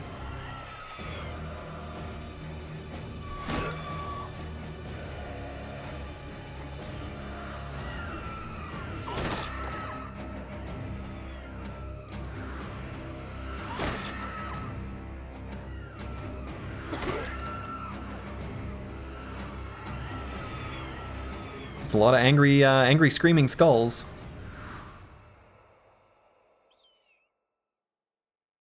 It's a lot of lightning too. Okay. Things are amping and ramping. We need him to step down. He will eventually. Soon. Presumably.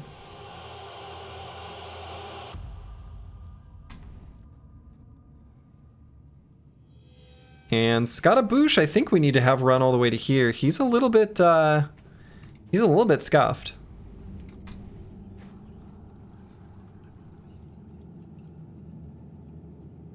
Sergi took an injury from that. Yeah, apparently.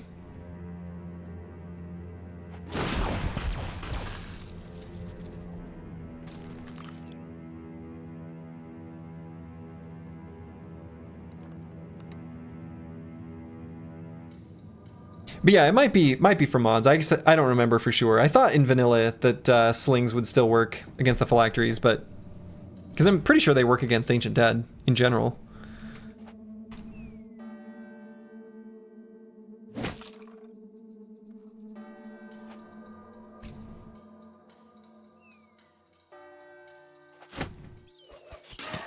Phylacteries is now 0. Come down from your stoop, my friend. Or we've got business to take care of. Travesty is kind of surrounded, huh?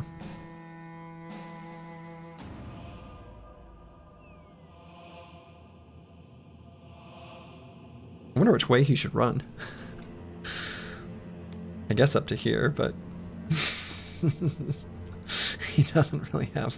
He's got heavy armor though, which is good.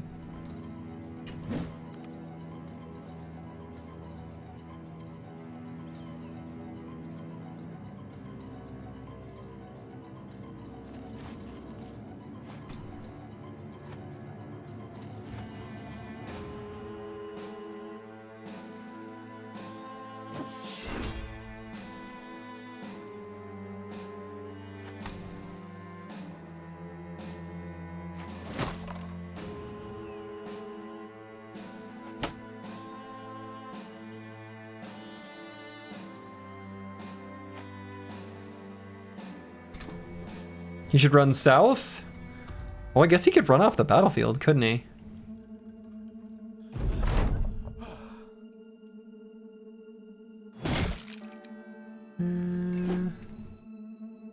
Step away.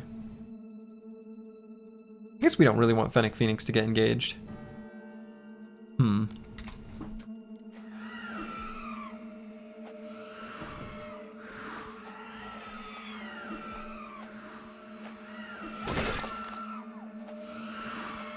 Injured knee? Hold up.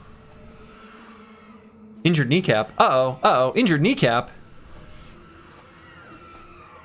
Injured kneecap? That's not good.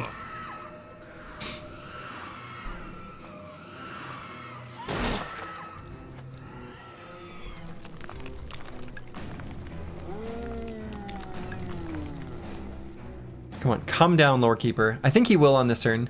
I think so. He can't, there's like, he can only stay up for so many turns and then he has to come down. I don't know what that number is.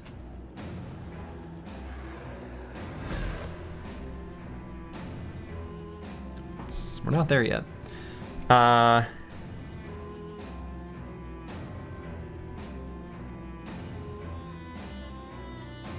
kind of want to keep Brewski next to the Lore Keeper, because he's our big damage boy.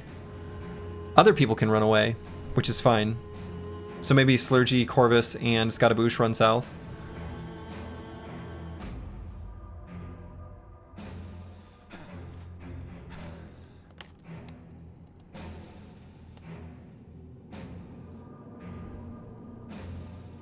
Alico doesn't have a reach weapon. Or weapon. Oh, that's bad.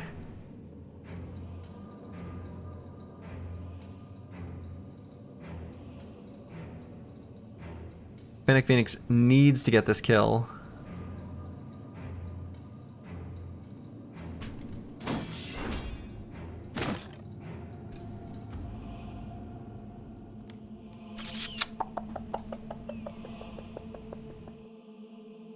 You live, boss? I don't know that you will. I might actually recover. No, that can't be right.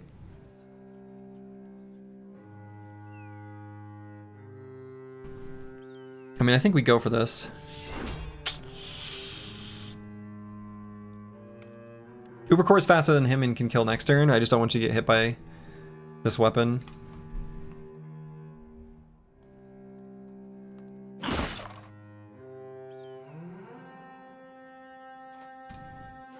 You don't have a permanent injury yet? Well, that's true.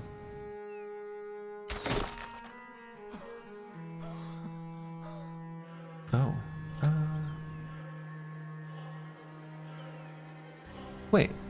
Didn't Travesty get an injured kneecap? I swear, I remember seeing that in the log. Like, I saw it, right? I mean, he's got the broken knee. When did that happen? I think another skull got it? Oh my god, you're right. The screaming skull suffered the injured kneecap. They can do that? They don't have kneecaps.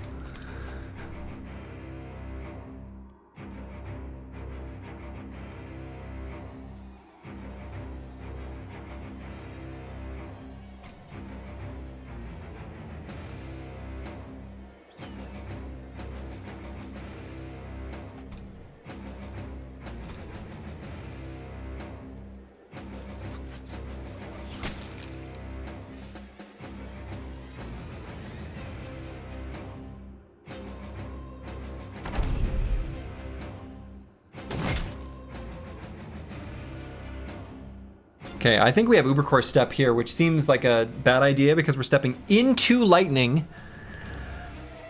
But we're gonna get this guy crowded. We're gonna make sure the skulls can't explode on Fennec Phoenix. We're stepping into the lightning explosion.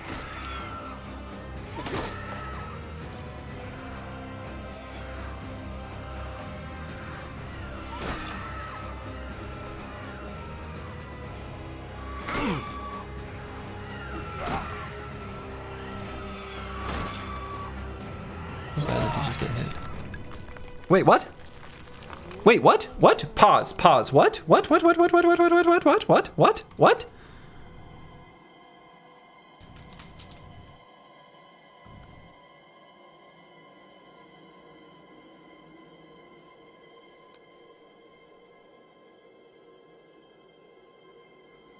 What?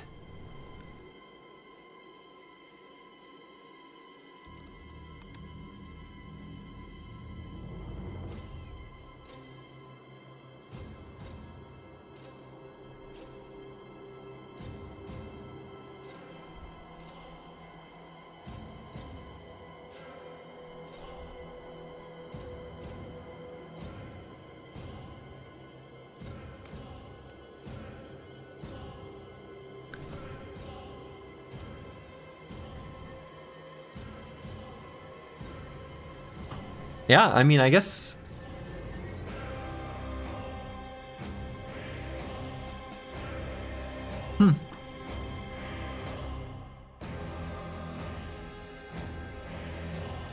Yeah, I got skulled. I mean, you don't get damage reduction on the explosion, which is what did it, but damn. He's looking the wrong direction. He's looking the wrong direction.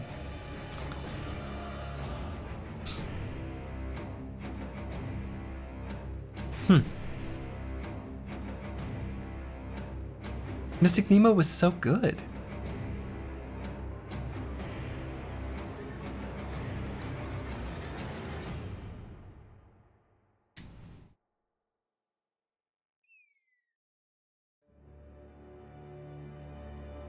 You know, I very just sort of nonchalantly attacked and then walked away in the previous round. And I wonder if I just ran all 4 hexes if he'd be fine. If he even can walk 4 hexes, I suppose he probably can't.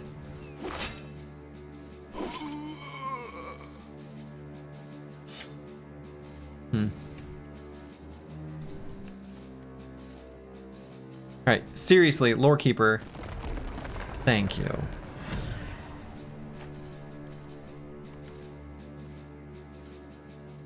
Okay, so Fennec Phoenix has to step away before we attack that skull. Stoop Kid left is stoop. Stoop Kid left is stoop.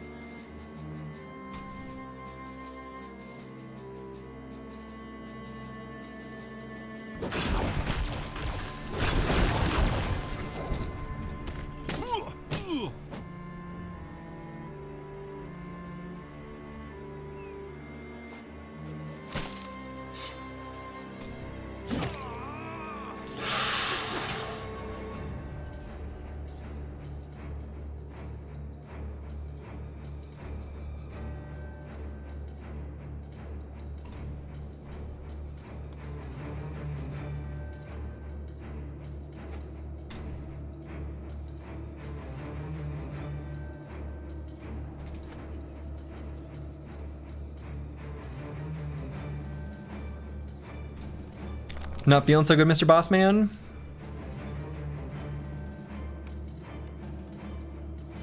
Yeah. No, you can't miss, Brewski.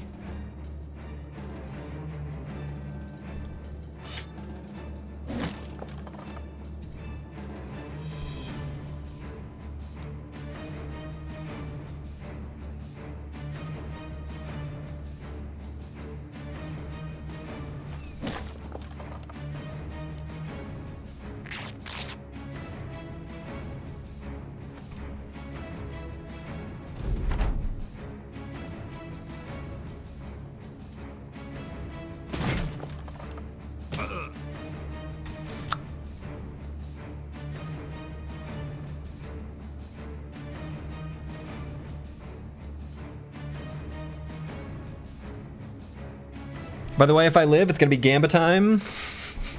Oh yeah, I suppose he was. Well, yeah, never mind. I was gonna say he was struck down. Never mind.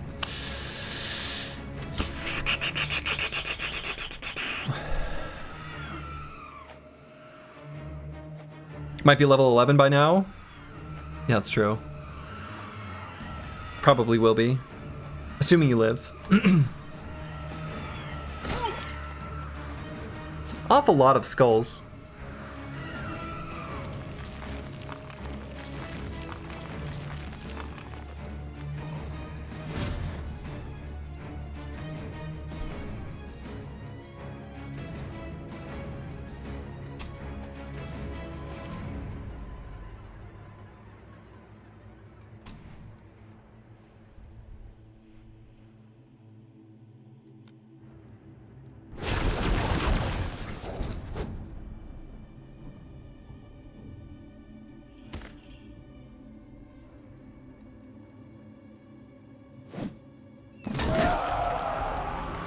Okay. The Lore Keeper is dead, but we've got a lot of skulls.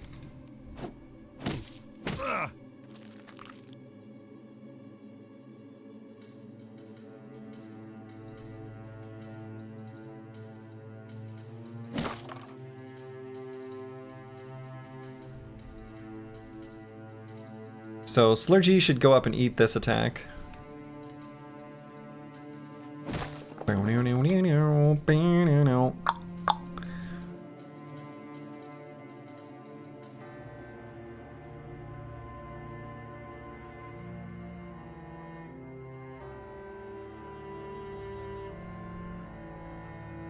Maybe should send Choppycat to here. He's still in good shape. Let's do it.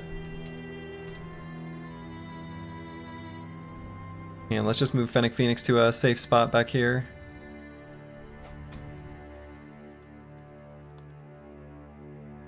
Safe-ish. Safe adjacent.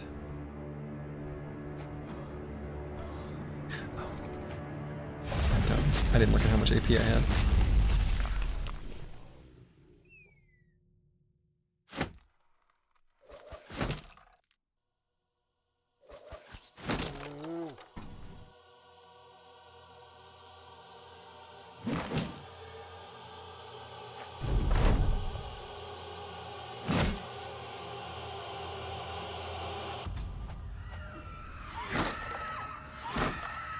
Another injury there on Slurgy.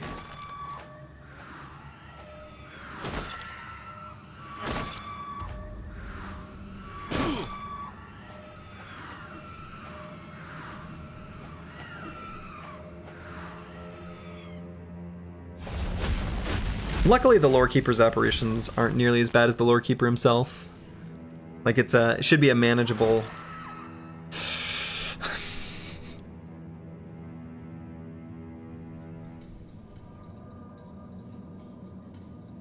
Well, didn't proc 9 yet, apparently.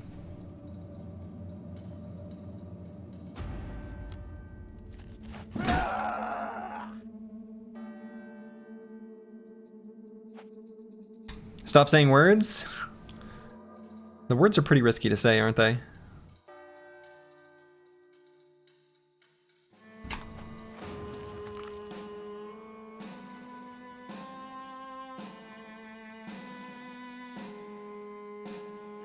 Exposed ribs, pierced chest, pierced side.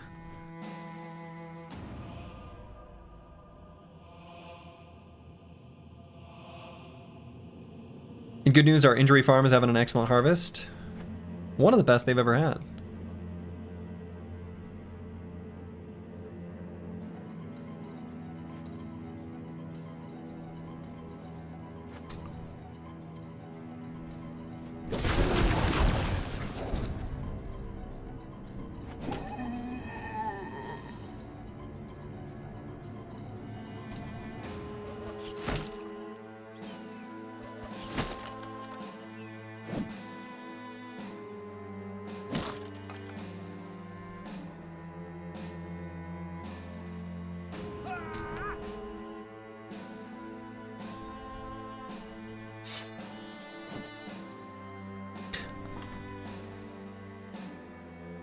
I shouldn't have done that attack. Oh my god. Why would I do that? No, no, no, no. That was such a stupid mistake. Why would I do that? Why would I do that?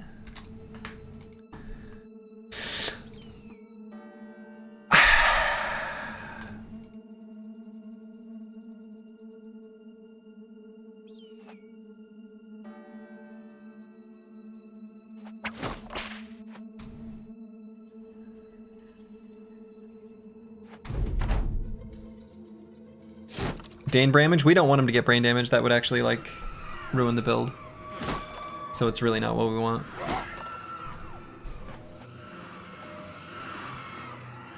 You're just trying to be relatable to us plebeians? If only. Oh, actually, hold on. I guess the lightning isn't striking yet. He might actually still end up okay.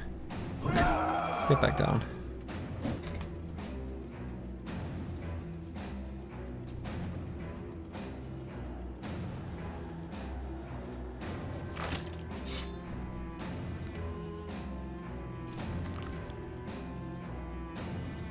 Let's get, wrong way.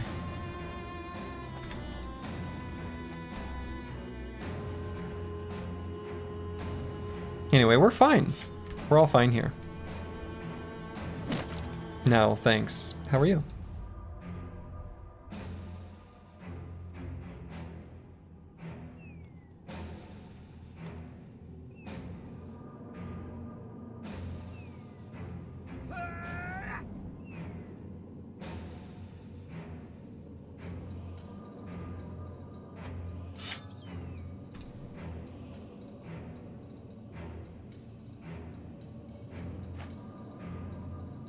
I'm good, boss. Zeus doesn't want you yet.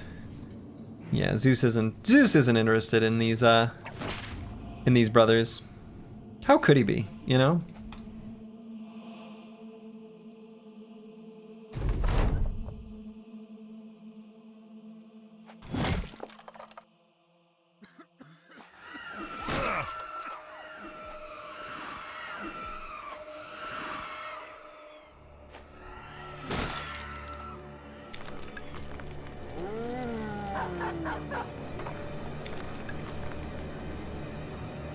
Get back down.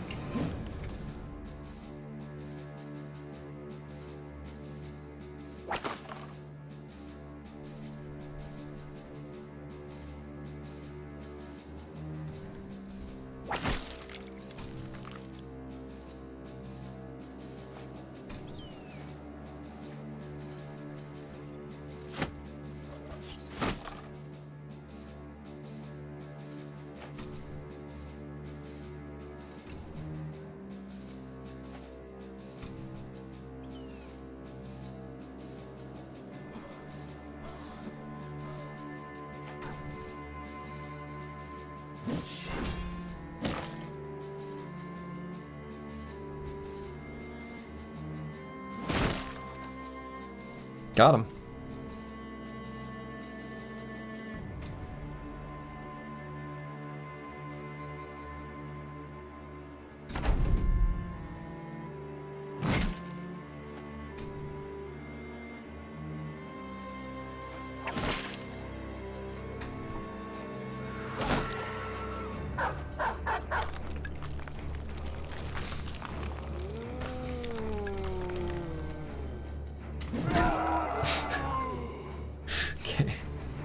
This is so sad.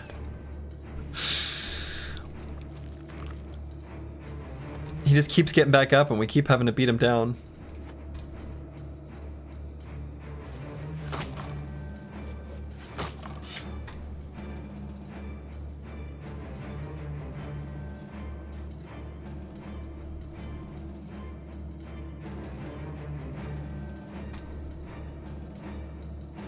How many times do you have to teach you this lesson, old man? That's right.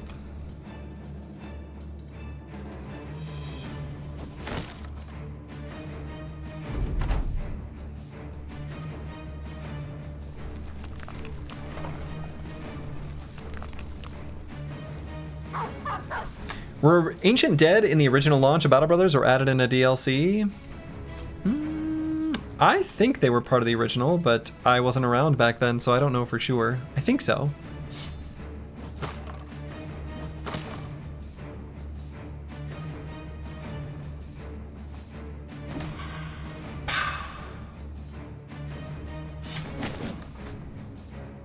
They were one of the first enemies in the game.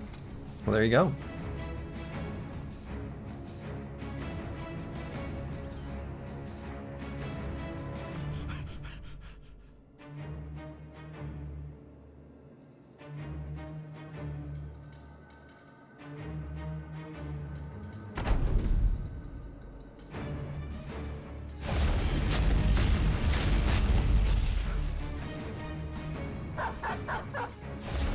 Oh, there's that fourth enemy. Okay.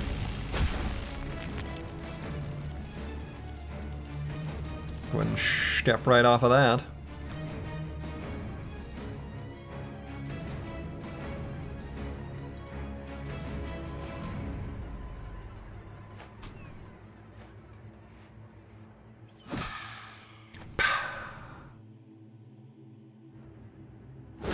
Get lightninged.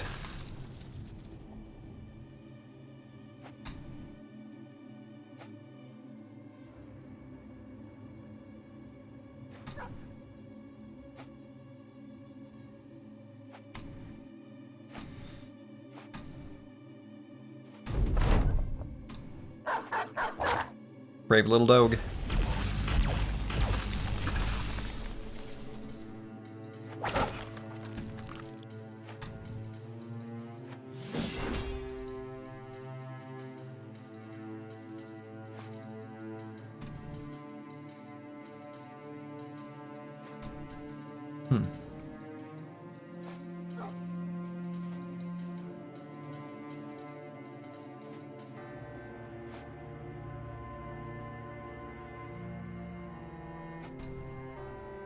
All right, just in the cleanup phase here.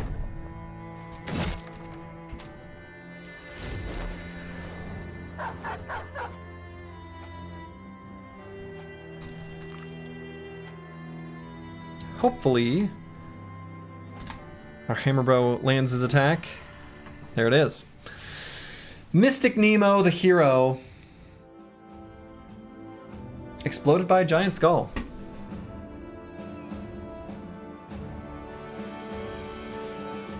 We get the malignant arrow fallback and his bundle of large quiver stuff.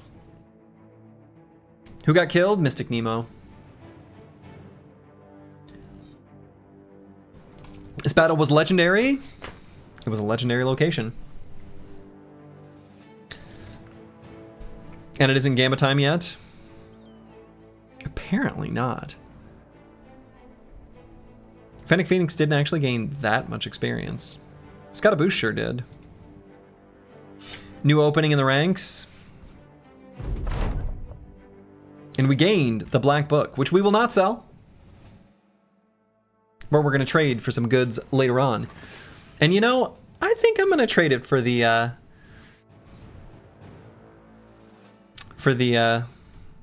flasks, the jugs. Because I think that's fun. Can you try reading it? I think we should be able to read it. The Sunken Temple gave us a mad cripple with brain damage, since that legendary location was changed to let you keep the Riddler that you meet there. And so since he has the mad trait already, I think he can read it.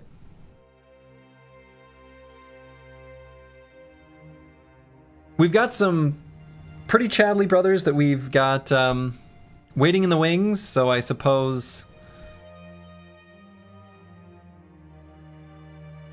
it's their time to shine.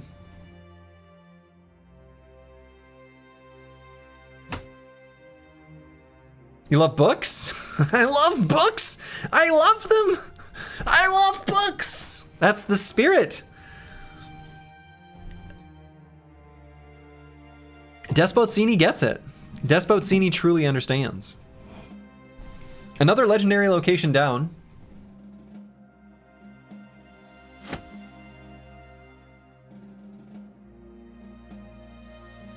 There aren't that many remaining.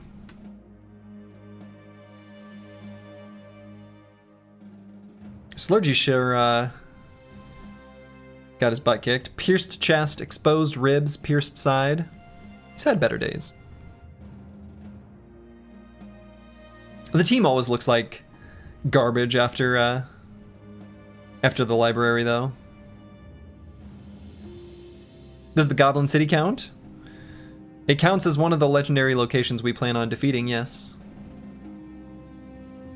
Team needs a drink. Team could use a drink.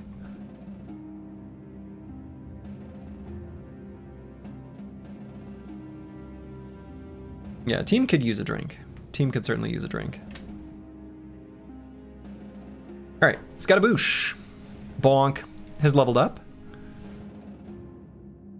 And this brother might get repurposed to use the Sensor of the Diviner upon realizing his potential. We shall see. We'll see what happens there.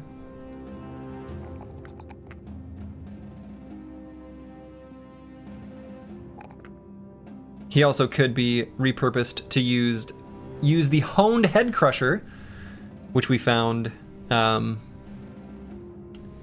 some random Ancient Dead camp. I'd be happy to run more than one flail. These flails are pretty good.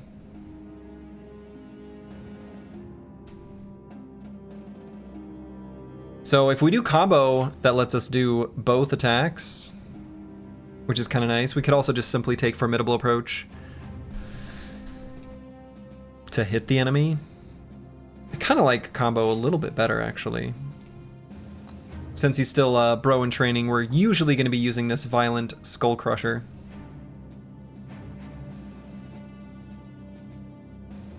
Alright. The library has been defeated. Oh yeah, let me update the RP command, unfortunately, to include... Is he not in the obituary? I'm sorry, what? When you get blown up by a skull, you don't even end up in the obituary? That's offensive.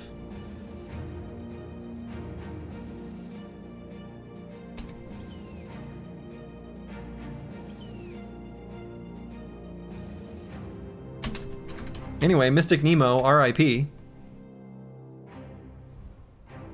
Probably from being zombified? Yeah, I guess. I don't know what the behavior is in vanilla. If you get turned into a zombie and then your team kills you, maybe the same thing happens. I don't think I've cared to look at the obituary afterwards. Anyway, there should be a mention here for Mystic Nemo. Rest in pepperonis.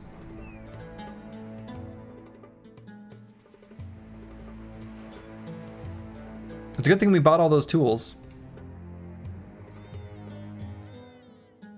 Almost like they never even existed. Almost like they never even existed.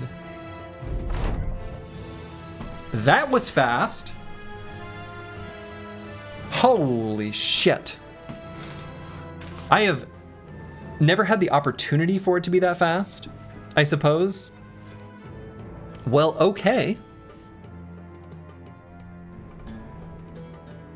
I think I'd take the 2 jugs. Now, the golden shield might be reworked in Hardened to have some like new cute stuff.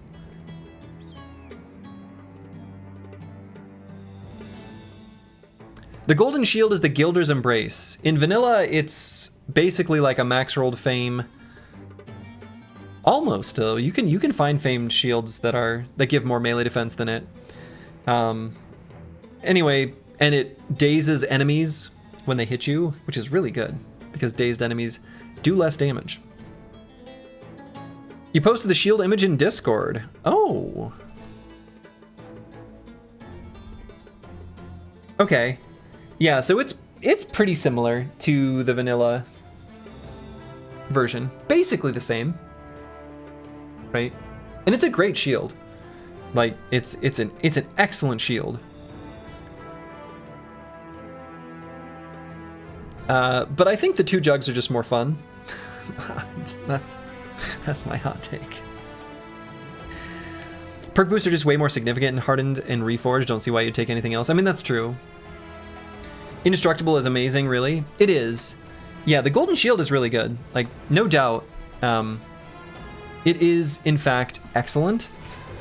But I do enjoy jugs. I am a jugs enjoyer. So we'll figure out who we're going to give those jugs to when we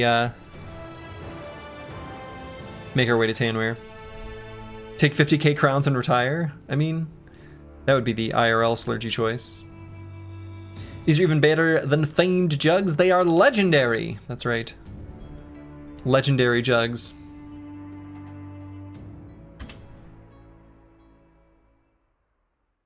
All right, we're going to camp here overnight.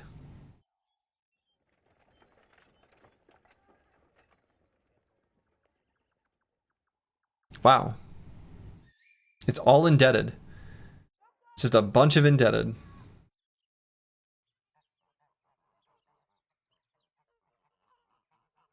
Yeah, let's fix up some of Slurgy's injuries. Fix up Scottaboosh too.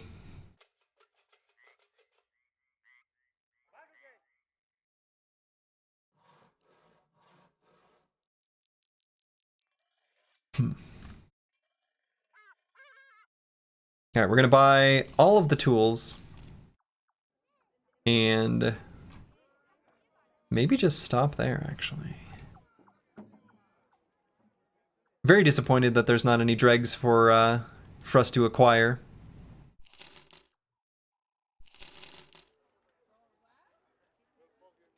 Meds?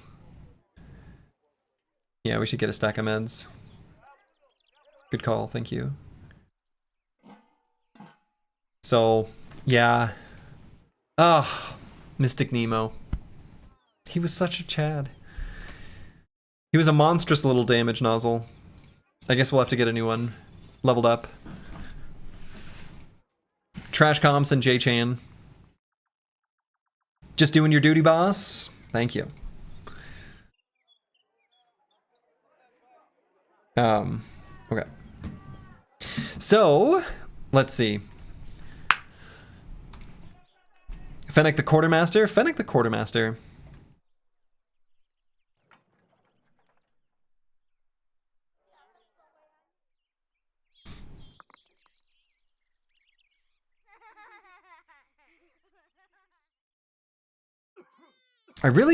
So what I'm thinking about in the back of my mind, Yavali Eco Underdog, unfortunately we can't do that. I would if I could, but I can't.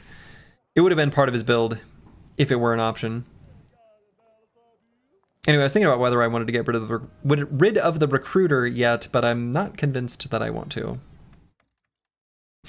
So, what perks do we want to apply? We don't have to use the jugs now, but I would like to use the jugs now.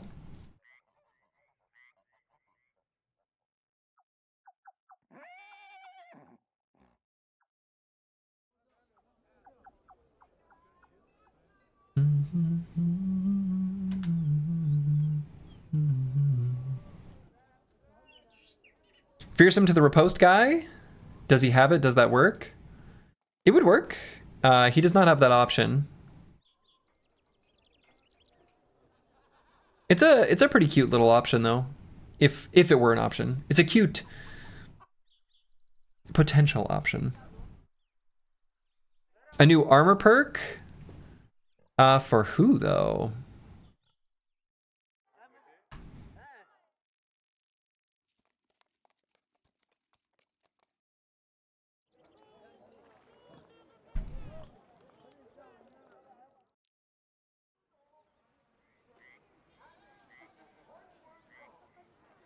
Your Giga Flail bro maybe? Oh yeah, I think we could train him in heavy armor if we wanted. We'd have to walk back to town and train him in it and then give him Battle Forged. We could do that. Keep your investment more safe. Not a bad idea. Not a bad idea. Could give him Battle Forged. Just feed all 3 jugs to Brewski. I mean, he's awfully good.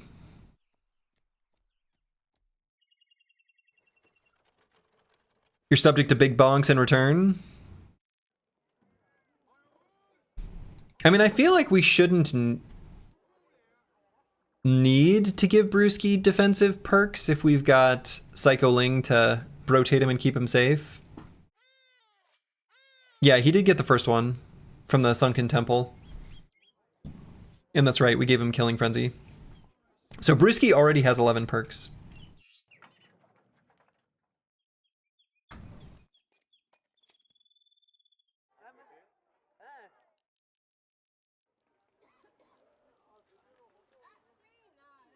Brewski could be unstoppable. Not very easily. The problem with unstoppable here, when you're part of a dynamic duo, is that you lose 1 stack whenever you use a non-attack skill. So whenever you use Shuffle, you lose a unstoppable stack.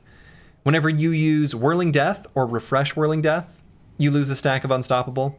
So unfortunately, what that really means is he'll never accumulate any stacks of unstoppable. If he were to die with 3 jugs, you jump off a cliff. Luckily, we do have the Slurgeon. So we'd have to get struck down twice. 50 fat isn't enough either. You know, surprisingly, it's been an okay. It's been an okay amount. With Battle Flow, it's been good enough. Because Battle Flow recovers based on your base fatigue. And it's at 111. so he gets 11 fatigue back when he gets a kill. And it's not like his attacks are that expensive. Oh, okay, for Unstoppable, sure. Yeah. Referring back to Unstoppable. Yeah. I agree with that.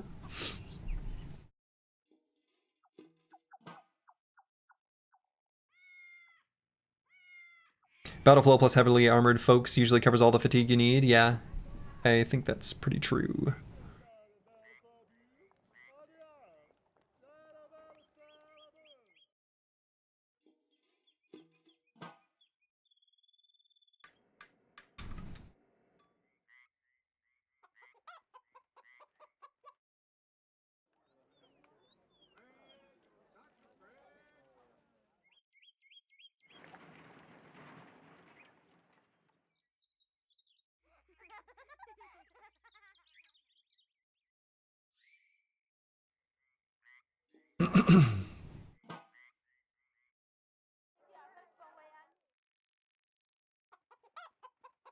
There's a piece of me that kind of wants to maybe refund Ubercore's perk points. I don't know, the spear has been good in some fights, but maybe not in enough of them. I'm not sure. This ain't vanilla anymore. It's been really good in some fights, but it's mostly just that this brother is insanely good.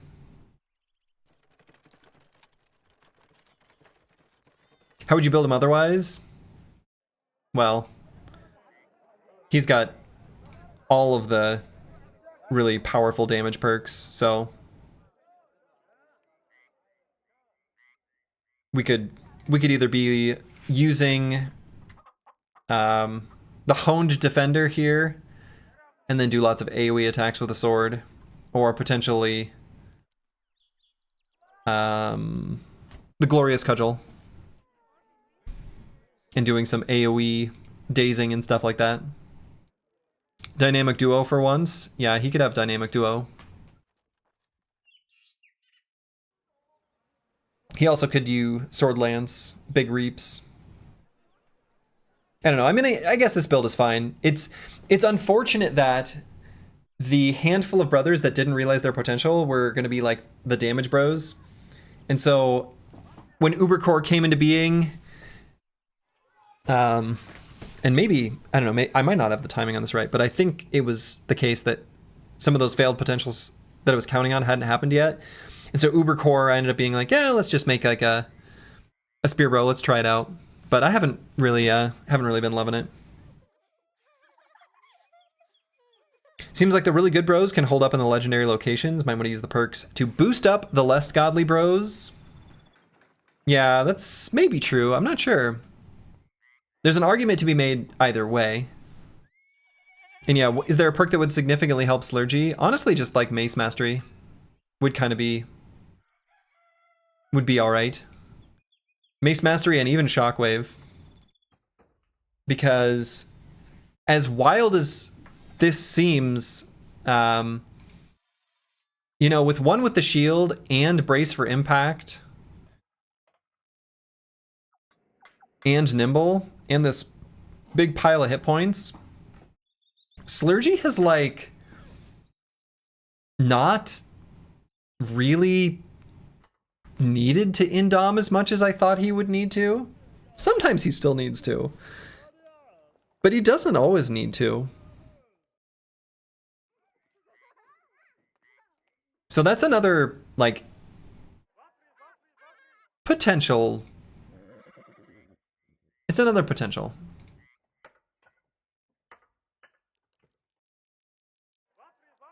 So, like, Slurgy could be given Shockwave and Mace Mastery.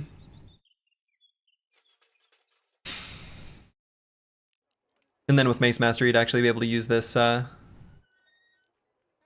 Cruel Mace, which might have been the very first named weapon of the campaign. I think it was. I think it was the first named item.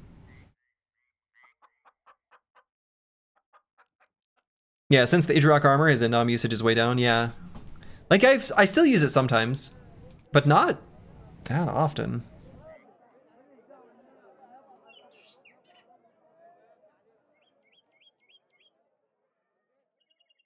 Luke Solus could definitely be given dynamic duo.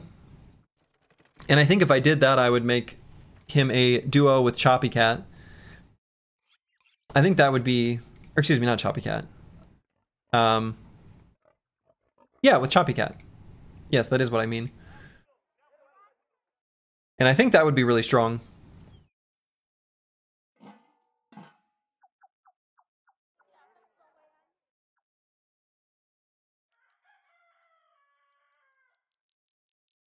Another duo would be pretty excellent here.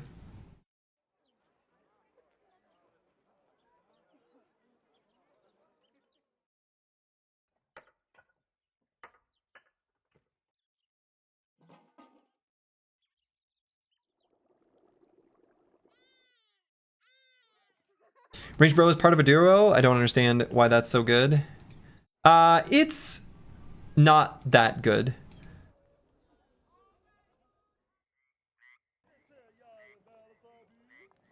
It's not that good. Part of it is just so that Choppy Cat can get exude confidence into position a little easier. That's a big part of it. And sometimes it's useful to get Luke Solus like in a different position to be able to do some ranged attacks or maybe be able to sling smoke pod or something like that. It's a little bit narrow maybe. Choppy Cat's an Aura bot again. Was he previously? In the past, it's been Curse Word.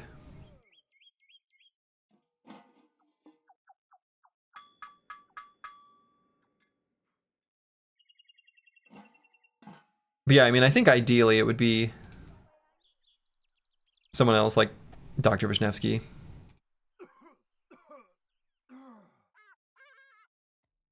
Unspear me, Captain. Well, we need to get the... What I was thinking with the spear stuff, Ubercore, was maybe trying to get the components for enough forgetfulness potions. I think all we have to do is fight one camp full of Necro Savants, and we should be able to basically do it.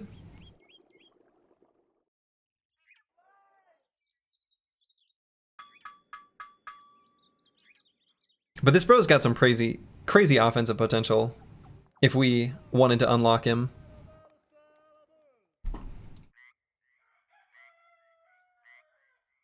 I don't know that the spear is doing it for me as well as I'd like.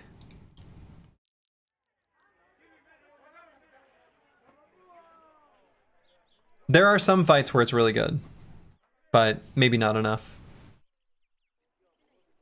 Didn't we have that one champion Necrosavant Lord in 20 Necrosavants camp? Yeah, we did. And in fact, we are pretty confident that there is a Necrosavant camp that... I think this one? That there's been tavern rumors that basically tell us there is a named weapon here. But there's also a lot of Necrosavants. I don't remember if that was the one with the Lord or if that one was maybe up here. I think it might have been the one up here, Hunger's Home. That had like a champion Necrosavant Lord and 5 billion Necrosavants. We walked past that and it was just like, no. Seems prudent to wait for some of the bros who haven't realized their potential. I mean, that's another option. We could just wait until some of those bros realize their potential. And then if we just like figure we want to do an 11 perk build, we just do. I wonder if those potions refund from the bottom upwards or if it truly refunds 2 random perks. Couldn't 2 random perks mess up the perk tiers? Yeah, I don't know. I agree with you though, I'm just Rocket, that if it was random, it could mess up the perk tiers. Which would be weird. Okay. Yeah, I guess I'm not going to use either jug now. We're going to withhold on the decision.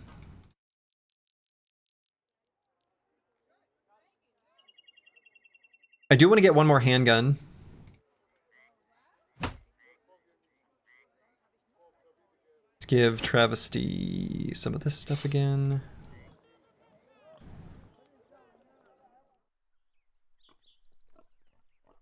What do you mean by mess up the perk tiers? So like if, for example, Ubercore had Relentless and Anticipation both get refunded, Oh, I guess. Well, yeah. I mean, that would be otherwise an impossible build, if that makes sense. Like, it could let you skip perk tiers, and you could just get all perks near the bottom. Like, I don't know how the Forgetfulness Potion tracks that. Maybe it doesn't.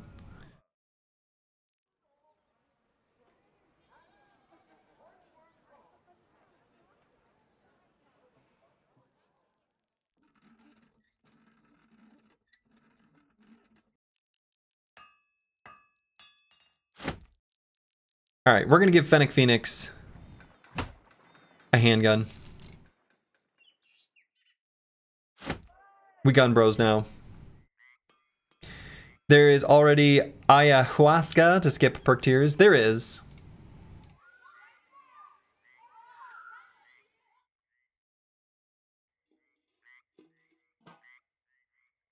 Okay. So, what's the plan now? We need a little bit of money, somehow. If Karakon's still got ambush trade routes, we can go there.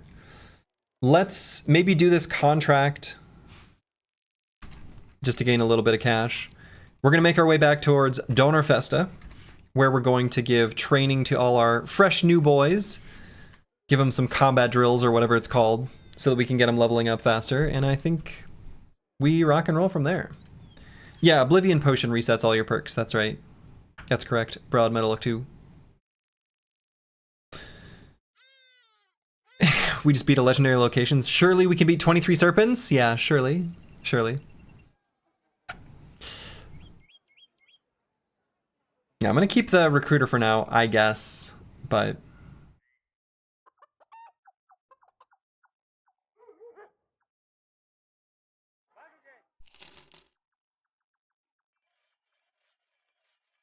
yeah, let's do this first.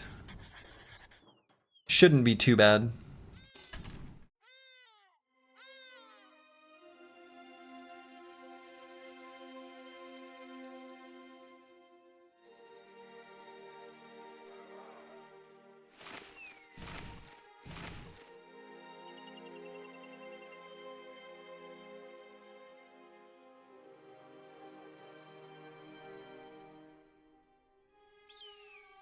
Ooh, let's see what these footprints are. These beast footprints. This is a group of hyenas. We actually want to fight this. Oh, nope. It's Ifrits. So we don't. Zawahir the Eagle? What are you doing here?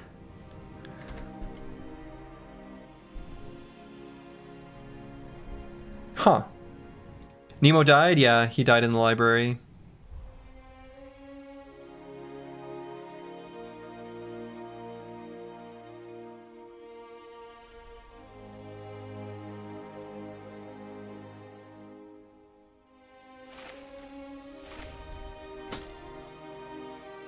$69 Ifrit's nice.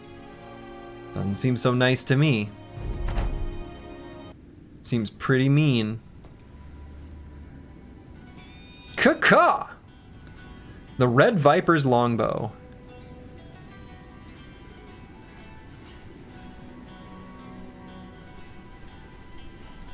Wow.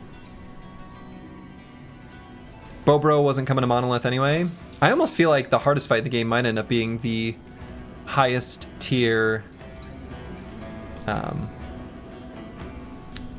shoot, what's the Dread Barrowkin or whatever.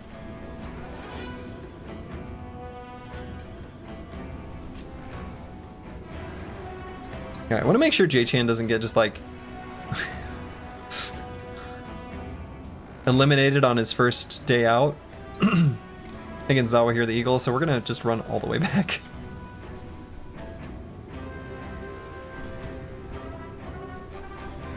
Pour one out for Mystic Nemo.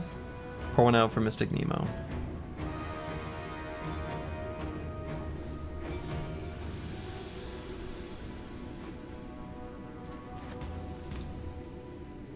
Taken too soon.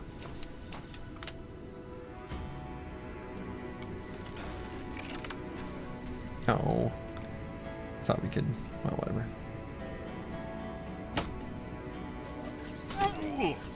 We gotta swap what Luke Solis has got in his pocket.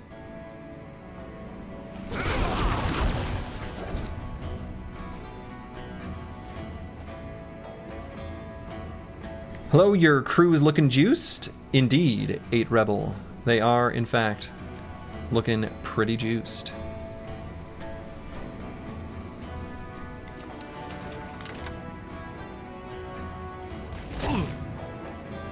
Oh, I left the net ammo in. Cute. Get netted.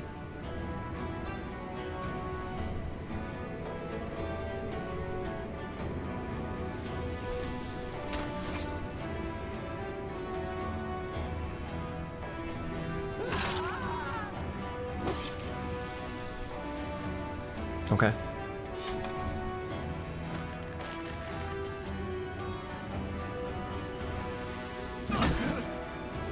I missed. Seems impossible. I don't know how this could happen.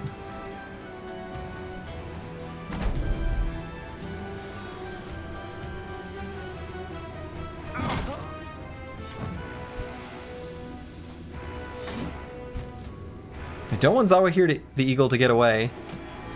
I need him to run forward. Don't know how to get him to do that.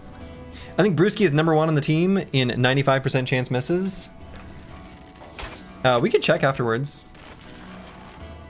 I wouldn't be surprised.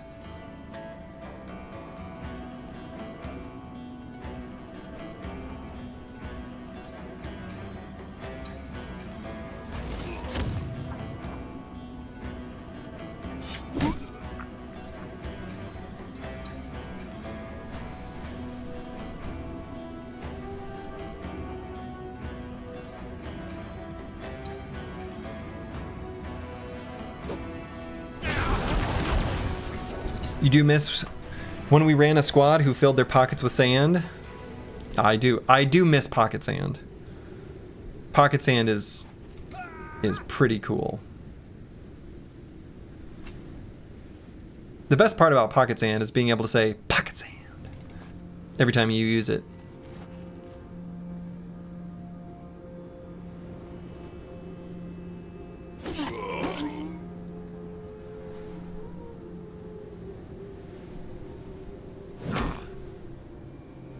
I missed.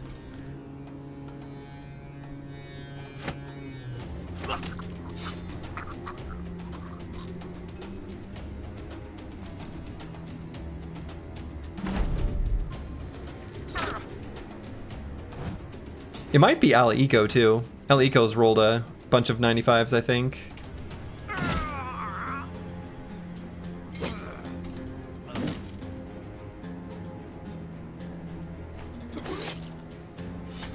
We'll check after this fight. I'm curious to know the answer.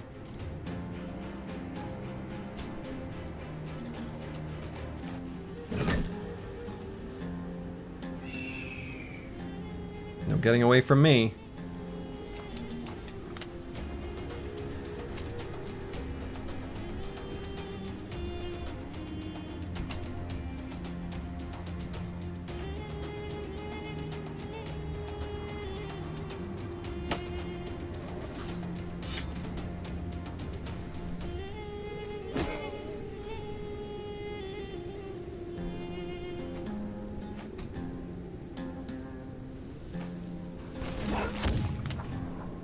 Put him in a net.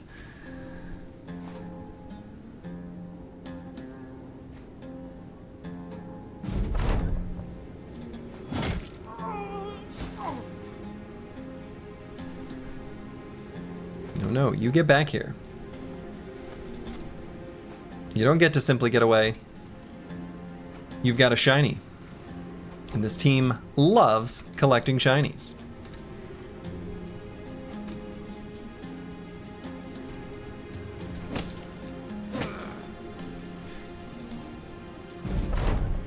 Run him down. That's right. That's right.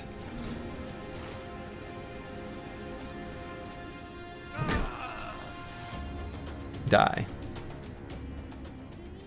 Cool. So we gained the Red Viper's longbow.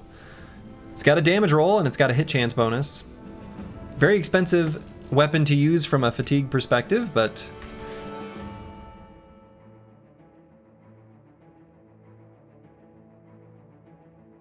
All right, J-Chan gonna get his promised potential. This brother should be really good. Sucks that we gotta level him up from level 1. Let's go ahead and get some resolve. 27 is awfully low. And I suppose fatigue is just gonna be the more important stat on this brother overall. But was that a low roll on damage and a high roll on hit chance? I don't think so. Kind of a mid roll for hit chance. But a bit of a low roll on damage, yeah. Hit chance goes up to 15% apparently, so. Still good. Still a good, good bow.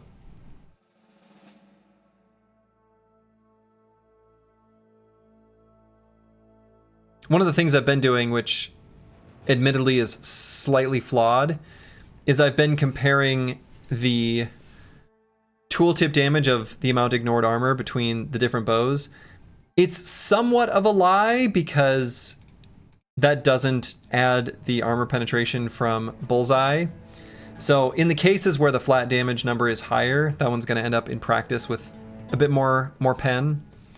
In this case, this damage is practically the same as a warbow, so it's, you know, good enough. But like this thing, this is starting to look pretty nice. Probably better than the other famed warbow we found, even though this one, given us the skill use fatigue, is, you know, pretty relevant. Somehow, when I plan to use handguns, we find all the named bows. And when I plan to use named bows, we find named crossbows. Oh well. That's how Battle Brothers goes.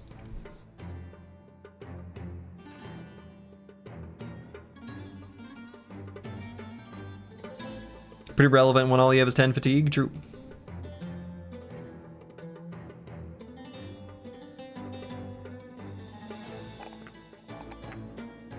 Yeah, I'm just gonna grab hit points here, just a little bit of buffer on this low level. And when we want all those things, we get famed throwing weapons. Oh yeah, and actually, interestingly enough, we could use some famed throwing weapons.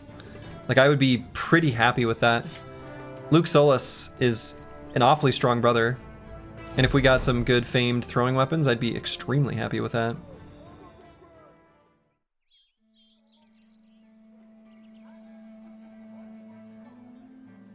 All right, let's move on. Armed courier device and stat. Nah, we're gonna make our way up to Donnerfesta. So we'll go to Karakon first. Famed throwing weapons are always good, aren't they? No, they're often pretty bad. One of the extra things that famed throwing weapons can roll is like stack size, which, at least on its own, is pretty disappointing. You really just want them to roll damage. Haha, a cute little nomad camp.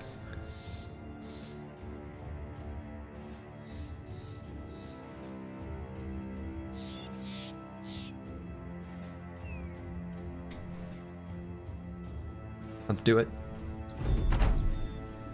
Learn from your mistakes, don't just repeat them and hope you'll get lucky this time. That is a very funny tip. Caca!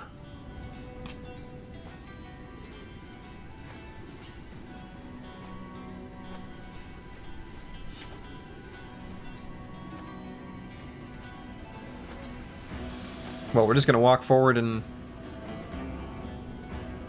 give them the biz. They did some very weird posturing there. I think that's the first amount of damage that J-Chan has done.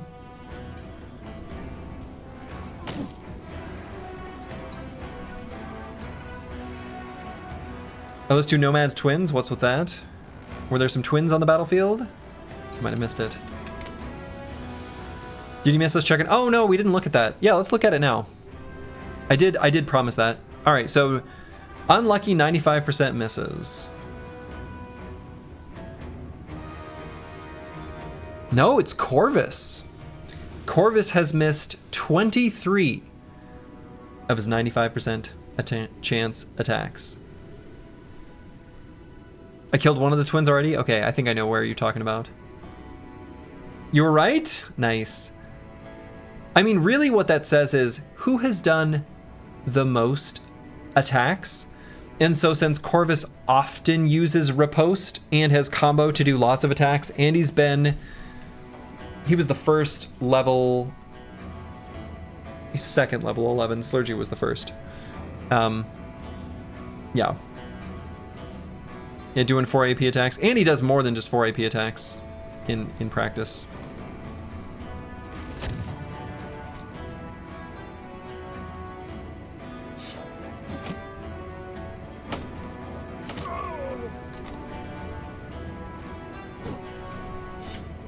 I'm missing.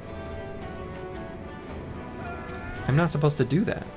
That's supposed to be... What?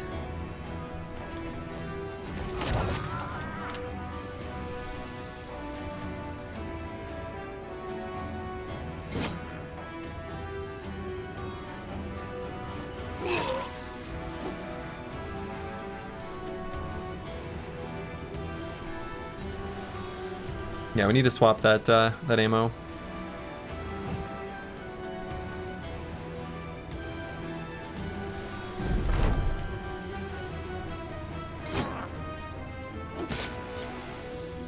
Arrow to the knee. Arrow to the knee.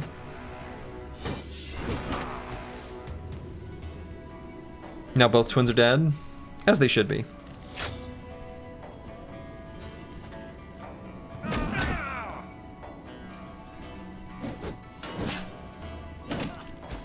Ooh. Scataboosh, getting a little bit scatabanged.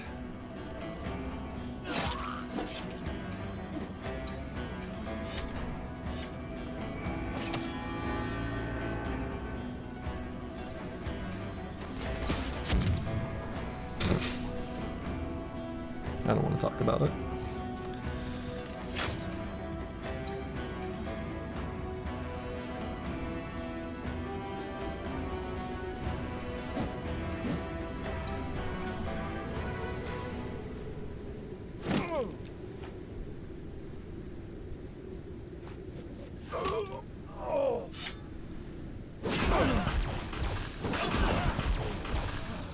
Nice.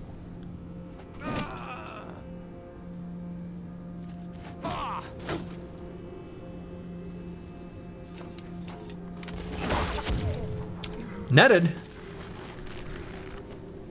That was kind of exciting.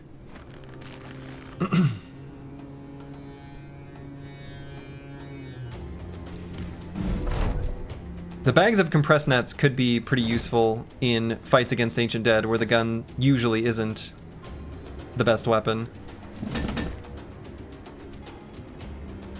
Okay. Do the strats get harder when the interdimensional portal shuts down? The portal behind me? Yeah, my brain starts to lose some of its function a little bit. So I think that's true.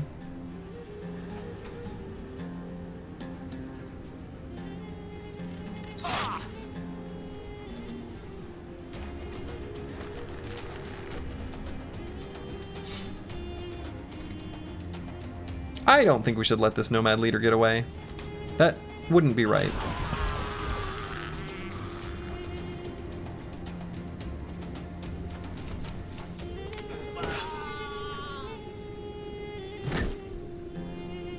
So I don't think we do that. I don't think we let him get away.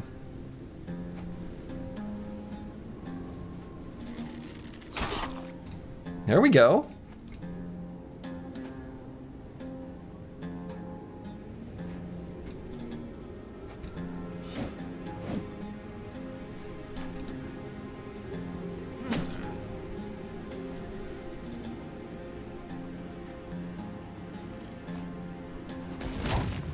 That's right, get put in a net. Who's a net and what did she ever do to you? Excellent. J-Chan earned another level up. They come fast and easy when you're just a low-level boy hanging out with the big boys. We'll grab, I don't know, not student, we don't need that. We will grab it at some point. Oh yeah, just entrenched. That's the one. So I think we always take the +3 and +4 rolls in fatigue. And we've already got our melee skill up to the requisite 55 for us to be able to get the full value from hybridization. But I could still take like a cutesy little +3. Yeah, Fennec Phoenix is pretty close. Reasonably close anyway.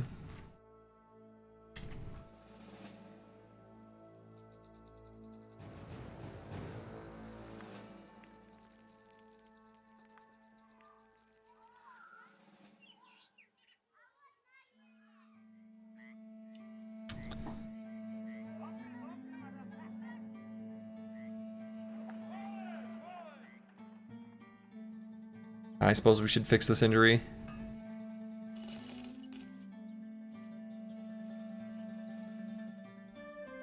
Escort caravan to Al-Fayr. What if they don't like me there? What if they don't like me there? Okay. So unfortunately, still no brothers here for us to recruit. And we could sell stuff here. They don't have the ambush trade routes anymore. I suppose it's not the best sale price any longer. And they don't... This place just sort of sucks. I guess we're just going to leave. Because we're going to make our way up to Donnerfesta. Stop by the training hall. Could maybe check out what's going on in here. Maybe do a fight against some undead?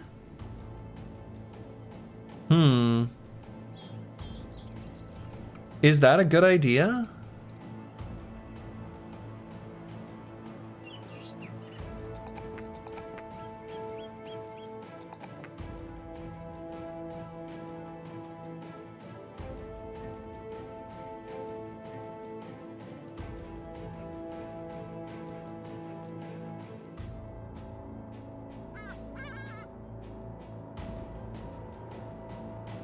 Don't forget to swap the bagonets, Lurgy. Yes, thank you. I mean, I think we should be pretty good to fight Ancient Dead.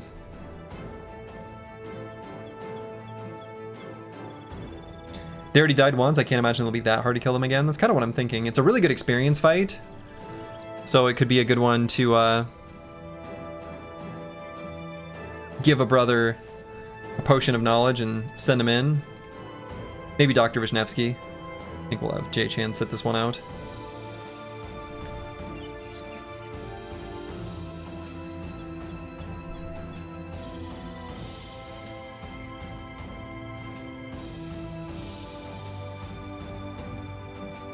Yeah, I think we do that.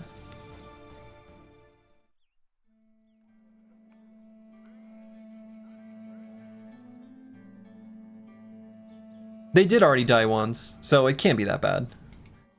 So let's go up and do this grandfather's tomb, and then we'll make our way to Donnerfesta. If it's nighttime when we arrive, we're gonna wait for it to become day. And it's looking like... yeah. It is indeed nighttime.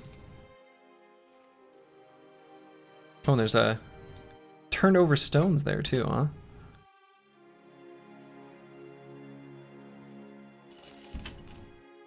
Okay. Did not get over our injury, unfortunately. But let's pop this potion of knowledge over here on Dr. Vishnevsky. And... yeah. Didn't someone else already have the potion of knowledge rolling?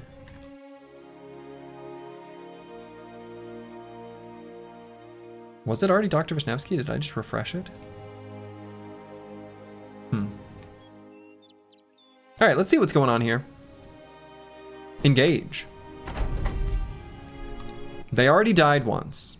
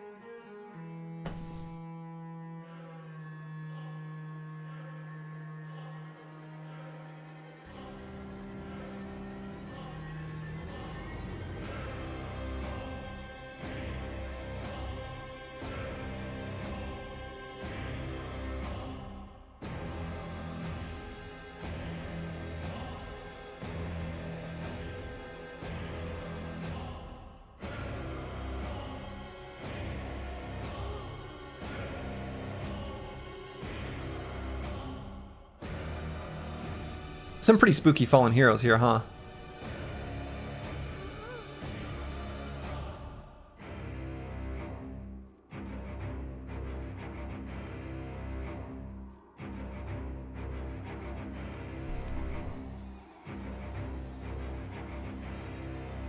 I don't care about the Hollow-Nuns. What I care about is this little array of hammers and maces.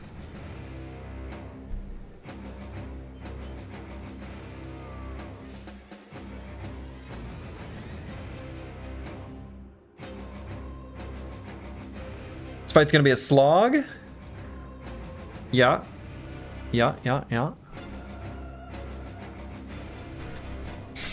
I think it is doable. We've got some, like, good terrain for it. But... no, let's do it. Could be fun. It's a little bit spooky. It's definitely got the potential to be sketchy. Make no mistake. I acknowledge this fact. I'm just doing it because I want to.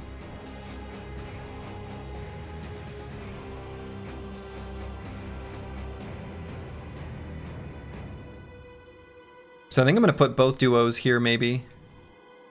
And then we're going to have Ubercore holding off here, and we're going to put both gunners here and here. I think it's how we're going to want to do it. Do we have incendiary ammo on both guns? We do.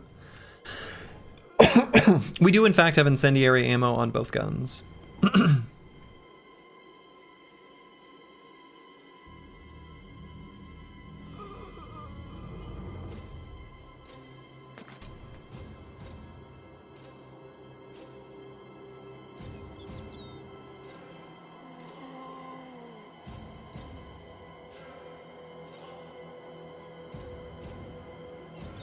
Late Night Slurgy takes these fights and lets Future Slurgy worry about it.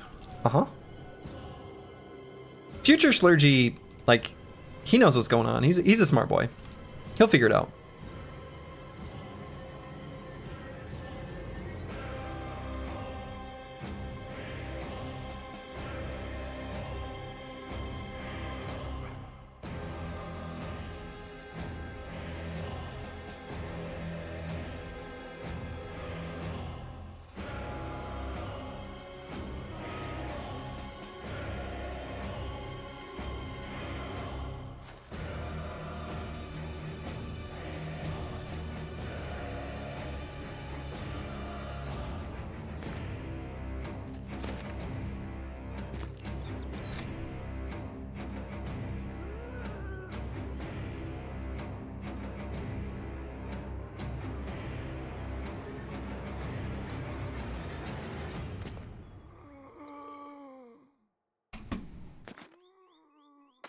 Future Slurgy probably hates past Slurgy at times. He might, I don't know, we could ask him. Next time we see him. He might. I wouldn't be surprised. Wouldn't be surprised. He's probably got a laundry list of complaints. One must imagine.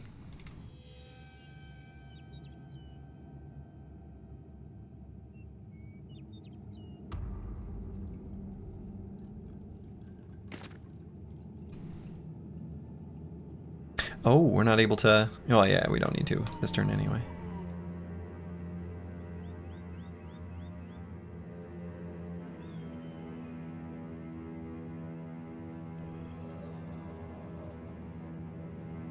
I guess we could move up an attack already on this turn, couldn't we?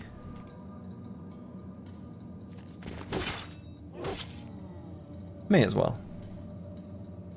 What a coincidence, I'm gonna see him tomorrow? I think you are. I think that's true. You should ask him.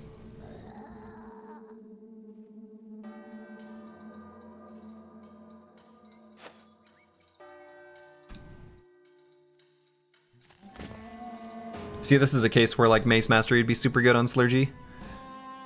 Just give this guy a good stunning. Give him the old stunner.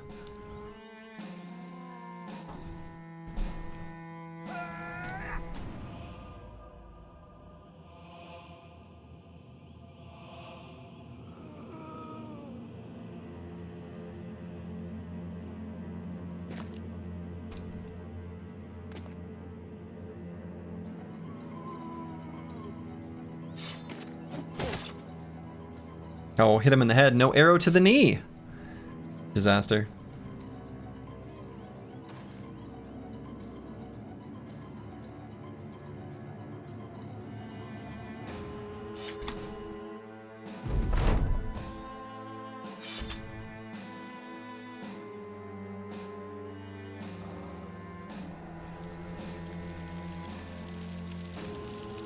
He's doing withering.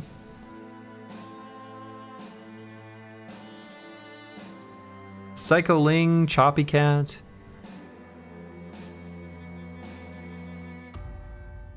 Oh God. That's really strong, isn't it? Hmm.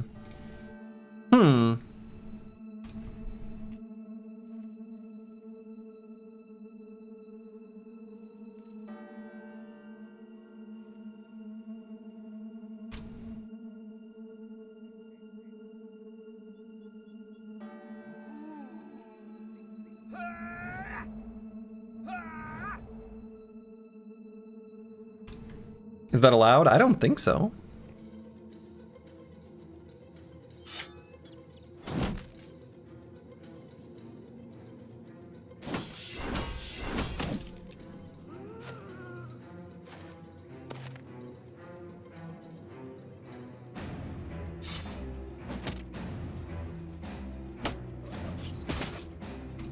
Staggered.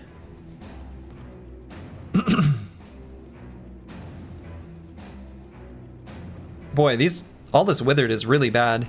That really hurts our damage quite a lot, doesn't it?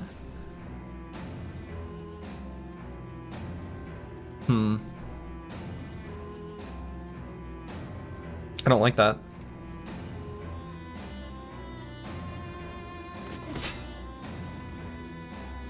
Yeah, it hurts it like a lot.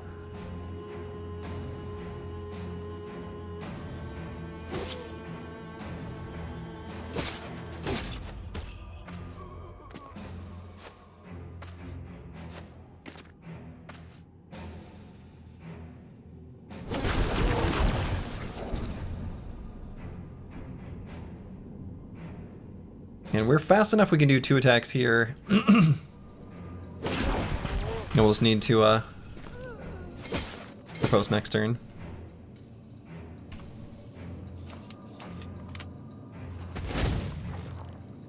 Okay, that flame's gonna be huge.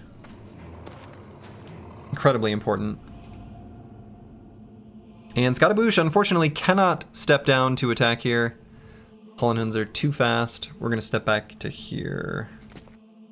Great shot, very good shot.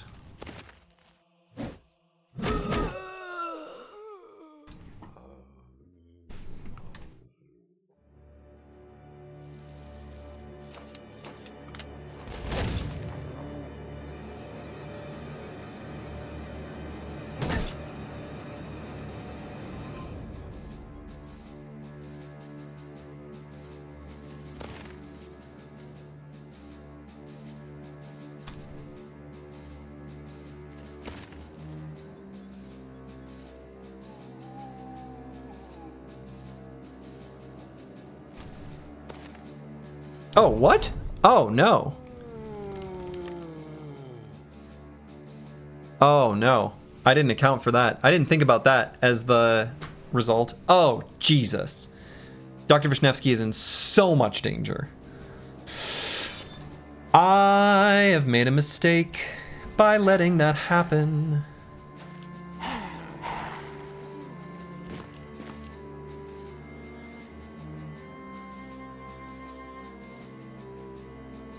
Okay.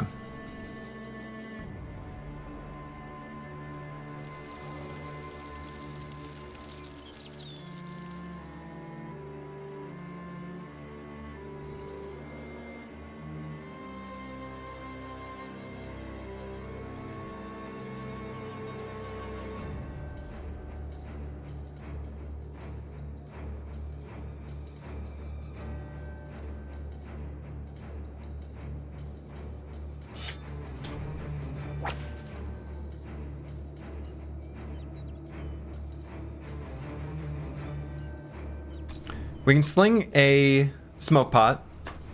Can and will, so that he only gets one attack.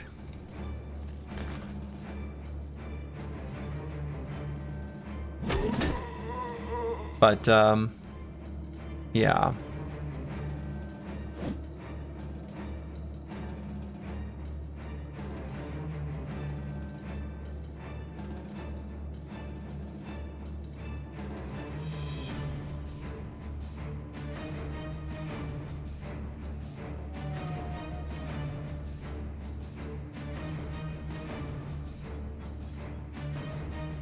And actually, I guess I will step back because I kind of want Dr. Vishnevsky to go to here all the way.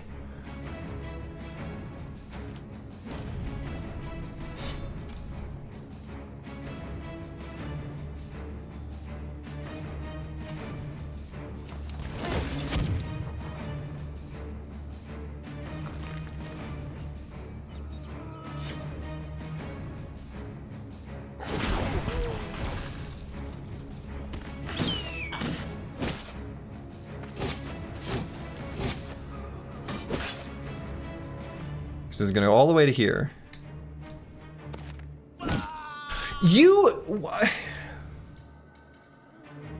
He's struck down. Wow. He got one shot. In the body. That's pretty rough. That's wild. That's wild.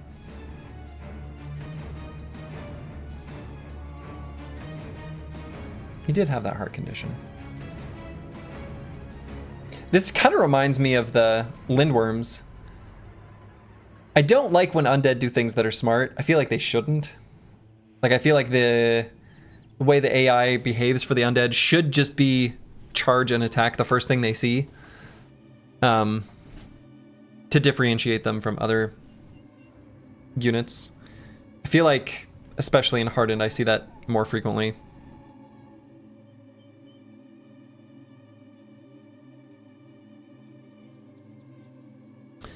All right, so we're going to be able to stun him. We're going to try to stun him. I guess we can try it with Slurgy first.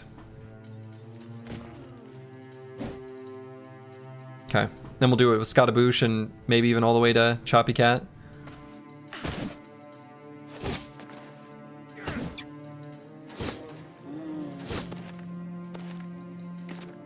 You like that they act smarter when possessed? Yeah, that's fair. So we could have Choppy Cat try to get through this too. I think we'll wait and see if we need to based on what happens with Scottaboosh, but probably will.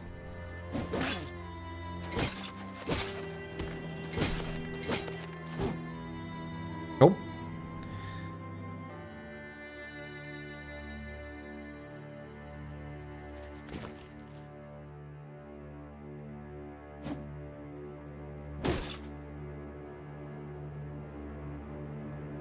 That's unfortunate.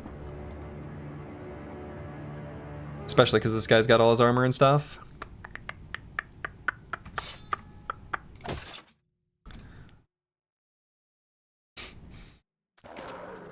Oh, come on. Hollenhund. Missed our stun.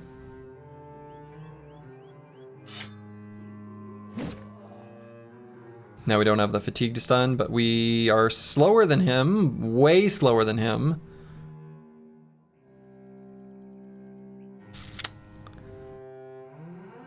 They are possessing other units. I don't even think I do a regular attack. I think I save fatigue to stun next turn.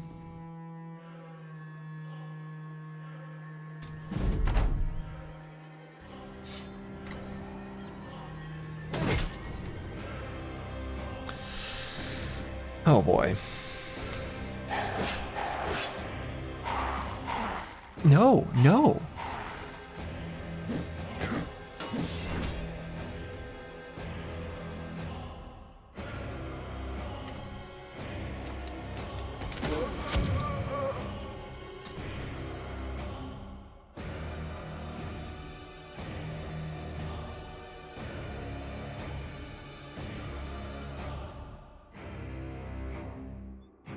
Shit, what do I do with Corvus? I guess we gotta swap to the weapon with Reach. But then we don't really get to do anything.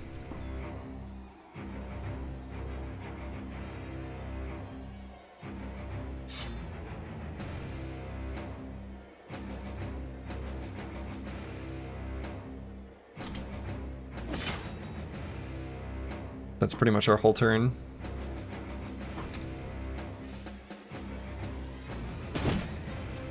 Okay, hit the stun, but the downside here is that, well, where do I start? I mean, he's resilient, so he's not going to be stunned next turn. Yikes. Brains. Thank you for the resub.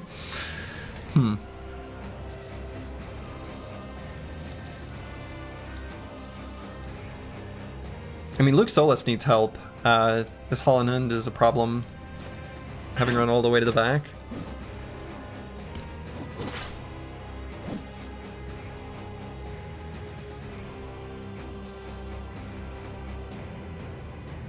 So Brewski will be able to attack, but only if he gets rotated in. He's not going to be able to move and attack. Oh, he is.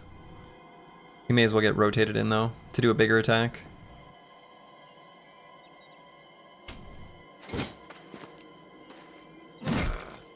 No.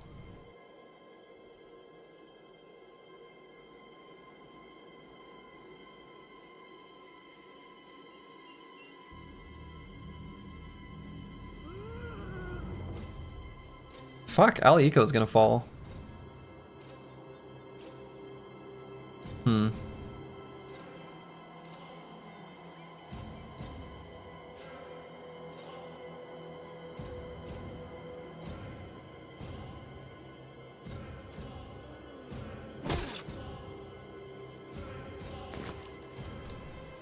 If we get the kill there, then we can swap.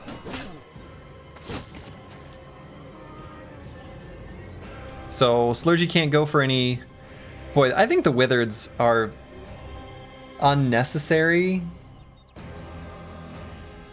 Wither feels like at some point there's too many status effects in these fights. I don't know. So we can't be stunned. Yeah, I don't know. We're not going to be able to do any damage, even with Withered, to be able to cause an injury.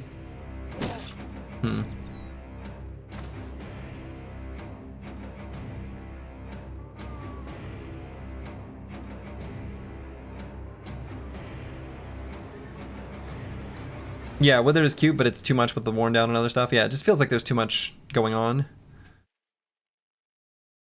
I kind of feel like I need to go down here and stun the Hardened. I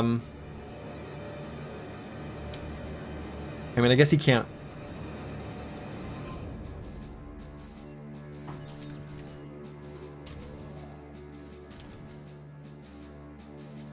I don't know, he can't kill Luke Solus, so maybe I just indom here. I don't know, he's just gonna attack the... I don't know. Maybe we just recover so we can stun next turn.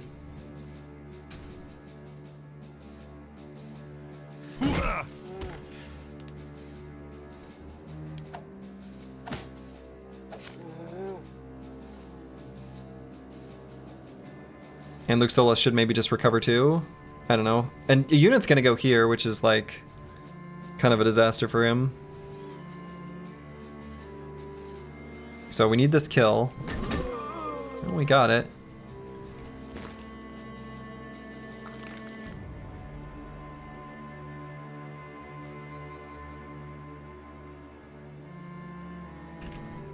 Yeah, I mean, Al Eco is like already dead. This is so stupid. I don't know. These fights, this is just like a regular camp. This is kind of unreasonable.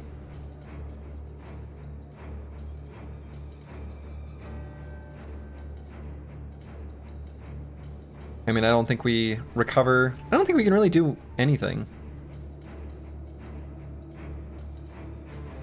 And live. We could just go for the kill.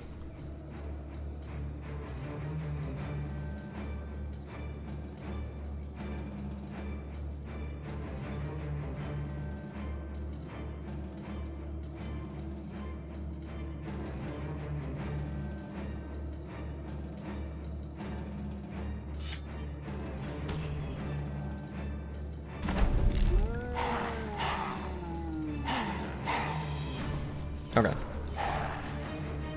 This is a really dumb way for the campaign to die. I don't like this. This like doesn't feel good.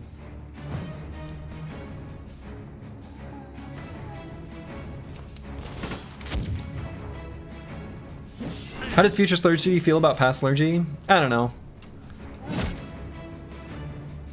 It's kind of whatever. Like, I feel like these fights are just straight up unreasonable. Like, this is pretty stupid.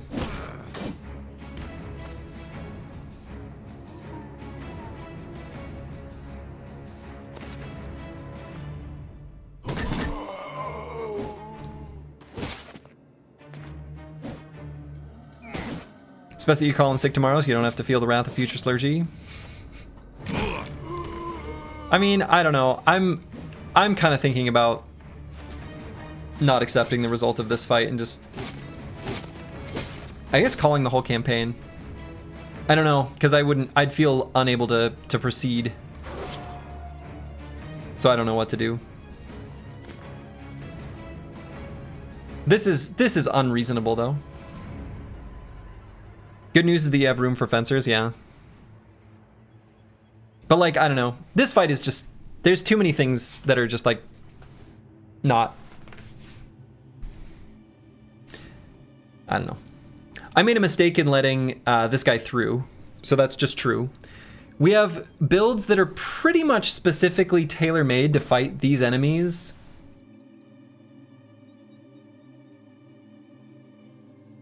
And at some point, they accumulate too many like debuffs on you where you can't even fight back. I also, as a kind of random side note, I don't like that units like the Fallen Heroes have Anchor, because it's like the specific unit like that I should be able to build tactical things like pushes around.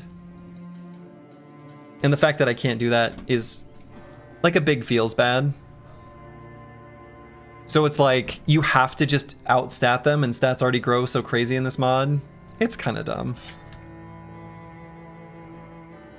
Lone Wolf Parry Bro build is specifically weak to Holland Huns. I mean, I guess that's true because they don't have an attack or like a weapon attack.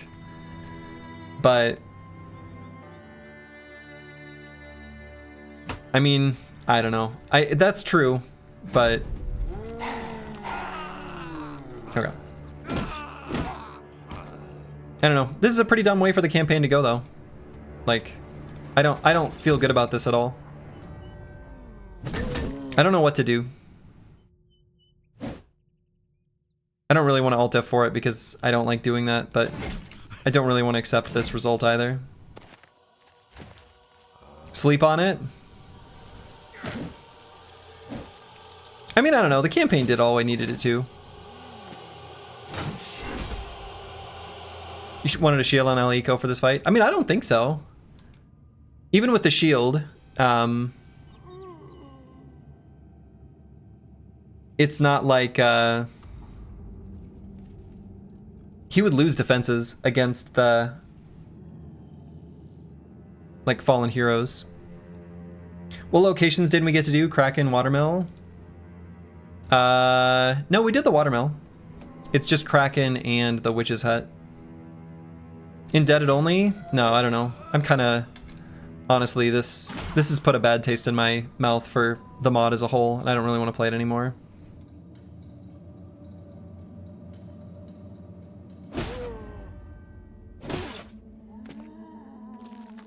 And Rule Gozix, yeah. And Black Monolith.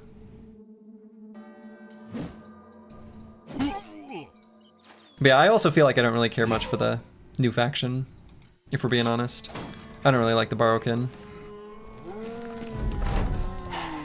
Darkest Dungeon starts on Saturday? No, I don't think so. Is this vanilla return? No, not yet.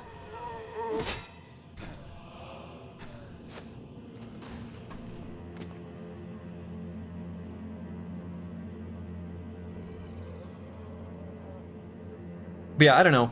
The fact that like this is just a random regular camp near civilization, that's pretty dumb.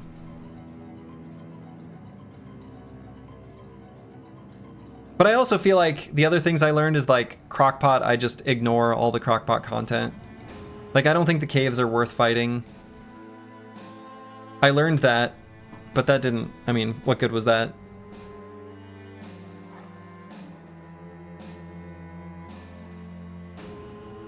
I think the Barokin are probably overtuned too if that was the lowest tier camp when we fought them then.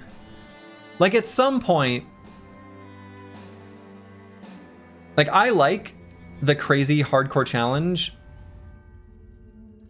but I like it when the challenge isn't just like stat check, because then it's just the grind. And I feel like we already like crazy statted bros. Yeah, I don't know. The regular camps shouldn't be like this. There's just too many different types of enemy varieties too. Like, you don't need to give Champion Necros special abilities that lower your damage while Hollenhunds counter the parry bros, while the Fallen Heroes counter your ability to push it all. Like, there's too many things that counter too many of the things that the player can do. And I feel like the way it should work would be certain types of things are just like really tailor-made for certain types of encounters. And that's kind of true to a point. You know, like fire damage does well against the Wiederganger or Wiederganger, or however this is pronounced. Right? So there's things like that that exist that I think are good. Like that sort of theming, even though I don't like it when it's a little ham-fisted when it's just a damage buff, but I don't know. At some point in a campaign, I'm just going to be like, if I'm doing the legendary locations, I should be able to walk around to the little camps near civilization and just do them.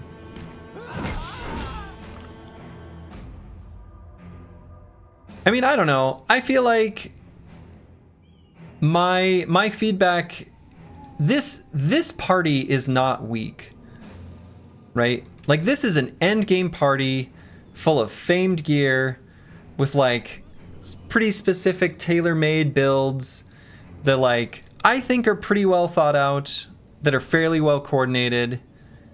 And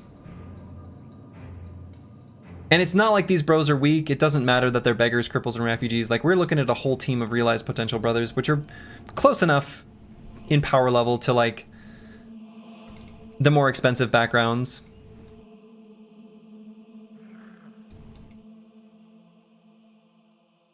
Yeah, the max rolled camps at the edge of civilization, I mean, sure, those can exist as like a special challenge. But like this feels... This wasn't like a satisfying end. Like this is a really unsatisfying end.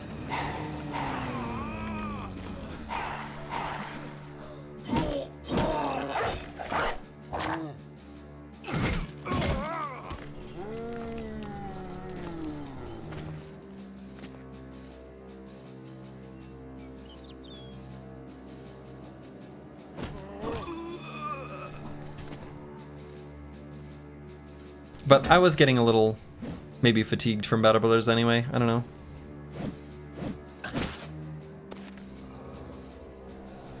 I don't know. I don't want it to be all complainy. I don't. Even though that's all I'm doing right now.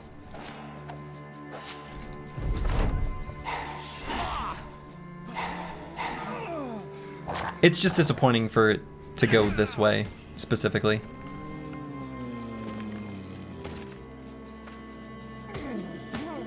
Especially after like a pretty interesting fight in the library.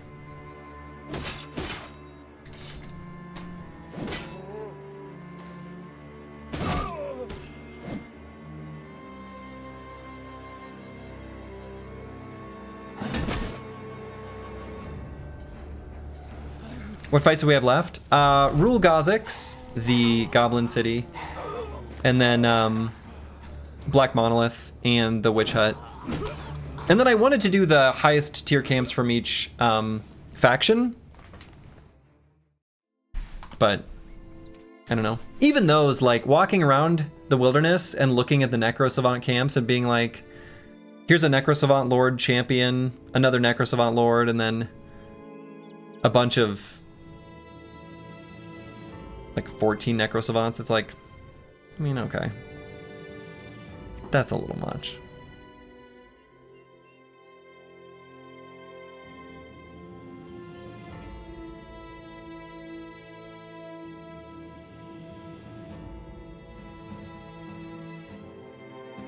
Gotta fire that bounty hunter.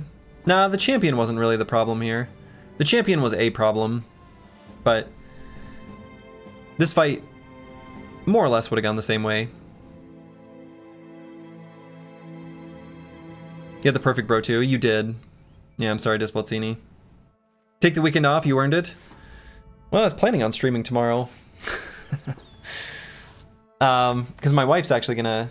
She's leaving to go shopping with her sister. I might just stream some Spire or something. This is indeed not a good ending. Yeah, it's a really disappointing ending.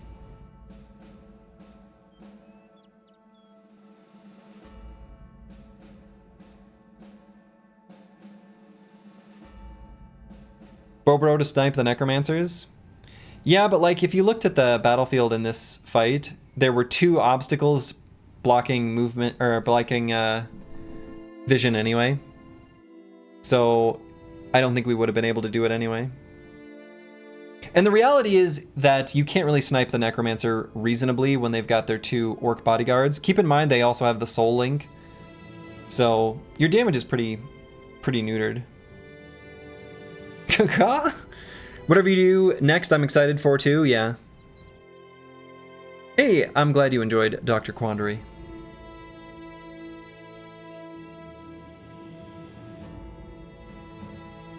It's just disappointing to not be able to take it to the things I wanted to. There's no better time to start Darkest Dungeon.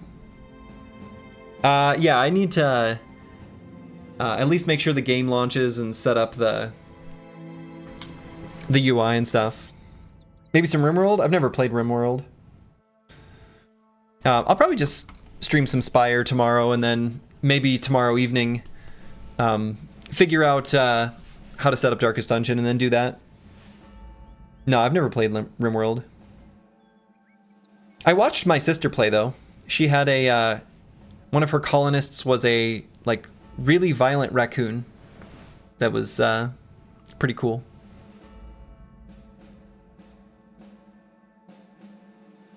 Take aim, ignoring cover is cracked. I think crossbow bros are better at sniping necros. The problem though is they don't have enough range. So the most range they ever get is 6, and we weren't going to be close enough to shoot. So you're not really able to snipe the necros. Again, I don't know that that actually solves the problem.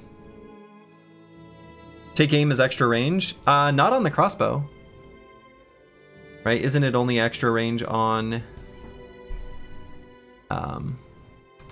the firearm? I don't think it gives extra range to the crossbow. Extra range on both? Is it really? Are you sure? I mean, I believe you. I thought it wasn't. I thought it was just on the handgun. Anyway, I guess that's the conclusion. Could the Beggars, Cripples, and Refugees do it? I guess not. You see you joined at the bad end? Nah. It's all good.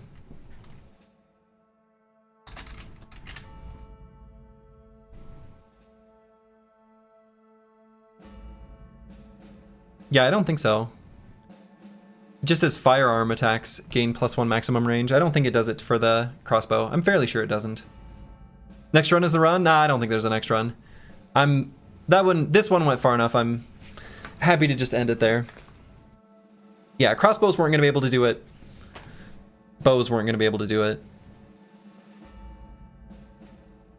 But yeah, I don't know. I feel like, again, to add to that kind of list of complaints, and I've said this before too, I don't like that the Ancient Dead, like skeleton Praetorians, have line breaker. That to me just like doesn't make sense. It's almost immersion breaking. Like they're skeletons. Leave this for the orcs. Is it moral of the story that those bros, refugees, cripples, and beggars just didn't have enough stats for late game hardened? No, I don't think so, because they end up with just as much stats as the other the highborn backgrounds. I feel like we had about as cracked a team as you're gonna get. I just don't like the way that fight and plenty of others are set up. And then I feel like with the nomads, when we were just like kiting him to the edge of the map, I don't like that either. This crew is stronger than the peasant militia? No. I mean, the peasant militia was 16 brothers, so I don't think so. Yeah, even more stats than highborns in a lot of cases. Yeah, they had more stats than a lot of highborns in a lot of cases.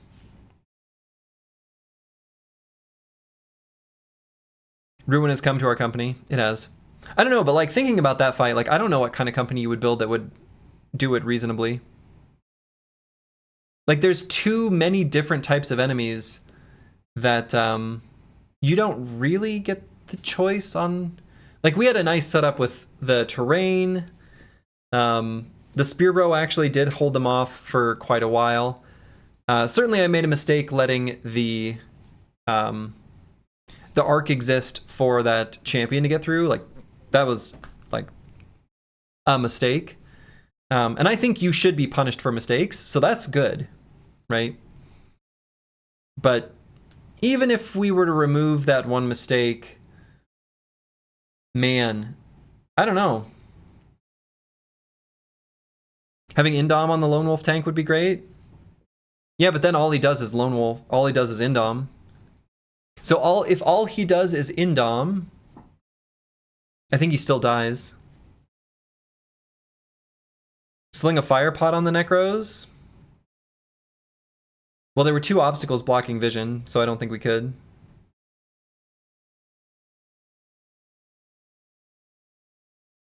So I don't think that was an option.